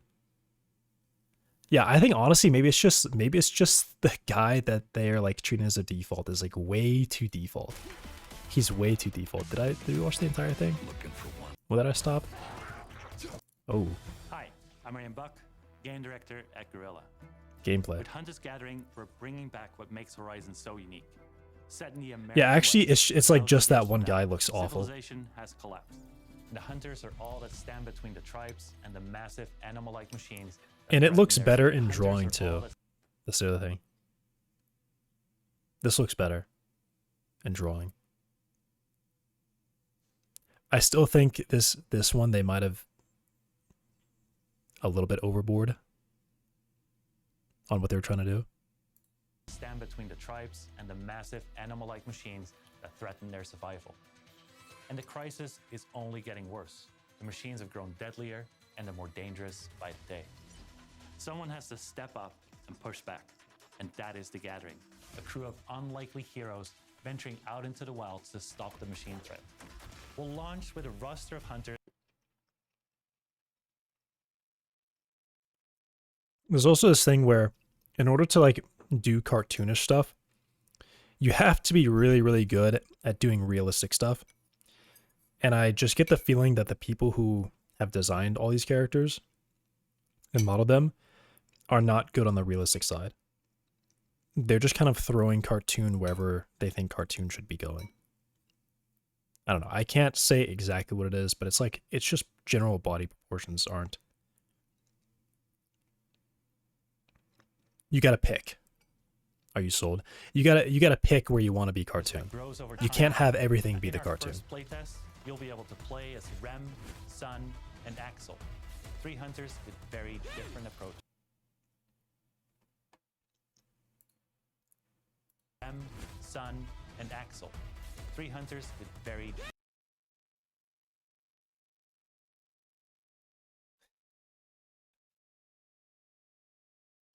Also, I think they're lacking in facial animations. A bit. They might be lacking some facial animation.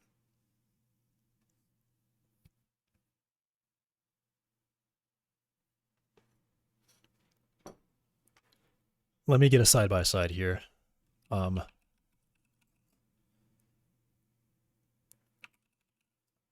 just going to search this because I think I might get an image of something. Not really. Overwatch trailer. Let me try this. Overwatch trailer Winston.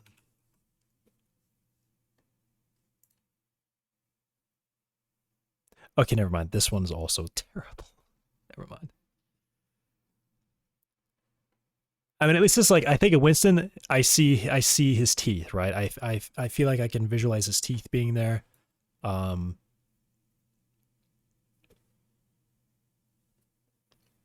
Like Hanzo always has like he tries to maintain a very neutral face all the time. Actually, the more I think about it, a lot of the characters have their faces hidden. The characters that I keep thinking of don't actually have visible faces.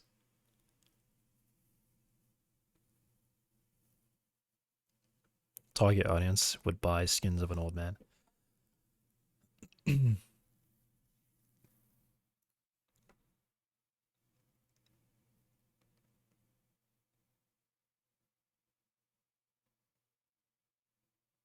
Does he have... Wait, what? What is this? Is this like a holster for a pistol? What is that? Is it just like a bag?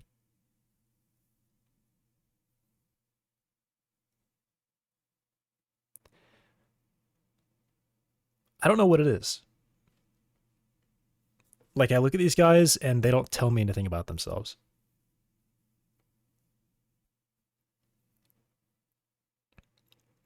Also, I think they've gone just a little bit too much. Like, I don't know. This guy is super eccentric, maybe, right? But his expression here his face doesn't tell me he's eccentric. I have to look at his clothes. And why is his shirt so lame?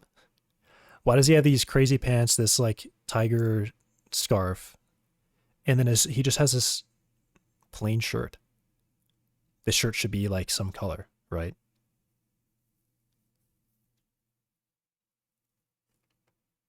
This guy looks like a cowboy. He's actually got chaps on, but he uses a bow and arrow.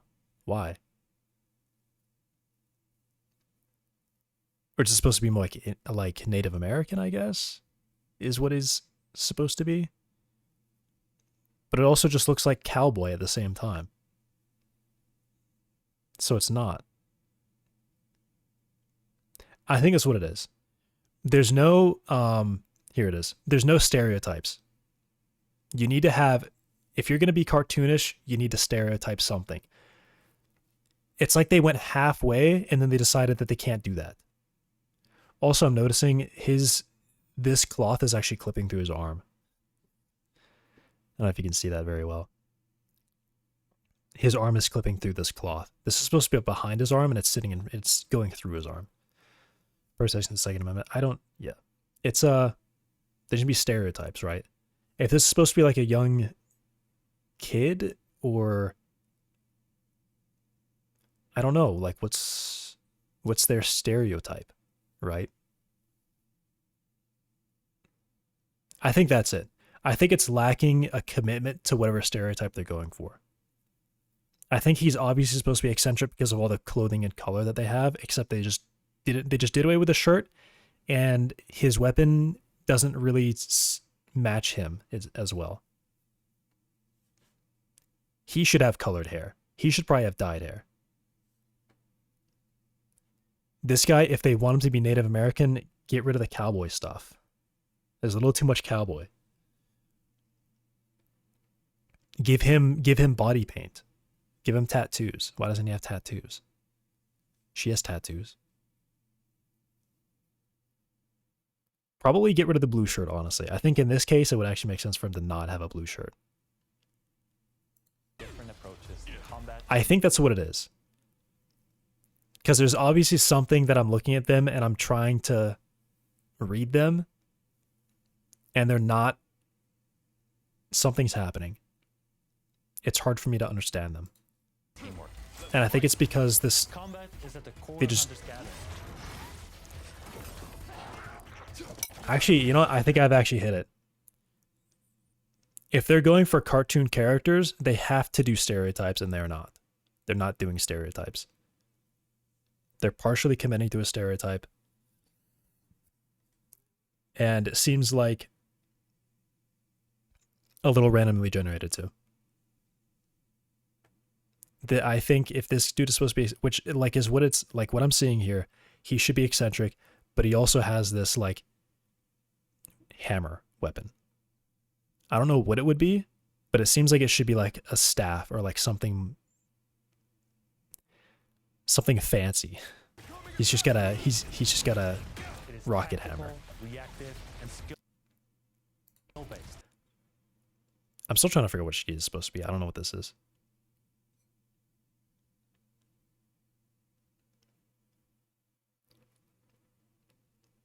Yeah, actually, it is. They're not doing a stereotype. It's crazy cartoonish. Like this building here is just like cartoon. And this is like a stereotype that doesn't exist. This is not a real thing. This doesn't represent anybody. That's what it is. They're not actually representing anybody in the world. I'm not seeing humans. I'm seeing what I think probably an AI thinks a human cartoon looks like. The precision and tactical depth of Horizon's combat and build it for a team environment. You'll have to read enemy movements. Because like I was saying like, okay, so the colors work, like there's something visually interesting, but then it's like everything's interesting. Dude, did they AI generate these guys? Time your attacks, and combine abilities with your Or at least like hit down the most powerful machines. hit the random button until they found like a combination that was like super weird looking to them. Really have to earn that victory. Now when you start a mission, There's more hearts. and prepare your hunter. The other Horizon MMO is just your Different typical melee, Chinese UE5 ranged metahumans. playstyles, and weapons. You can select between I mean, at classic least in that case, they're people. These are nobody. These don't represent anybody. hunter, It's a collage of two. They're taking stereotypical elements, but then they're not combining them. Then they're randomizing that. change their abilities from tank to support or tactician. And then it just makes it really is the case that everyone's unique and nobody Build is. system. Every machine encounter you beat gives you powerful tactical options. You've got perks, weapon upgrades, and various upgrades to your stats. Fortnite UI? Each Yeah. round, you'll have to try and find the best possible combination of power-ups to take on the biggest machine. Take on in each. You've got perks. It's just the ultimate divorce between art and simple UI. Upgrades and various upgrades to your. It's got to be modular. I have to not know what the art looks like for me to construct the layout. And now it looks like it's generic because of that. Stats. In each run, you'll have to try and find the best possible combination of power-ups to take on the biggest machine.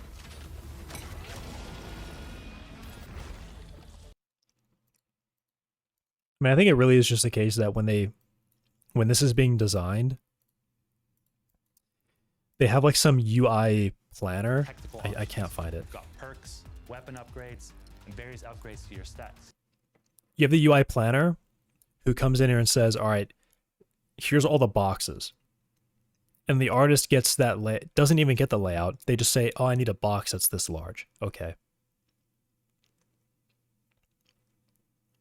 I think you need the guy in between who is able to draw the UI and do something creative at the same time with the art. Because it is like incredibly modular layout. And In each run, you'll have to try and find the best possible combination of power-ups to take on the biggest machine.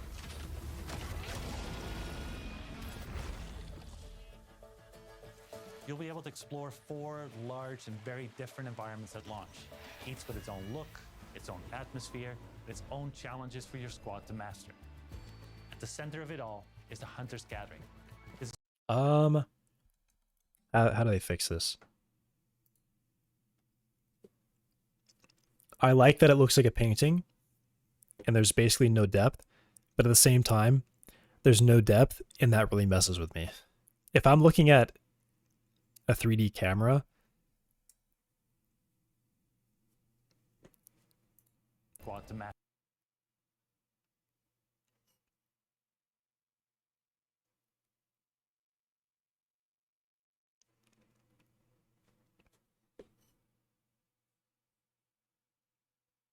what is it missing? I don't know what it's missing.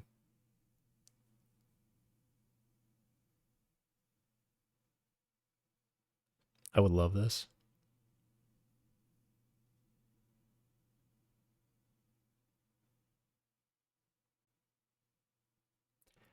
I think they don't have enough shadow.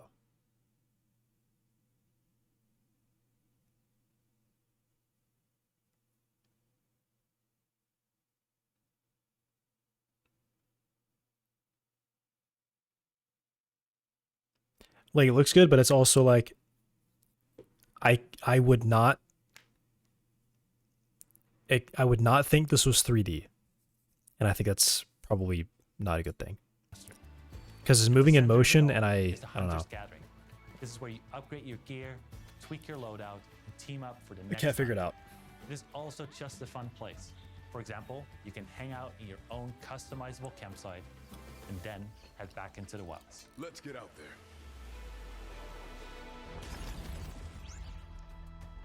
Horizon Hunters Gathering is all about challenge and mastery, and the missions that you go on lean right into that. During our first playtest, you'll get to try 2 very different mission types. Let's show them what we got.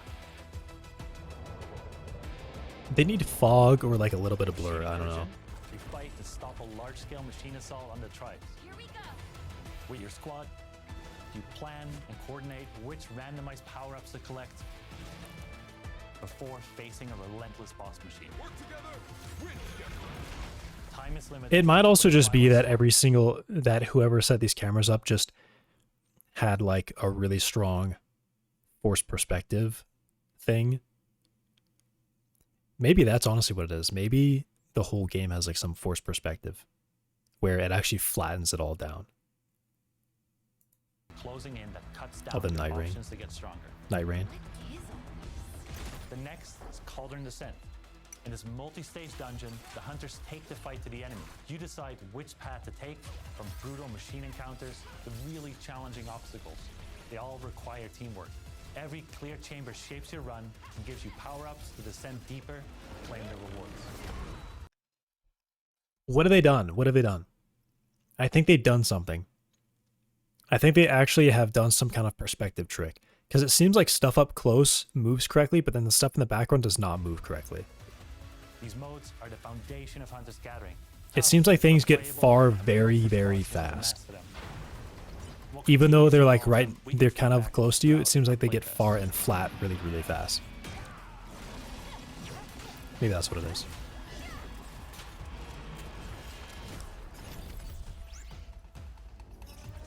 At launch, you'll be able to play the story campaign solo with NPCs or together in co-op. But that won't be part of the playtest. We want you to experience the story fresh when the game is ready. What we can say is that it's fully canon NPC. At launch, you'll be able to play the story campaign solo with NPCs or together in co-op. But that won't be part of the playtest. We Okay. want you to experience the story fresh when the game is ready. What we can say is that it's fully canon within the Horizon universe. It introduces new characters, new threats, and new mysteries.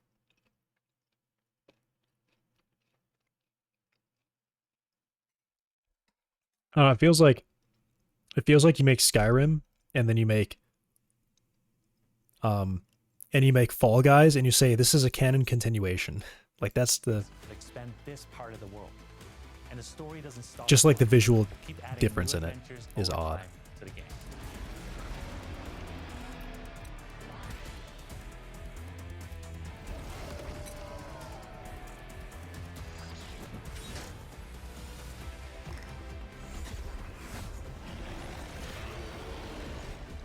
We hope you've Sony enjoyed enforcing your players in a first look at 3-player Horizon team. Hunters Gathering. We're beginning a journey and we're inviting all of you. Was that a phone? So it's still early days in Hunters Gathering. Phone?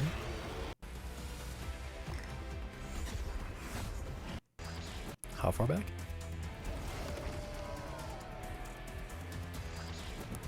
I don't know.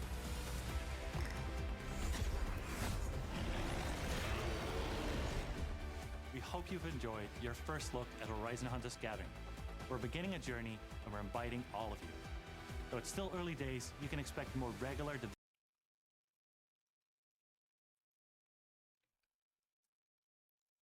People got to start giving feedback that says, actually, here's a better thing. They need to start asking, do you like how this looks?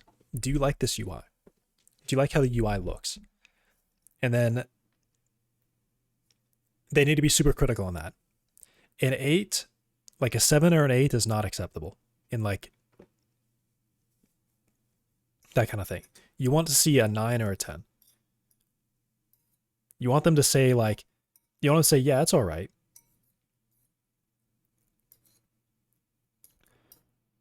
maybe here's the question. Do you think the UI is exceptional? Yes or no? And everyone's going to say no. And you're like, all right, well, we failed. Do you love how these characters look? Or like, how much do you love these characters visually?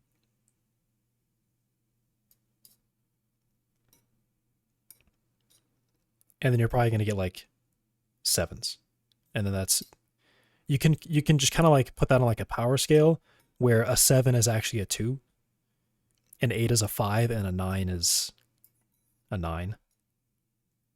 Or a 9 is like an 8 or a 7 or something. At least like when you're asking in a house, you need to be super critical on it.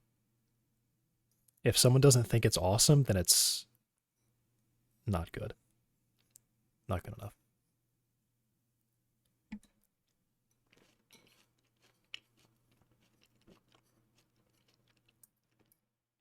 I think they should also do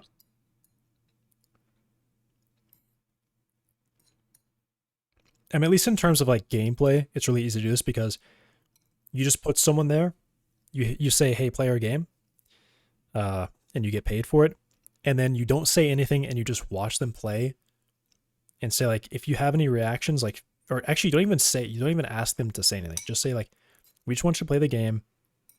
Please be as like natural, I guess, as possible. If you have any strong reactions, don't be afraid to like say them out loud. If you get stuck, don't be afraid. Like, it's okay to swear. It's okay to say whatever you want.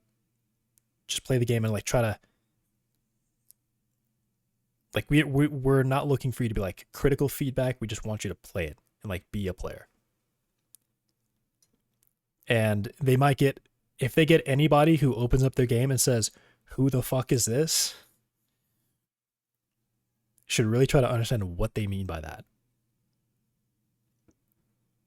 If the boss walks in and the boss is super cool and he's like, "Oh my god, who is that?" That's one thing. If you open up the main menu and it's like character select and like someone like laughs, you've done something. I feel like if they did that, they would get people laughing at it. And playtest announcements from us in the coming months. To stay in the loop, Or at least some like the latest news about the game, some kind we've of launched a like brand new Horizon instant Hunt Gathering knee-jerk Discord reaction to and it. social channels. We'd love to see it in. From all of us at Gorilla, thank you for joining us today. Horizon Hunters Gathering is about taking on challenges together, so we appreciate your help, and we're just getting started. But also like understanding target audience, so you would think about what your game is, you think about what games are like it, and what players of other games you're trying to go for. So you'd want to get those guys to play test your game.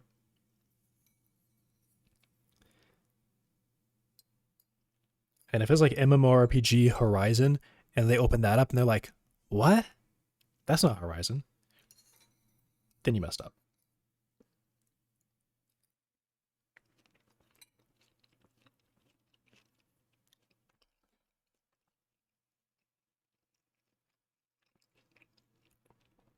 I don't know who Hunter's Gathering is for.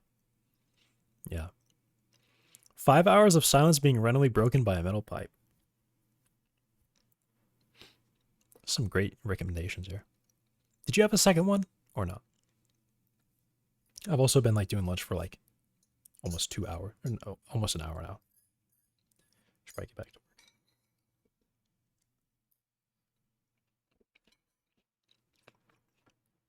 Oh, there's just been a lot to say.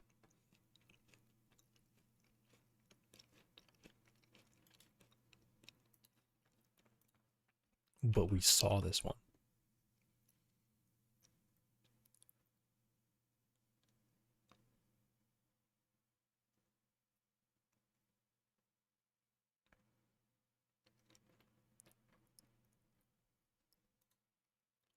Have I?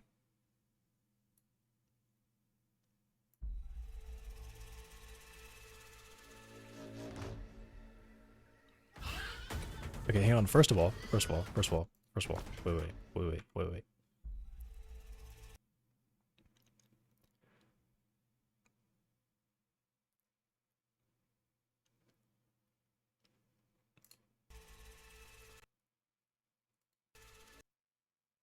Is it really just depth of field?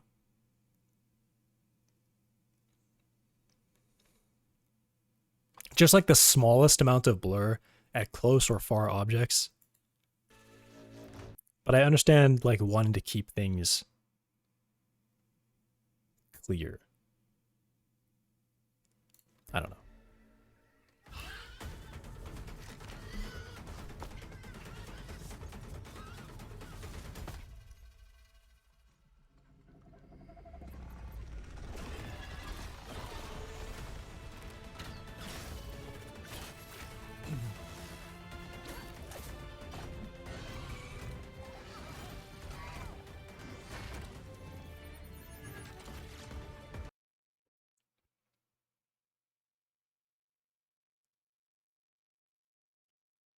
I'm thinking about the music.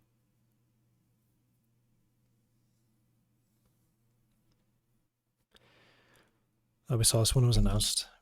I just feel I just don't remember this one.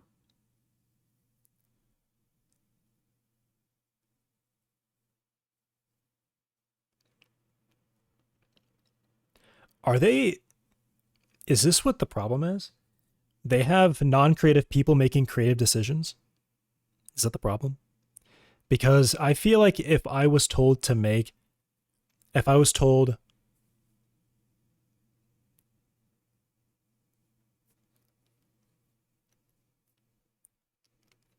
hey, I want you to use drums here. I want you to use like this instrument here. All right, I want you to use this instrument. I feel like that's what's happening with the music.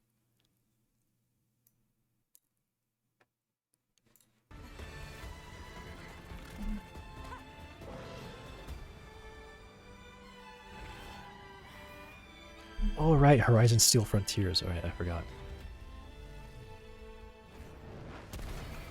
I did for a second forget this was not actually a Horizon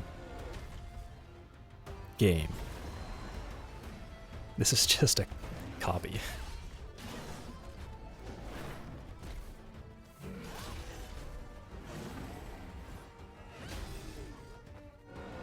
Pull the camera out, please.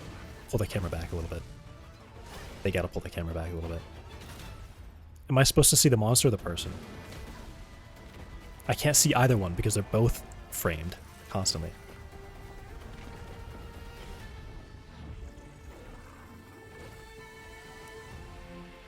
Okay, I don't know. Like, am I dying or am I like getting motion sick watching this? I have not seen. There's no way I've seen this before. I just have not. I am so motion sick watching this. What?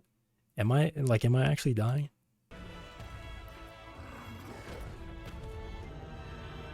I can't. Wow. I gotta look at something far away. I can't. I feel like I gotta stand up. Hang on.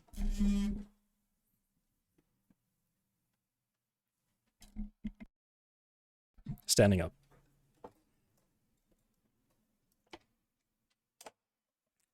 Dude, am I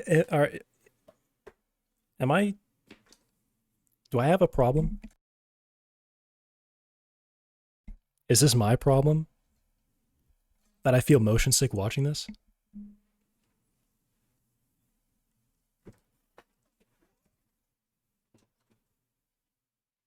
The thing is, I don't get motion sick. I don't. This is such a weird new feeling to me.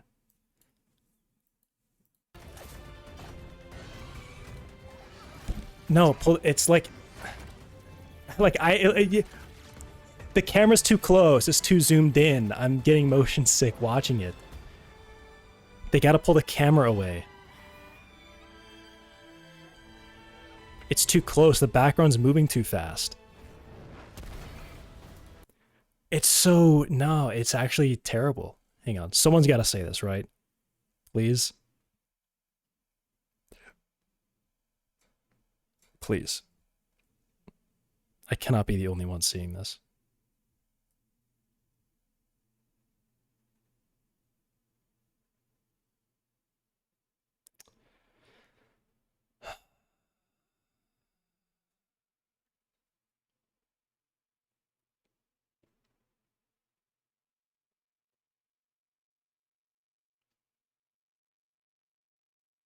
Dude, I don't know.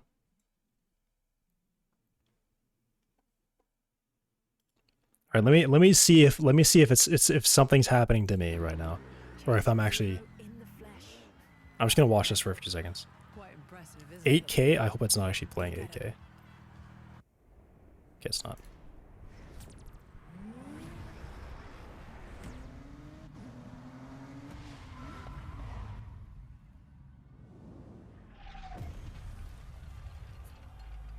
Wait, what the hell is this? I didn't realize that this was Gundam.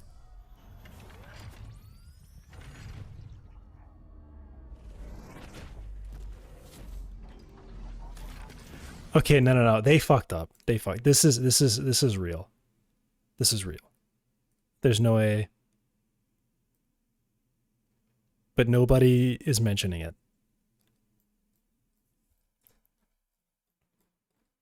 Let me try watching it from like 2 feet away.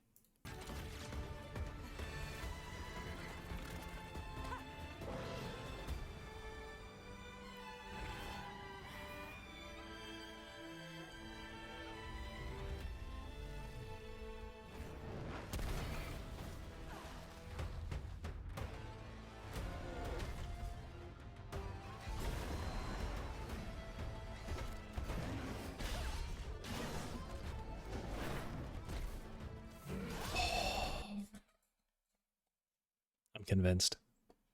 They created motion sickness. I've never felt that.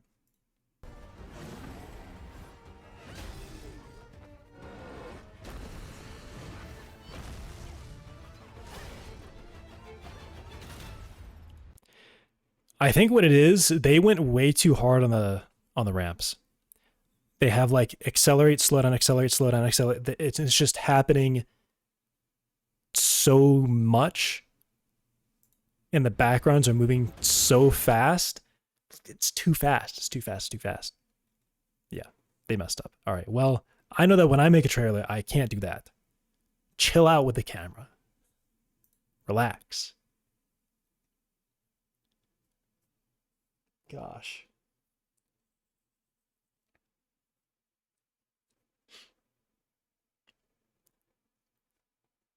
Oh my gosh, I can't. Like, it's just, it hurts. It hurts. That's crazy. I honestly can't believe it.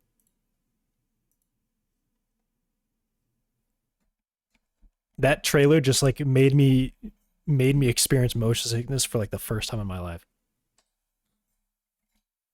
Visual motion. Like I've you know, like sitting on a what are they? Spinning on a chair, that kind of stuff, you know, like I felt that, but I mean, like standing still watching a video and feeling like I'm being whipped around, I've never felt that before. You'll see Norman and GPU instancing brothers and sisters. GPU instancing. I don't need that many. I don't need that many. What is this? Francois. I think I've actually looked at this before. Have I actually seen this before? I don't think they had a ring. The ring is new. Okay. All right. I'll be right back. The video is cool, I saw it. Yeah, I'm actually interested in looking at that, but I'll have to watch it later. Except that math video. Our feed is the same. Well, it's probably because I have like watched 90% of everything you watch, so. Or 90% of what I watch is what you watch. Or what you've sent me. Jeez. I'll be right back.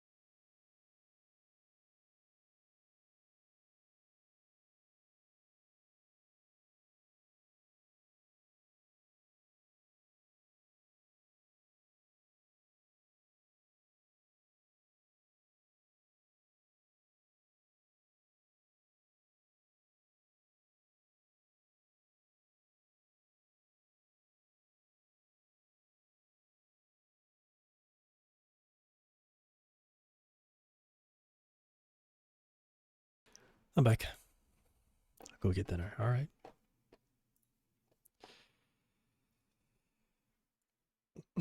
Okay, so why would this not be doing anything? Motor state has to be on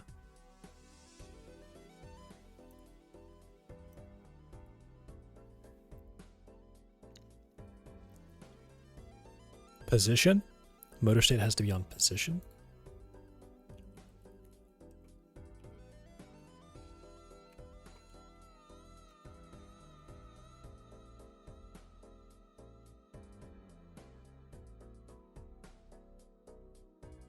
But how does motor state become position?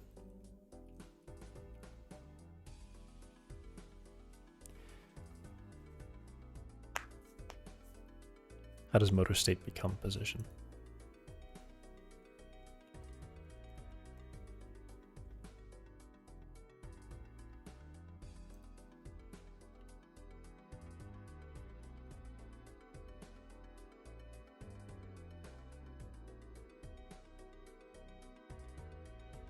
Set motor state. Oh, there it is.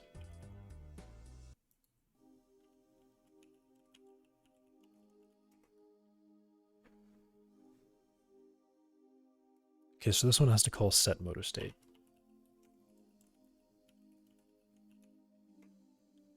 Update motor state. Ah, okay, okay. It does have to be on spring, and motor state becomes position. Okay.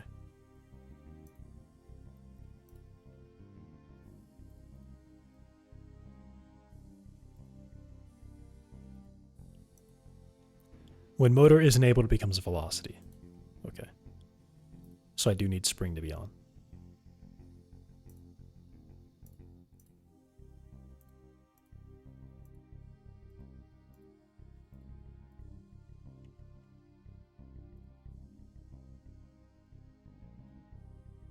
All right. Okay.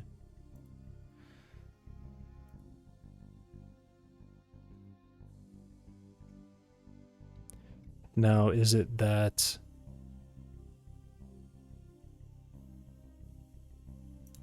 the stiffness have to be higher?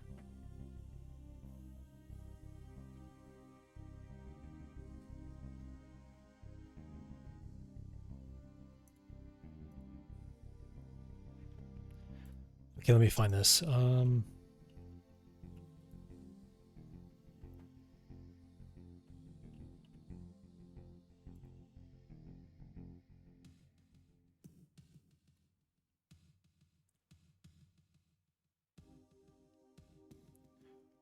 Wait, is it?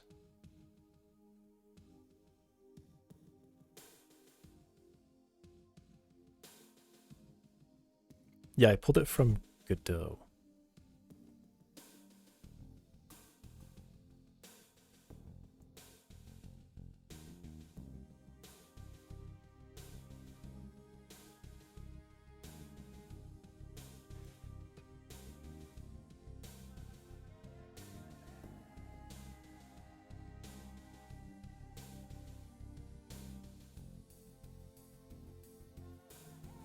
Git remote list.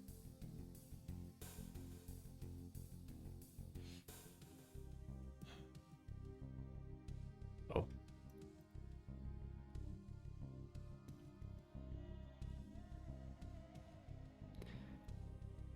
Nikolay Igorov.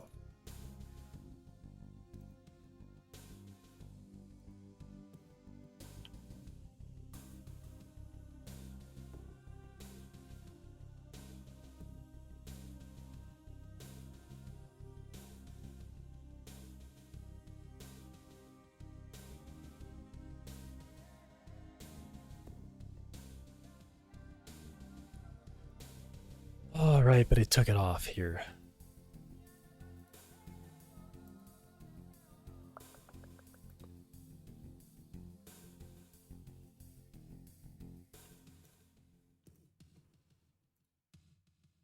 Hmm.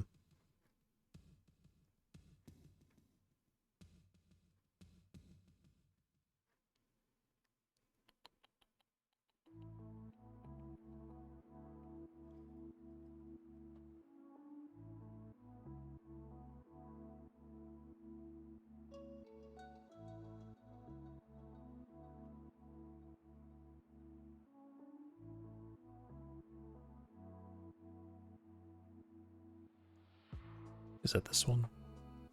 Yeah, okay.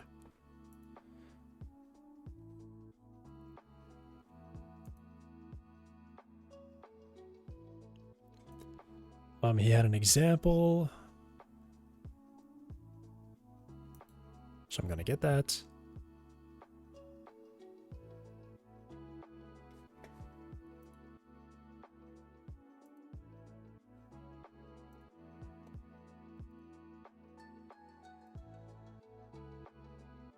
Okay.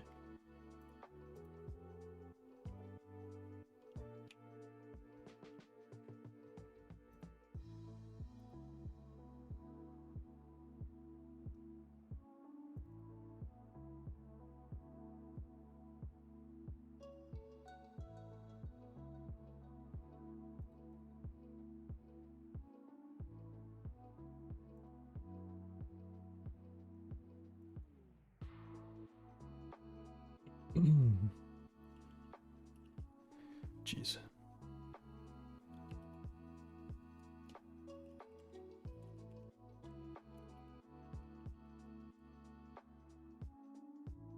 Um.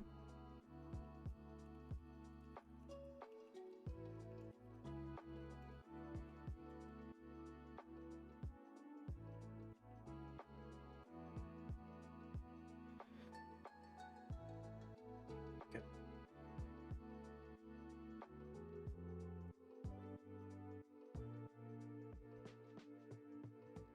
I'm just gonna look at it through here.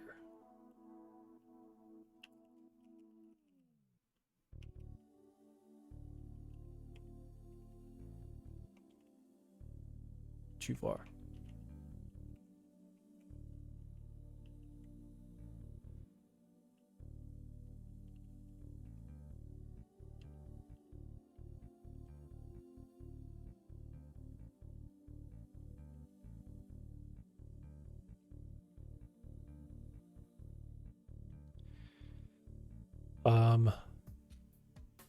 Generic, they have literally no settings on them.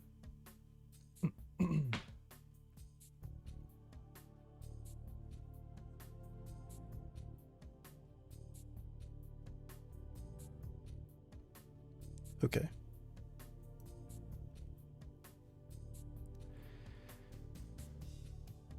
Lock linear axis.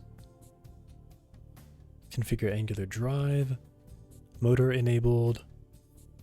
False. False.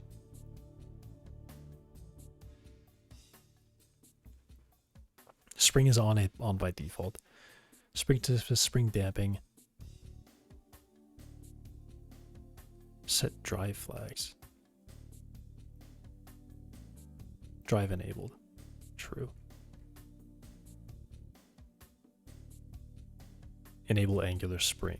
True.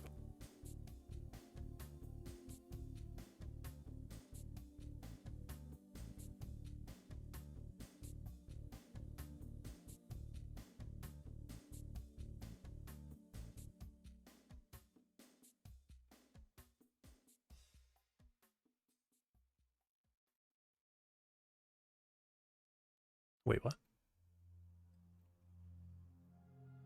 Set angular target rotation CS.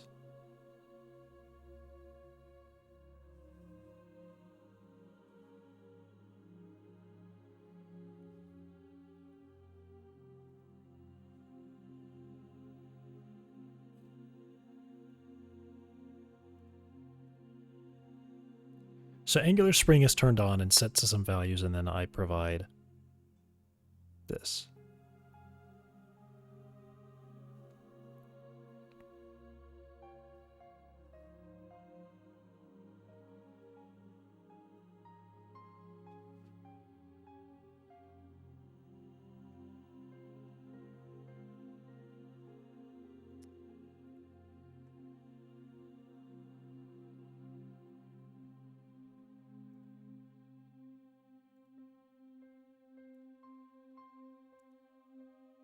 Okay, let me just set some large values, I guess.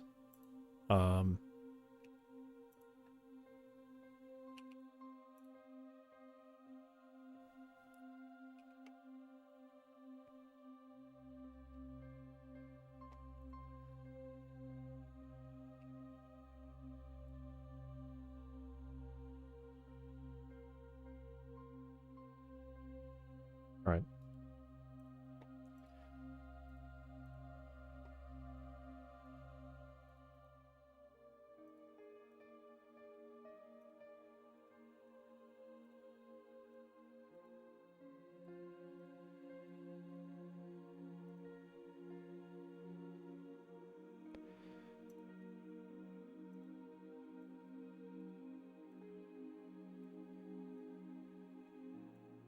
And then I want to drop the torque limits.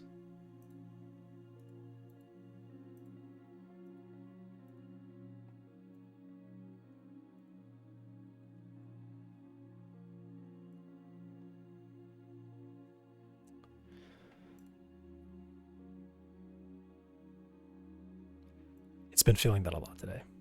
Okay. Oh. It's almost working. I think it still doesn't have enough force, though.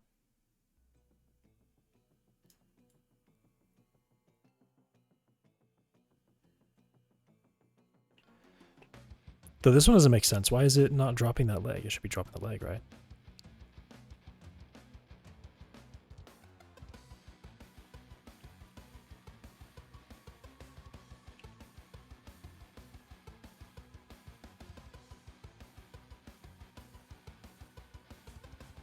Ooh.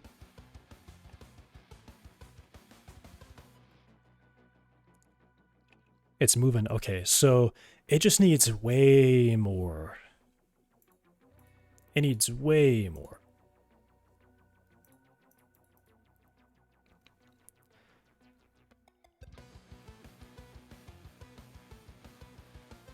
But why?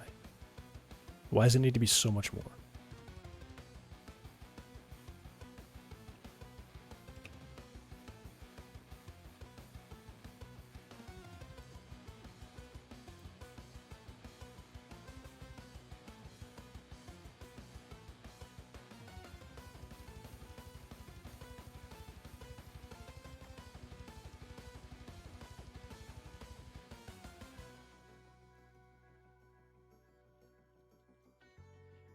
Yeah, something's not making sense here. It should not have to be this high. What it was at before was enough to keep it in place. But why does it need to be so much more to move? That just doesn't make any sense.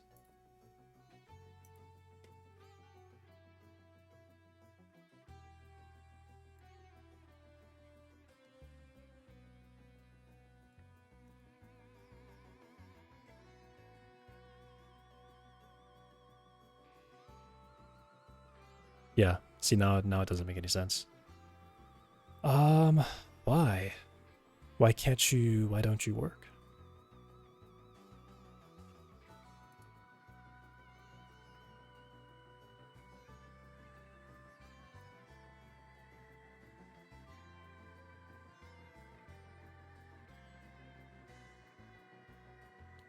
Yeah, these shouldn't have to be this high. So I'm sure something is just wrong.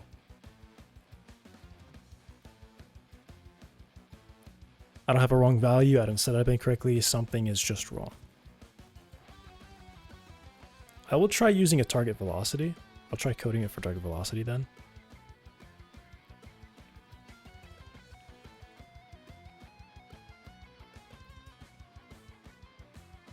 But I think I need to undo the changes to these.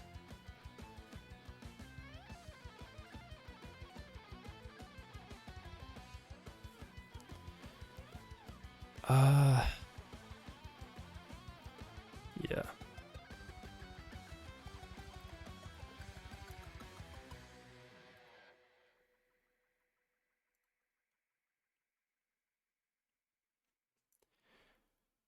Frequency calculator.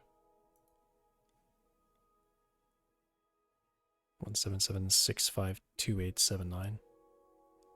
177652653.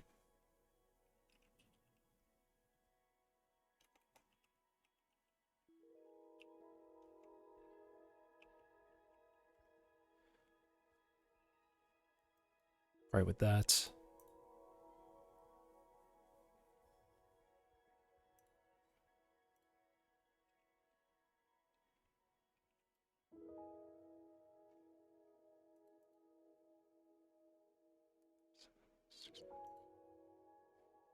There it is. Okay. All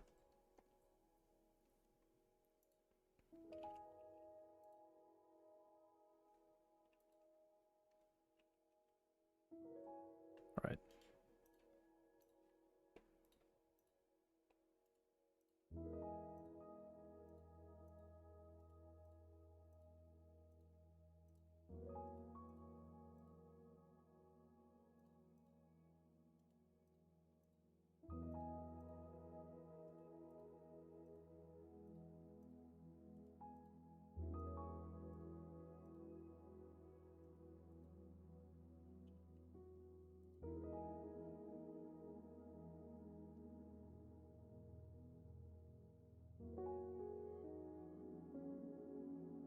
Is there an order problem here, actually?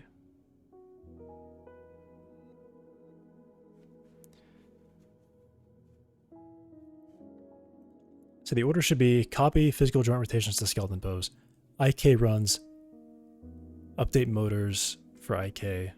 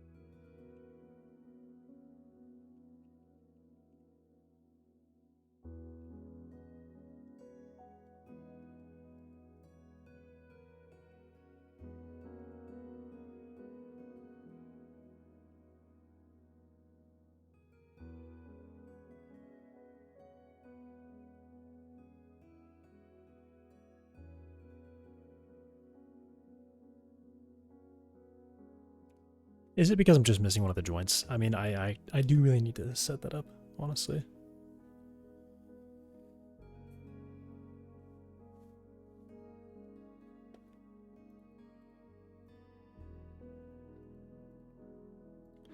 Let me actually unlock these two. Let me see if that has an effect on it.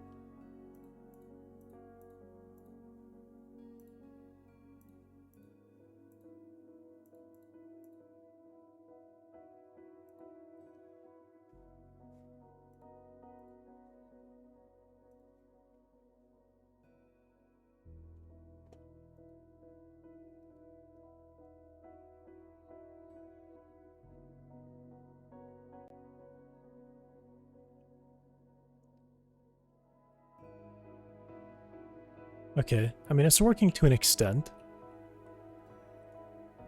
I do see some of the legs moving.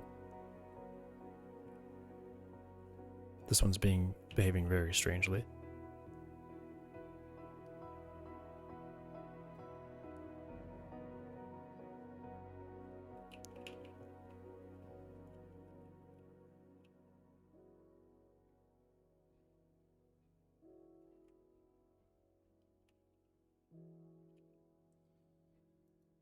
It's super weird.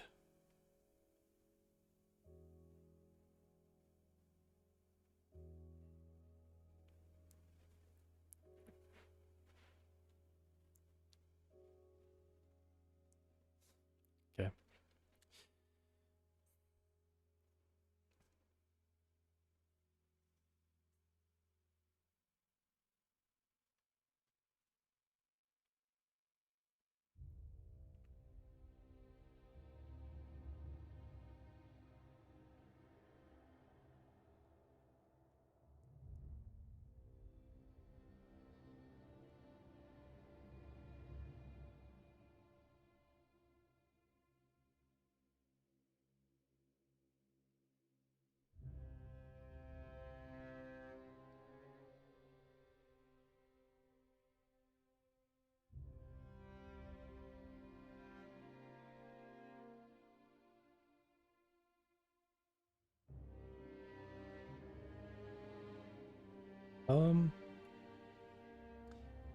Actually, if I think of this,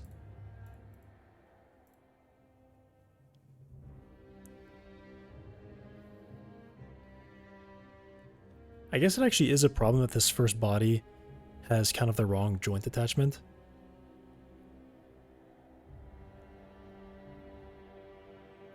It technically needs to be able to translate a little bit.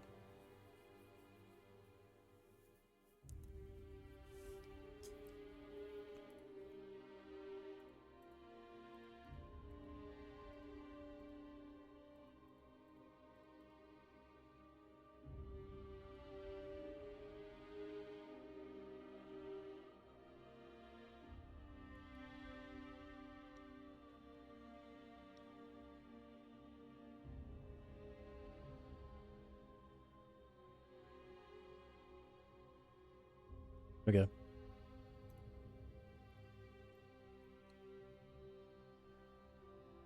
I update these rotations. I update these joints. And I think what I probably need to do is I need to have that first one needs to be handled. So when the parent is the main body, there's a target rotation, but there's also a target position, which means I need to go into linear limits and set those values.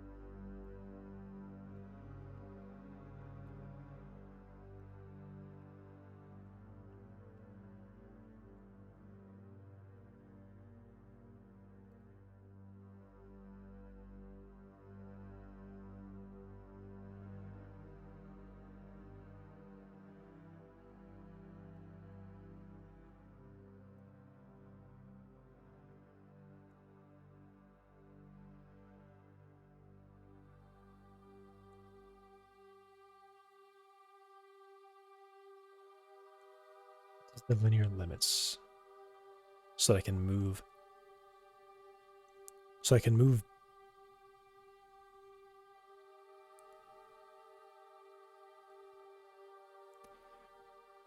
that point to the position it's supposed to be at.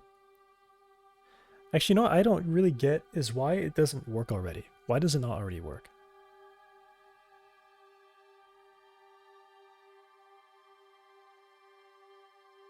Why doesn't it work already?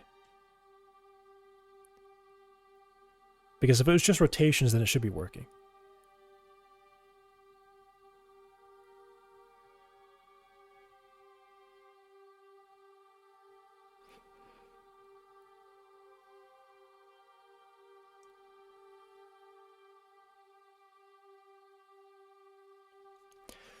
Ooh, I'm feeling really sleepy right now.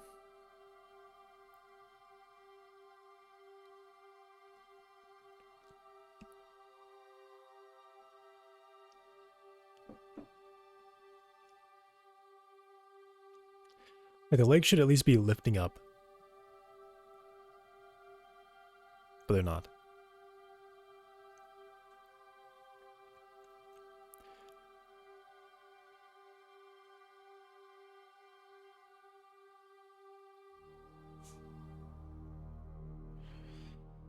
Alright, let me just try something.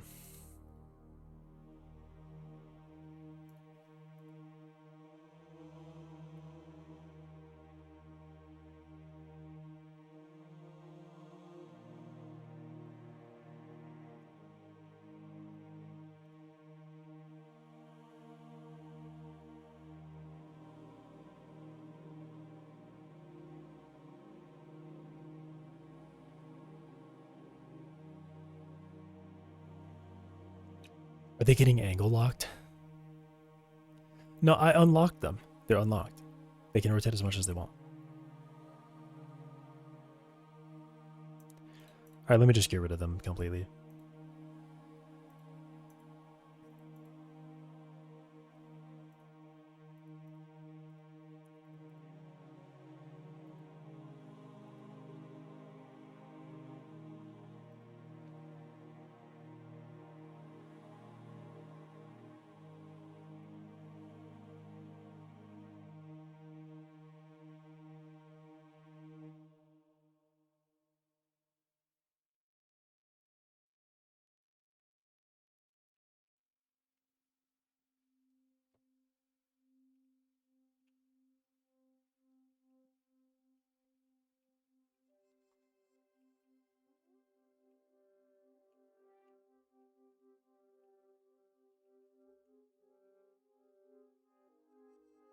Are their orientations wrong?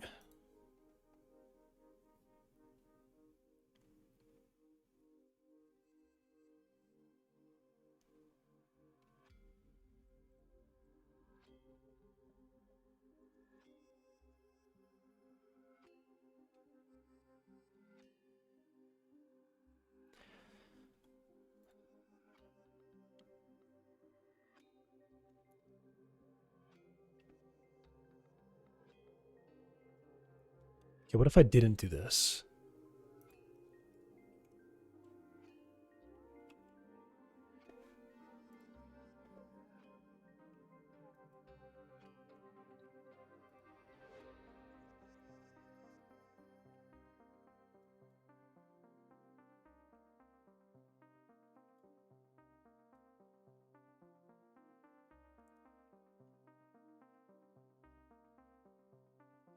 I mean, it just seems like it's incorrect, right?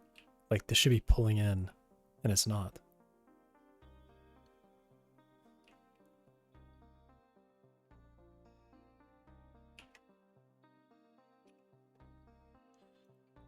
And if I allow it to have more force, then it doesn't really work, though.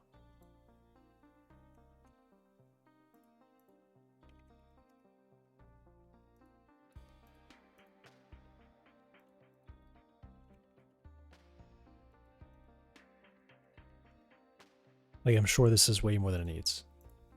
I'm sure it already has more than it needs.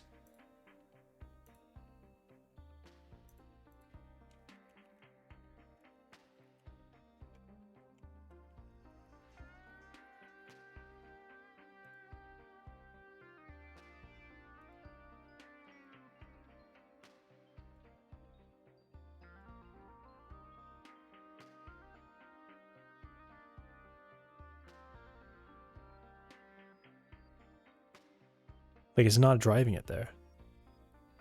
And if I push it in, it wants to move them, but it's not moving them.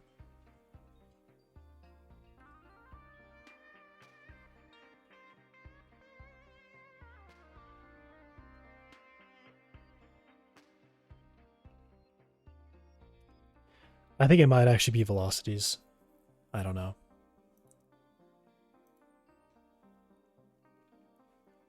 It seems like it just won't work.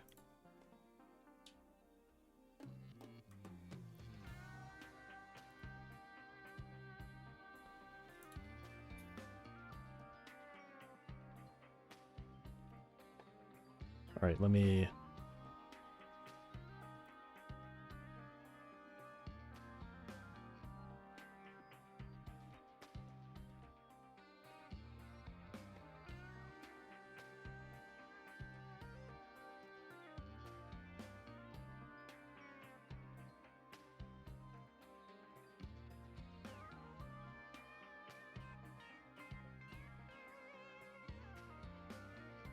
Here's the sample.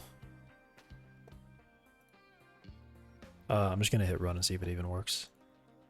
See what's wrong.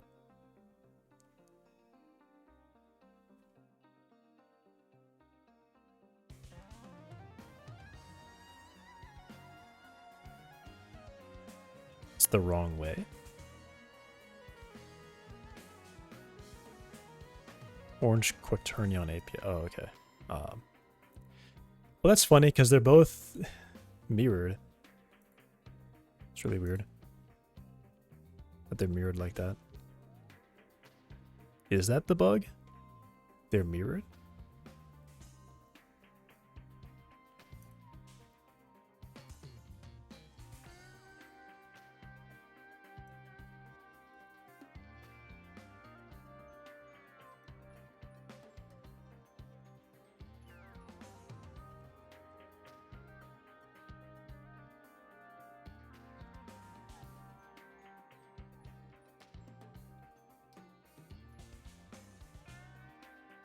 It can't close that final distance, right?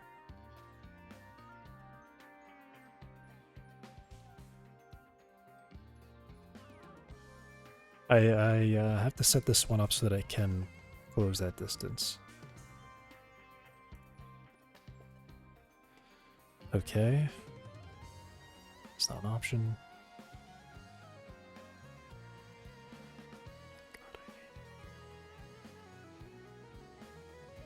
This layout, stop.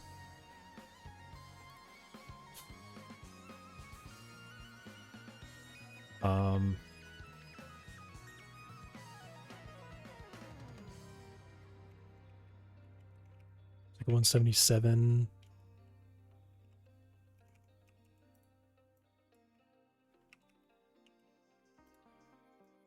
Then like 177.653. I'll try it like this.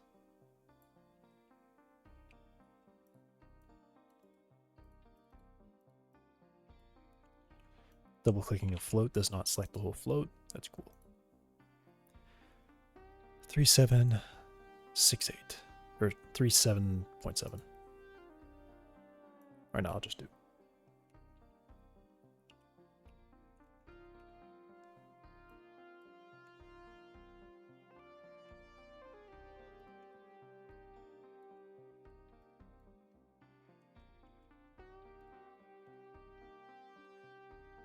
What is the mass of this? Sure, 2.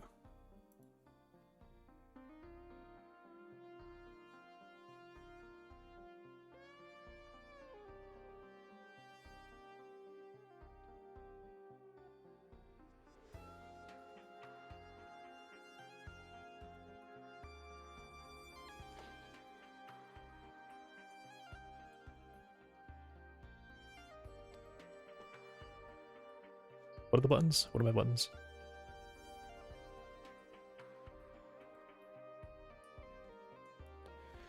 Space is to turn off drive. M is stress mode. R. Okay.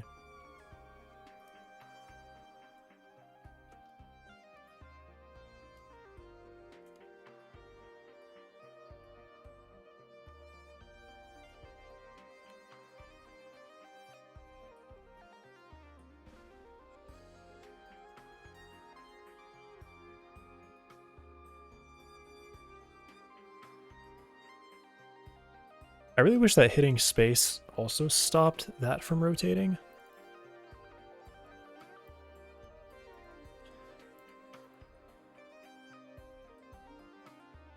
Drive enabled. What is this? Set drive flags. Where's the process?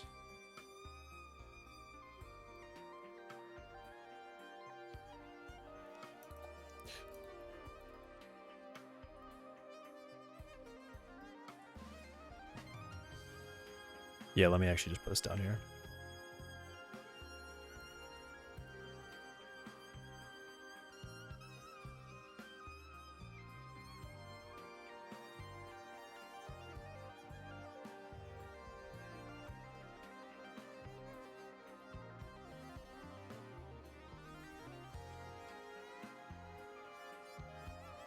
Weird.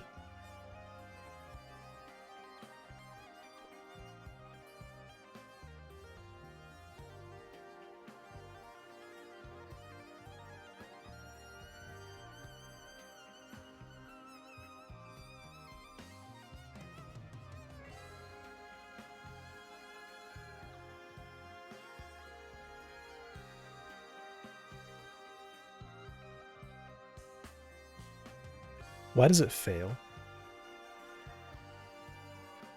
It looks like it fails too.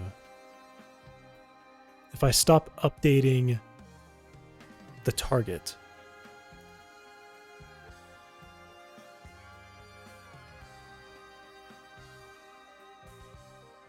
if I stop updating the target, it just doesn't reach the right rotation. Why?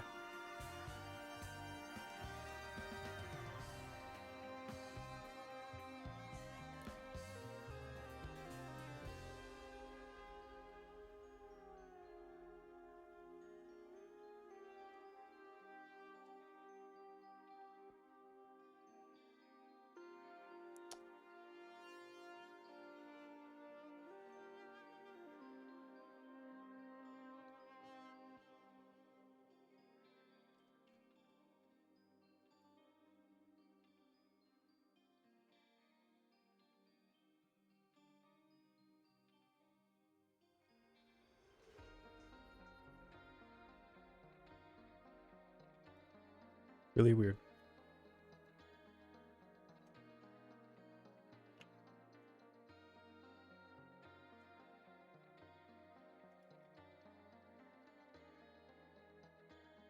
Like, what is going on?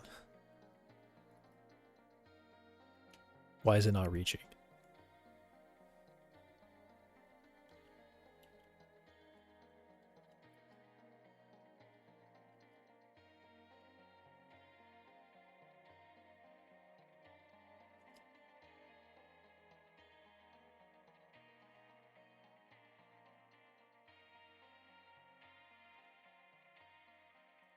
What?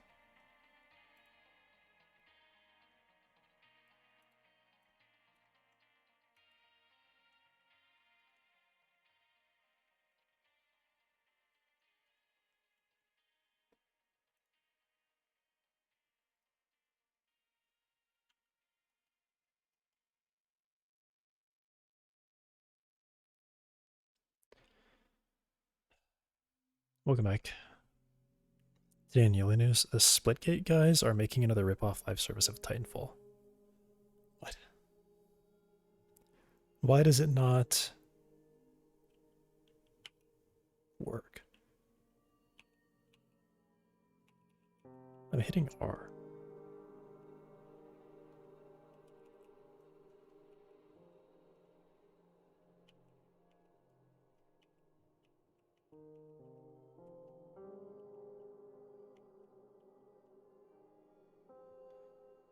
Is it broken? Like, what? I don't understand. It's actually not reaching that target rotation. Even though I'm not updating it, I just keep calling and saying, here's your target rotation. It's not making it. Do I need to set a very, very high stiffness?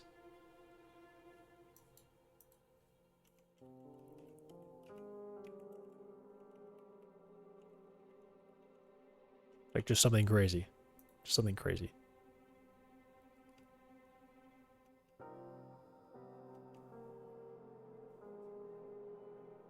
Yeah, what?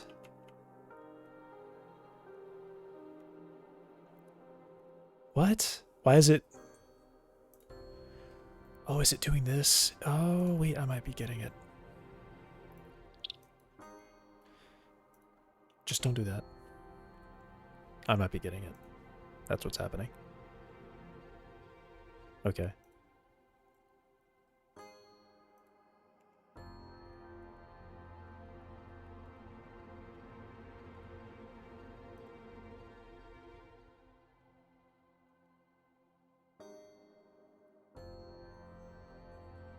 Yeah, so it will push into that, and it will reach it. So why does it not work for me? Why can it not reach for me?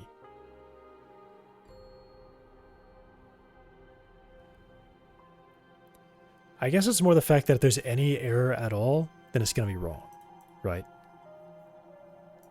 If I have any error,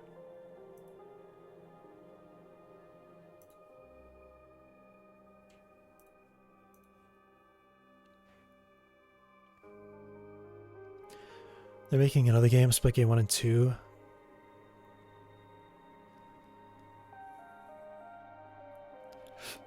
Character design is out. It's just another generic punk teen style. I don't know what that means, but I know what that means. If that makes sense.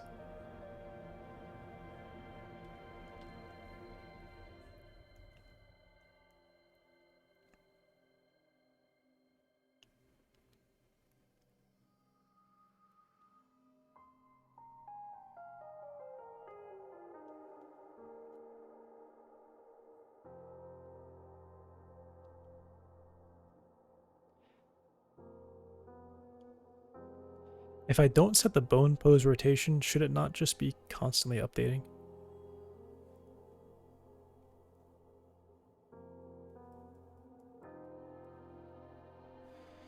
Yeah, right? If I just turn that off, then why is these... Okay.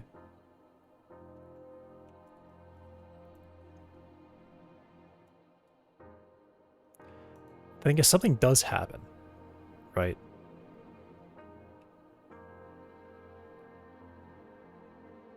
Bro? What is actually happening right now?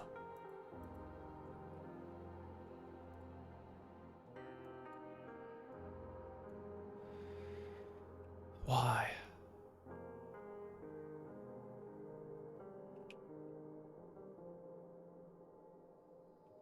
It did just do something.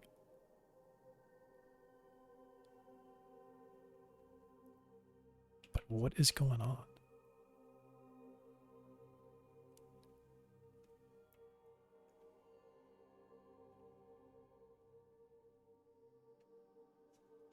Whoa, what is that bone doing? That's wrong.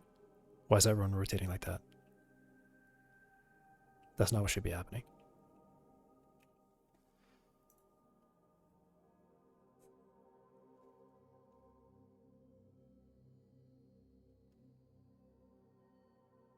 Why are they rotating back? What's my mistake?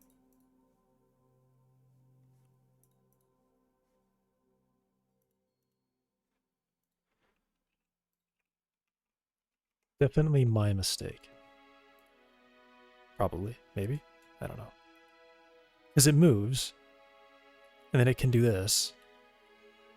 And I'm seeing it like kind of almost, but it's... I think it might just be trying to do the wrong rotation somehow. Like it's going backwards.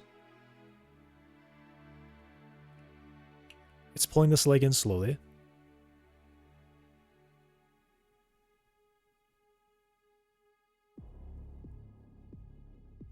Oh.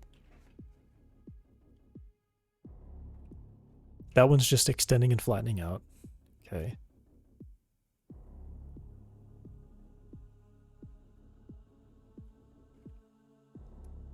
That is a crazy difference. What is that?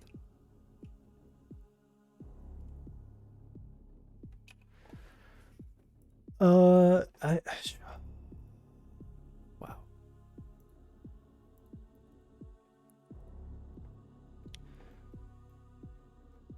Alright, I'm gonna turn all the debug on.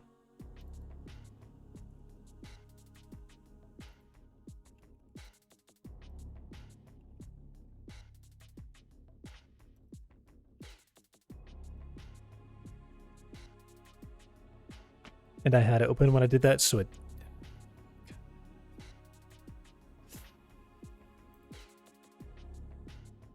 I hate it, I hate it, I hate it, I hate it, I hate it, I hate... I actually despise this. It's so annoying that that happens. Just save that that you're using the default. Have some setting that says, ah, yes, I am using whatever the default is. Because when I change the default and then I click save, I break it. I have to close the scene, change the default, and then it actually doesn't overwrite what I did.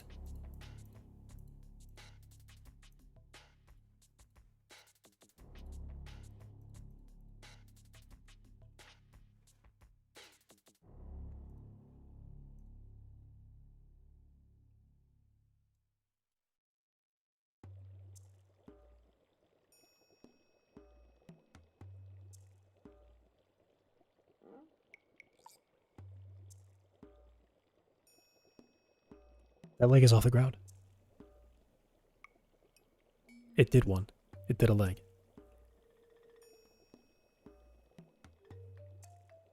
This one is bending backwards. Why are we lifting up?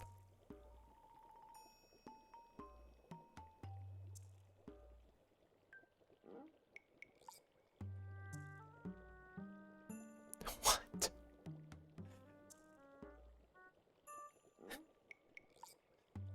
What is happening?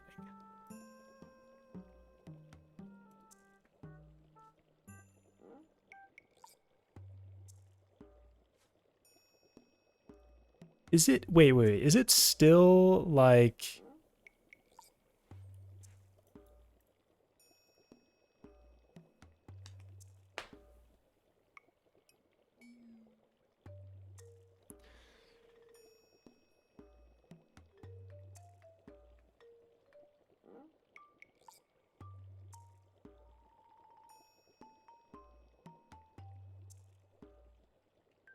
I'm gonna try something. I'm going to see.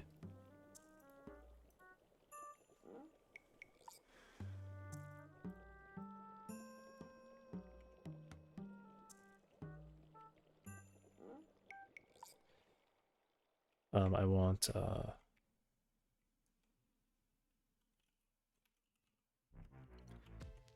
okay, so this should bring it back to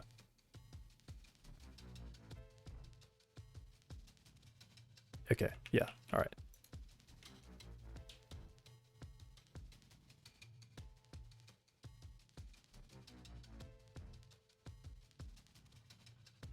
Oh, it's actually in a very weird, funny state where it's kind of working.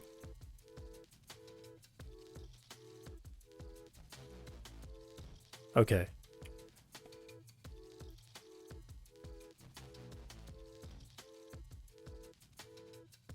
So update target rotation is right. This is where I'm going wrong. I'm going wrong somewhere in here, I think, because when I leave it free to just have the motors run to match the angle, it actually works. Also, I definitely need to do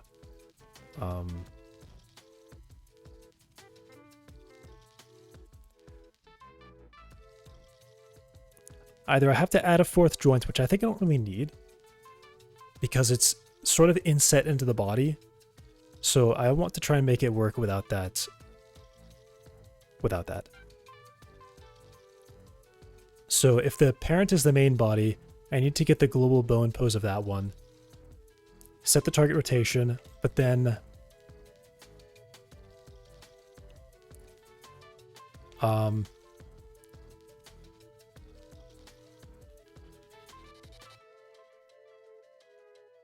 well, no.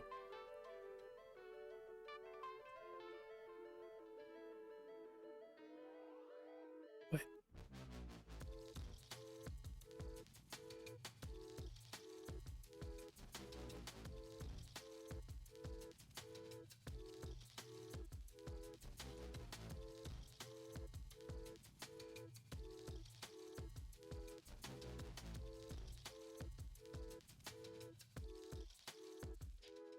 If I were to allow these legs to have spring here.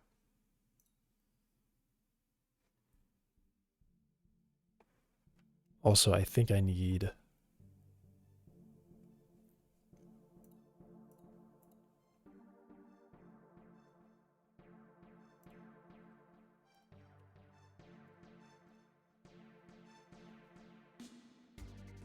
wait, what?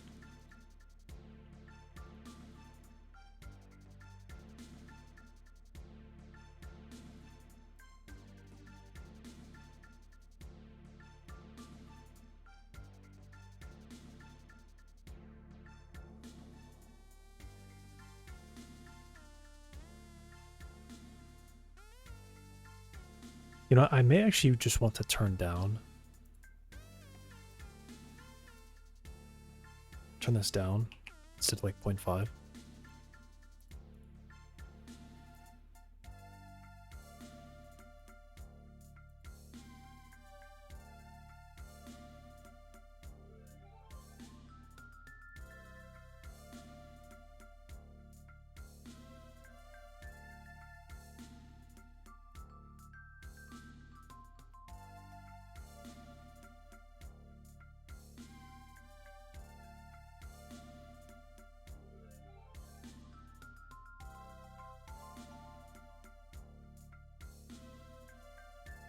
Whoa, whoa, whoa. Wrong thing, wrong thing.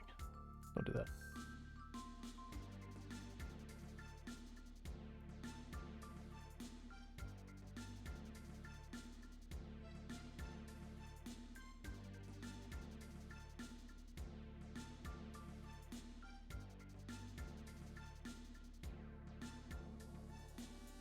And then turn the angular limit off on that one too.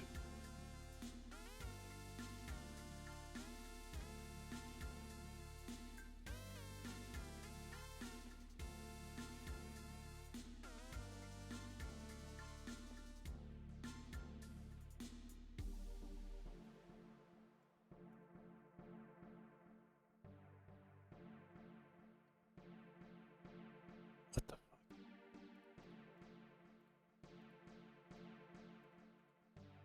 What? Wait, I had that on the wrong one. This whole, was it this one that was missing? Wait, what?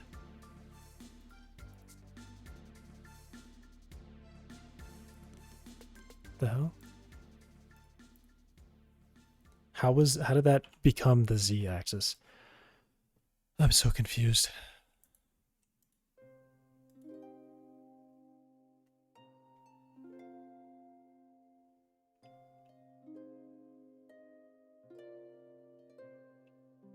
Why are you sliding so much? What's the drift? It's getting so close. It's getting so close. Why do you fall over like this? Why do you do this?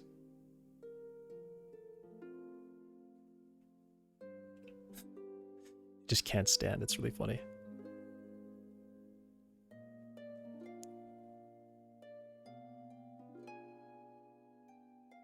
But it's getting there.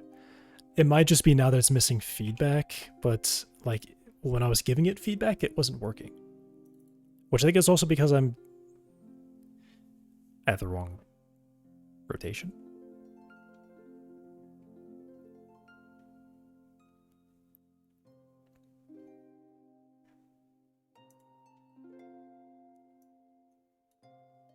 I don't know. I don't know.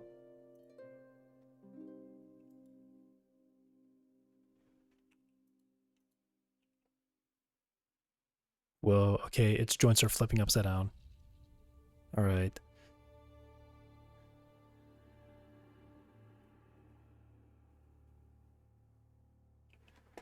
Okay, I think I've definitely got a problem here. I've got a problem there. Something's wrong.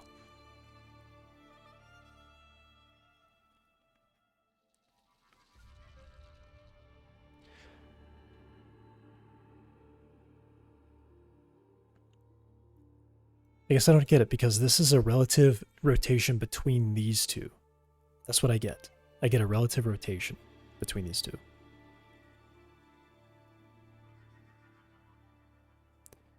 Do I actually have to exclude?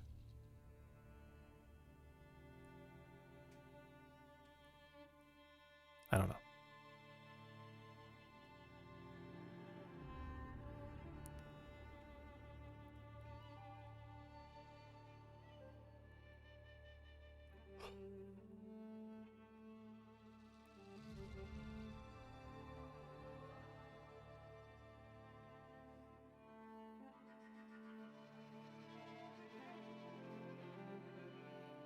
Wait a second, this is the same one as up here. Angle.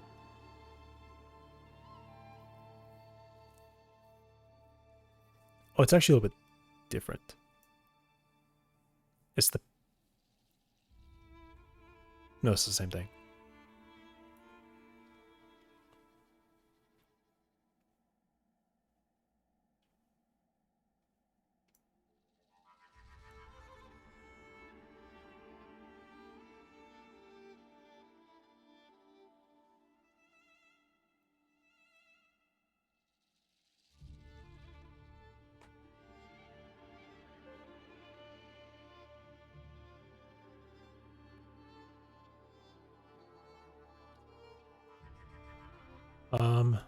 Okay, let me just try something. Rotate you like this. What do you think about that?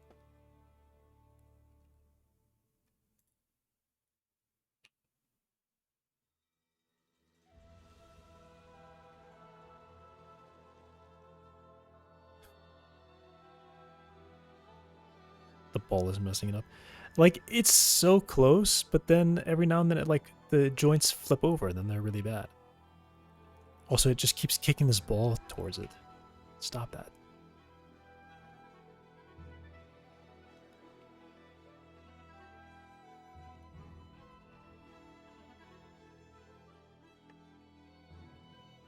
It might also just be a problem that the ends of the legs aren't technically like gripping the ground. They're like really loose over the ground, and they're kind of like sliding along it.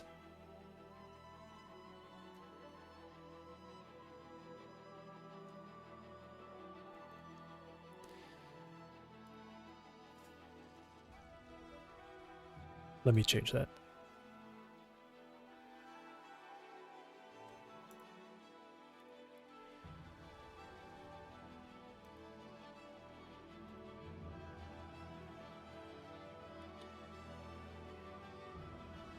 I'll just change it to 1.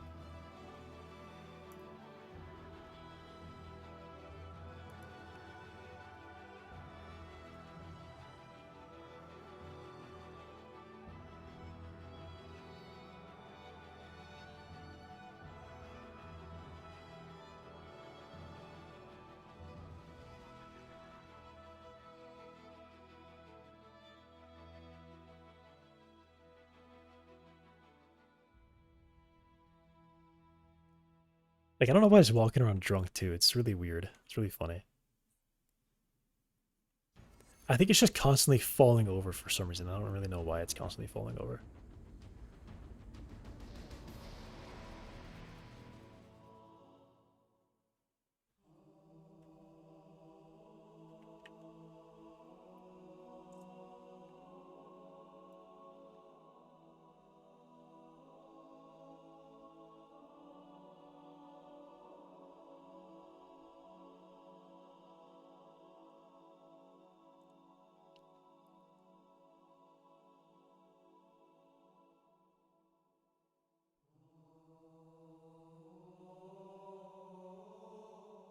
Oh man, I'm like seriously gonna fall asleep.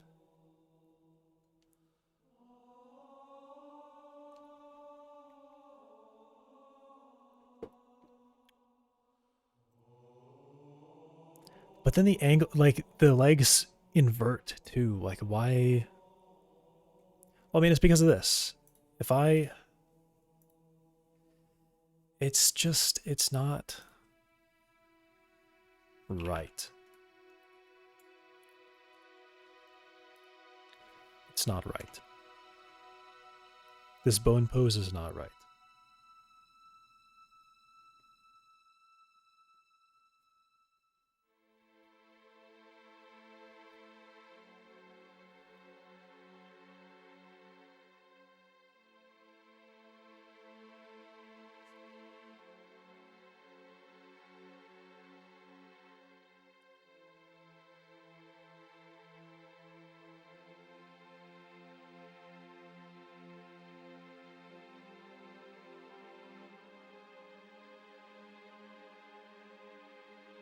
Like, what's happening here?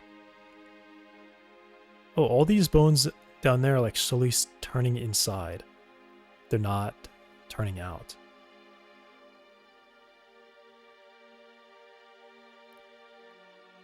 No, like the legs are definitely trying to invert. It's really weird. They're definitely trying to invert.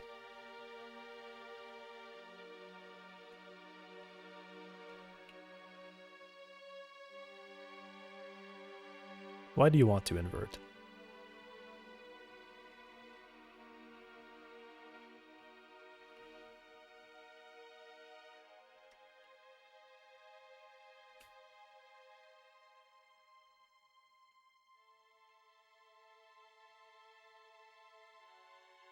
How is that way over there? How is that possible? How is that joint not... It is broken. Okay. That's how that happened. It broke. It's breaking its own legs. But what is the problem? If I turn you like this, are you steady? You don't want to invert your legs?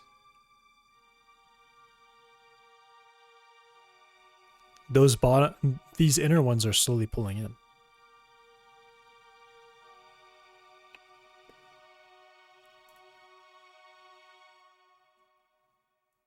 What is it a failure of?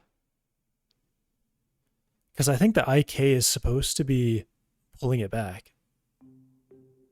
But then it's not. The IK is not pulling back. Like, I don't know, do I really not do that step? But I feel like here it becomes a problem because as soon as there's any change or deviation, it doesn't realize that there's a deviation. Also, it can't even walk right now.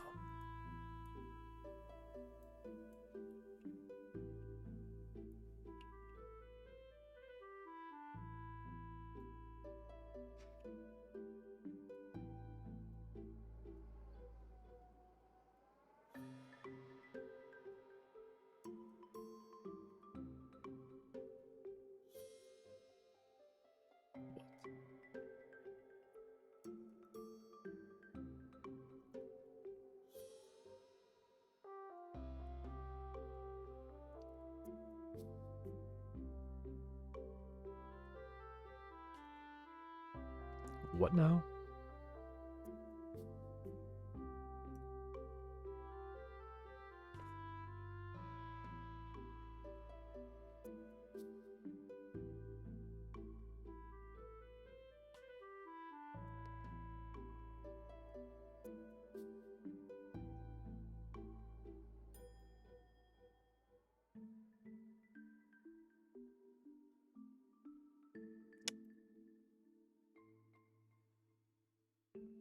Just stupid bugs. I don't know what to do. I don't know how to go about figuring this one out.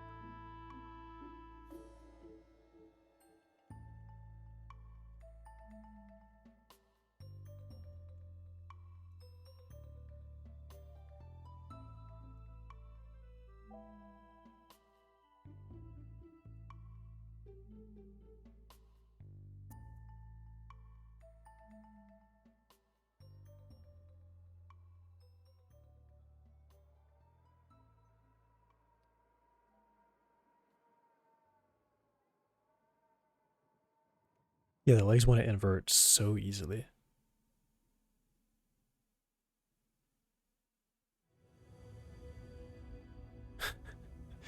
Oh my god, what did I just make? I've made a monster. I've actually created a...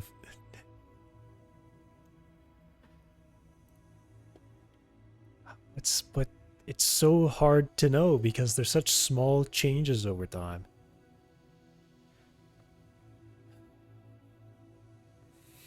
I don't know, I want to give up, I'm mad. I don't want to figure that out. It's stupid. Something stupid has happened. I don't know what I've done. The legs are inverting and then they're not fixing because the IK should be fixing it, but then the IK is not fixing it. Why do I have 40,000 errors?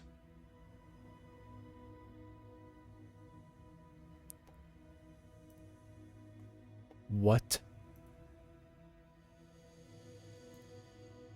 Oh my god.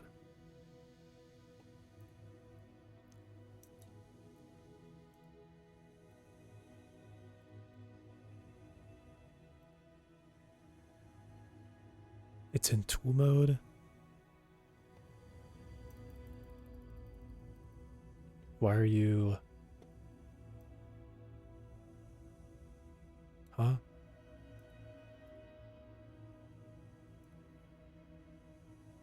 Okay, stop doing it then. How? Does crawler character just need to not do this stuff if we're in this mode? I mean, yeah, it does. It's not. It shouldn't be doing this stuff when it's in this mode.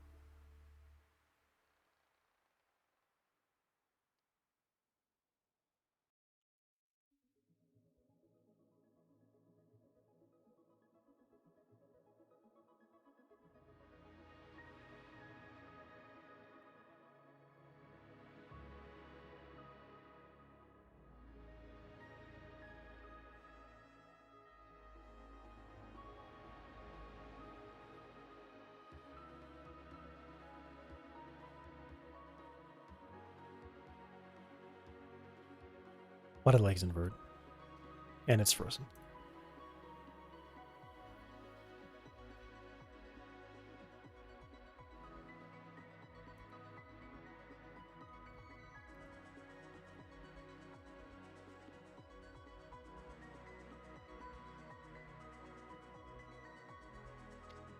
Like that back leg is already inverted.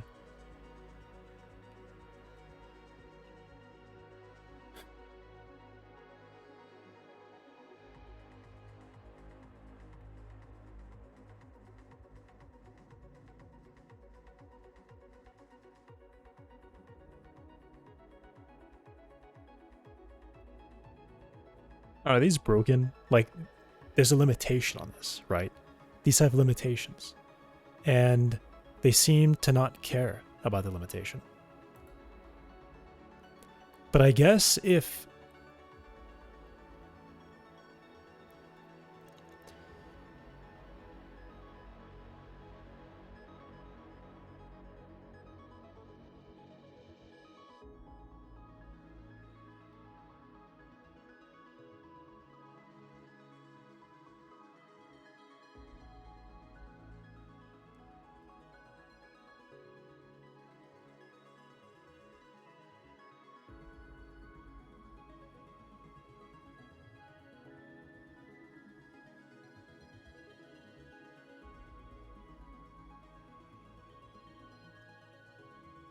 I think maybe I understand what's happening.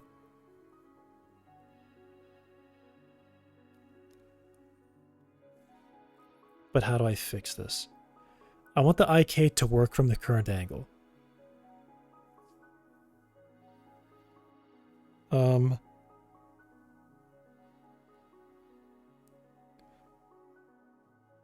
Let me just uncheck that and see. Let me just uncheck that. Yeah, sensitivity is just broken. Is it guide? Does guide break sometimes? Like it has some weird bug and guide just breaks.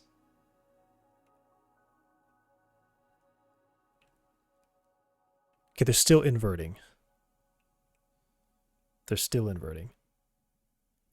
And it's like really convincing too. It really wants to invert. But I turn this off.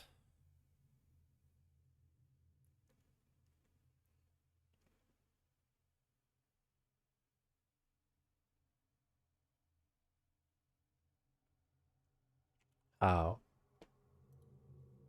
How? How is that possible?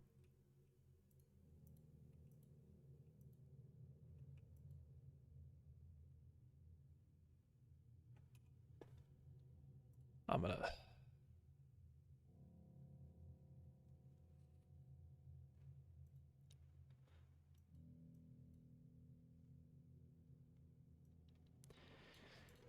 Okay. I'm gonna say I gotta take a break. And by take a break, I mean stop for today.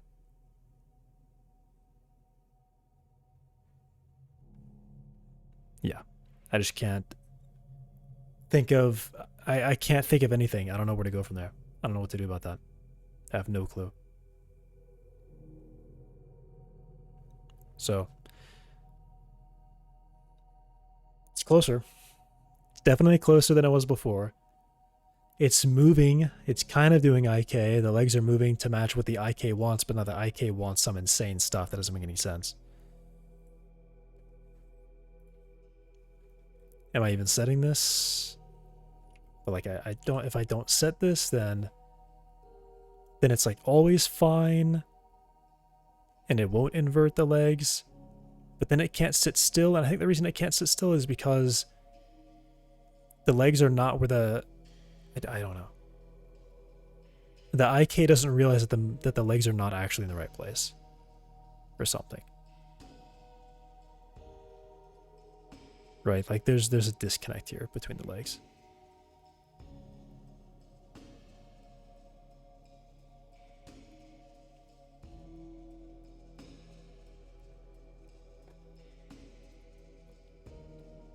Maybe it's a case where...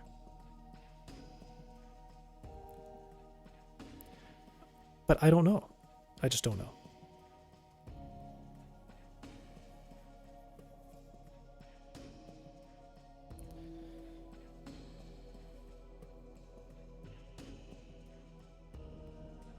Yeah.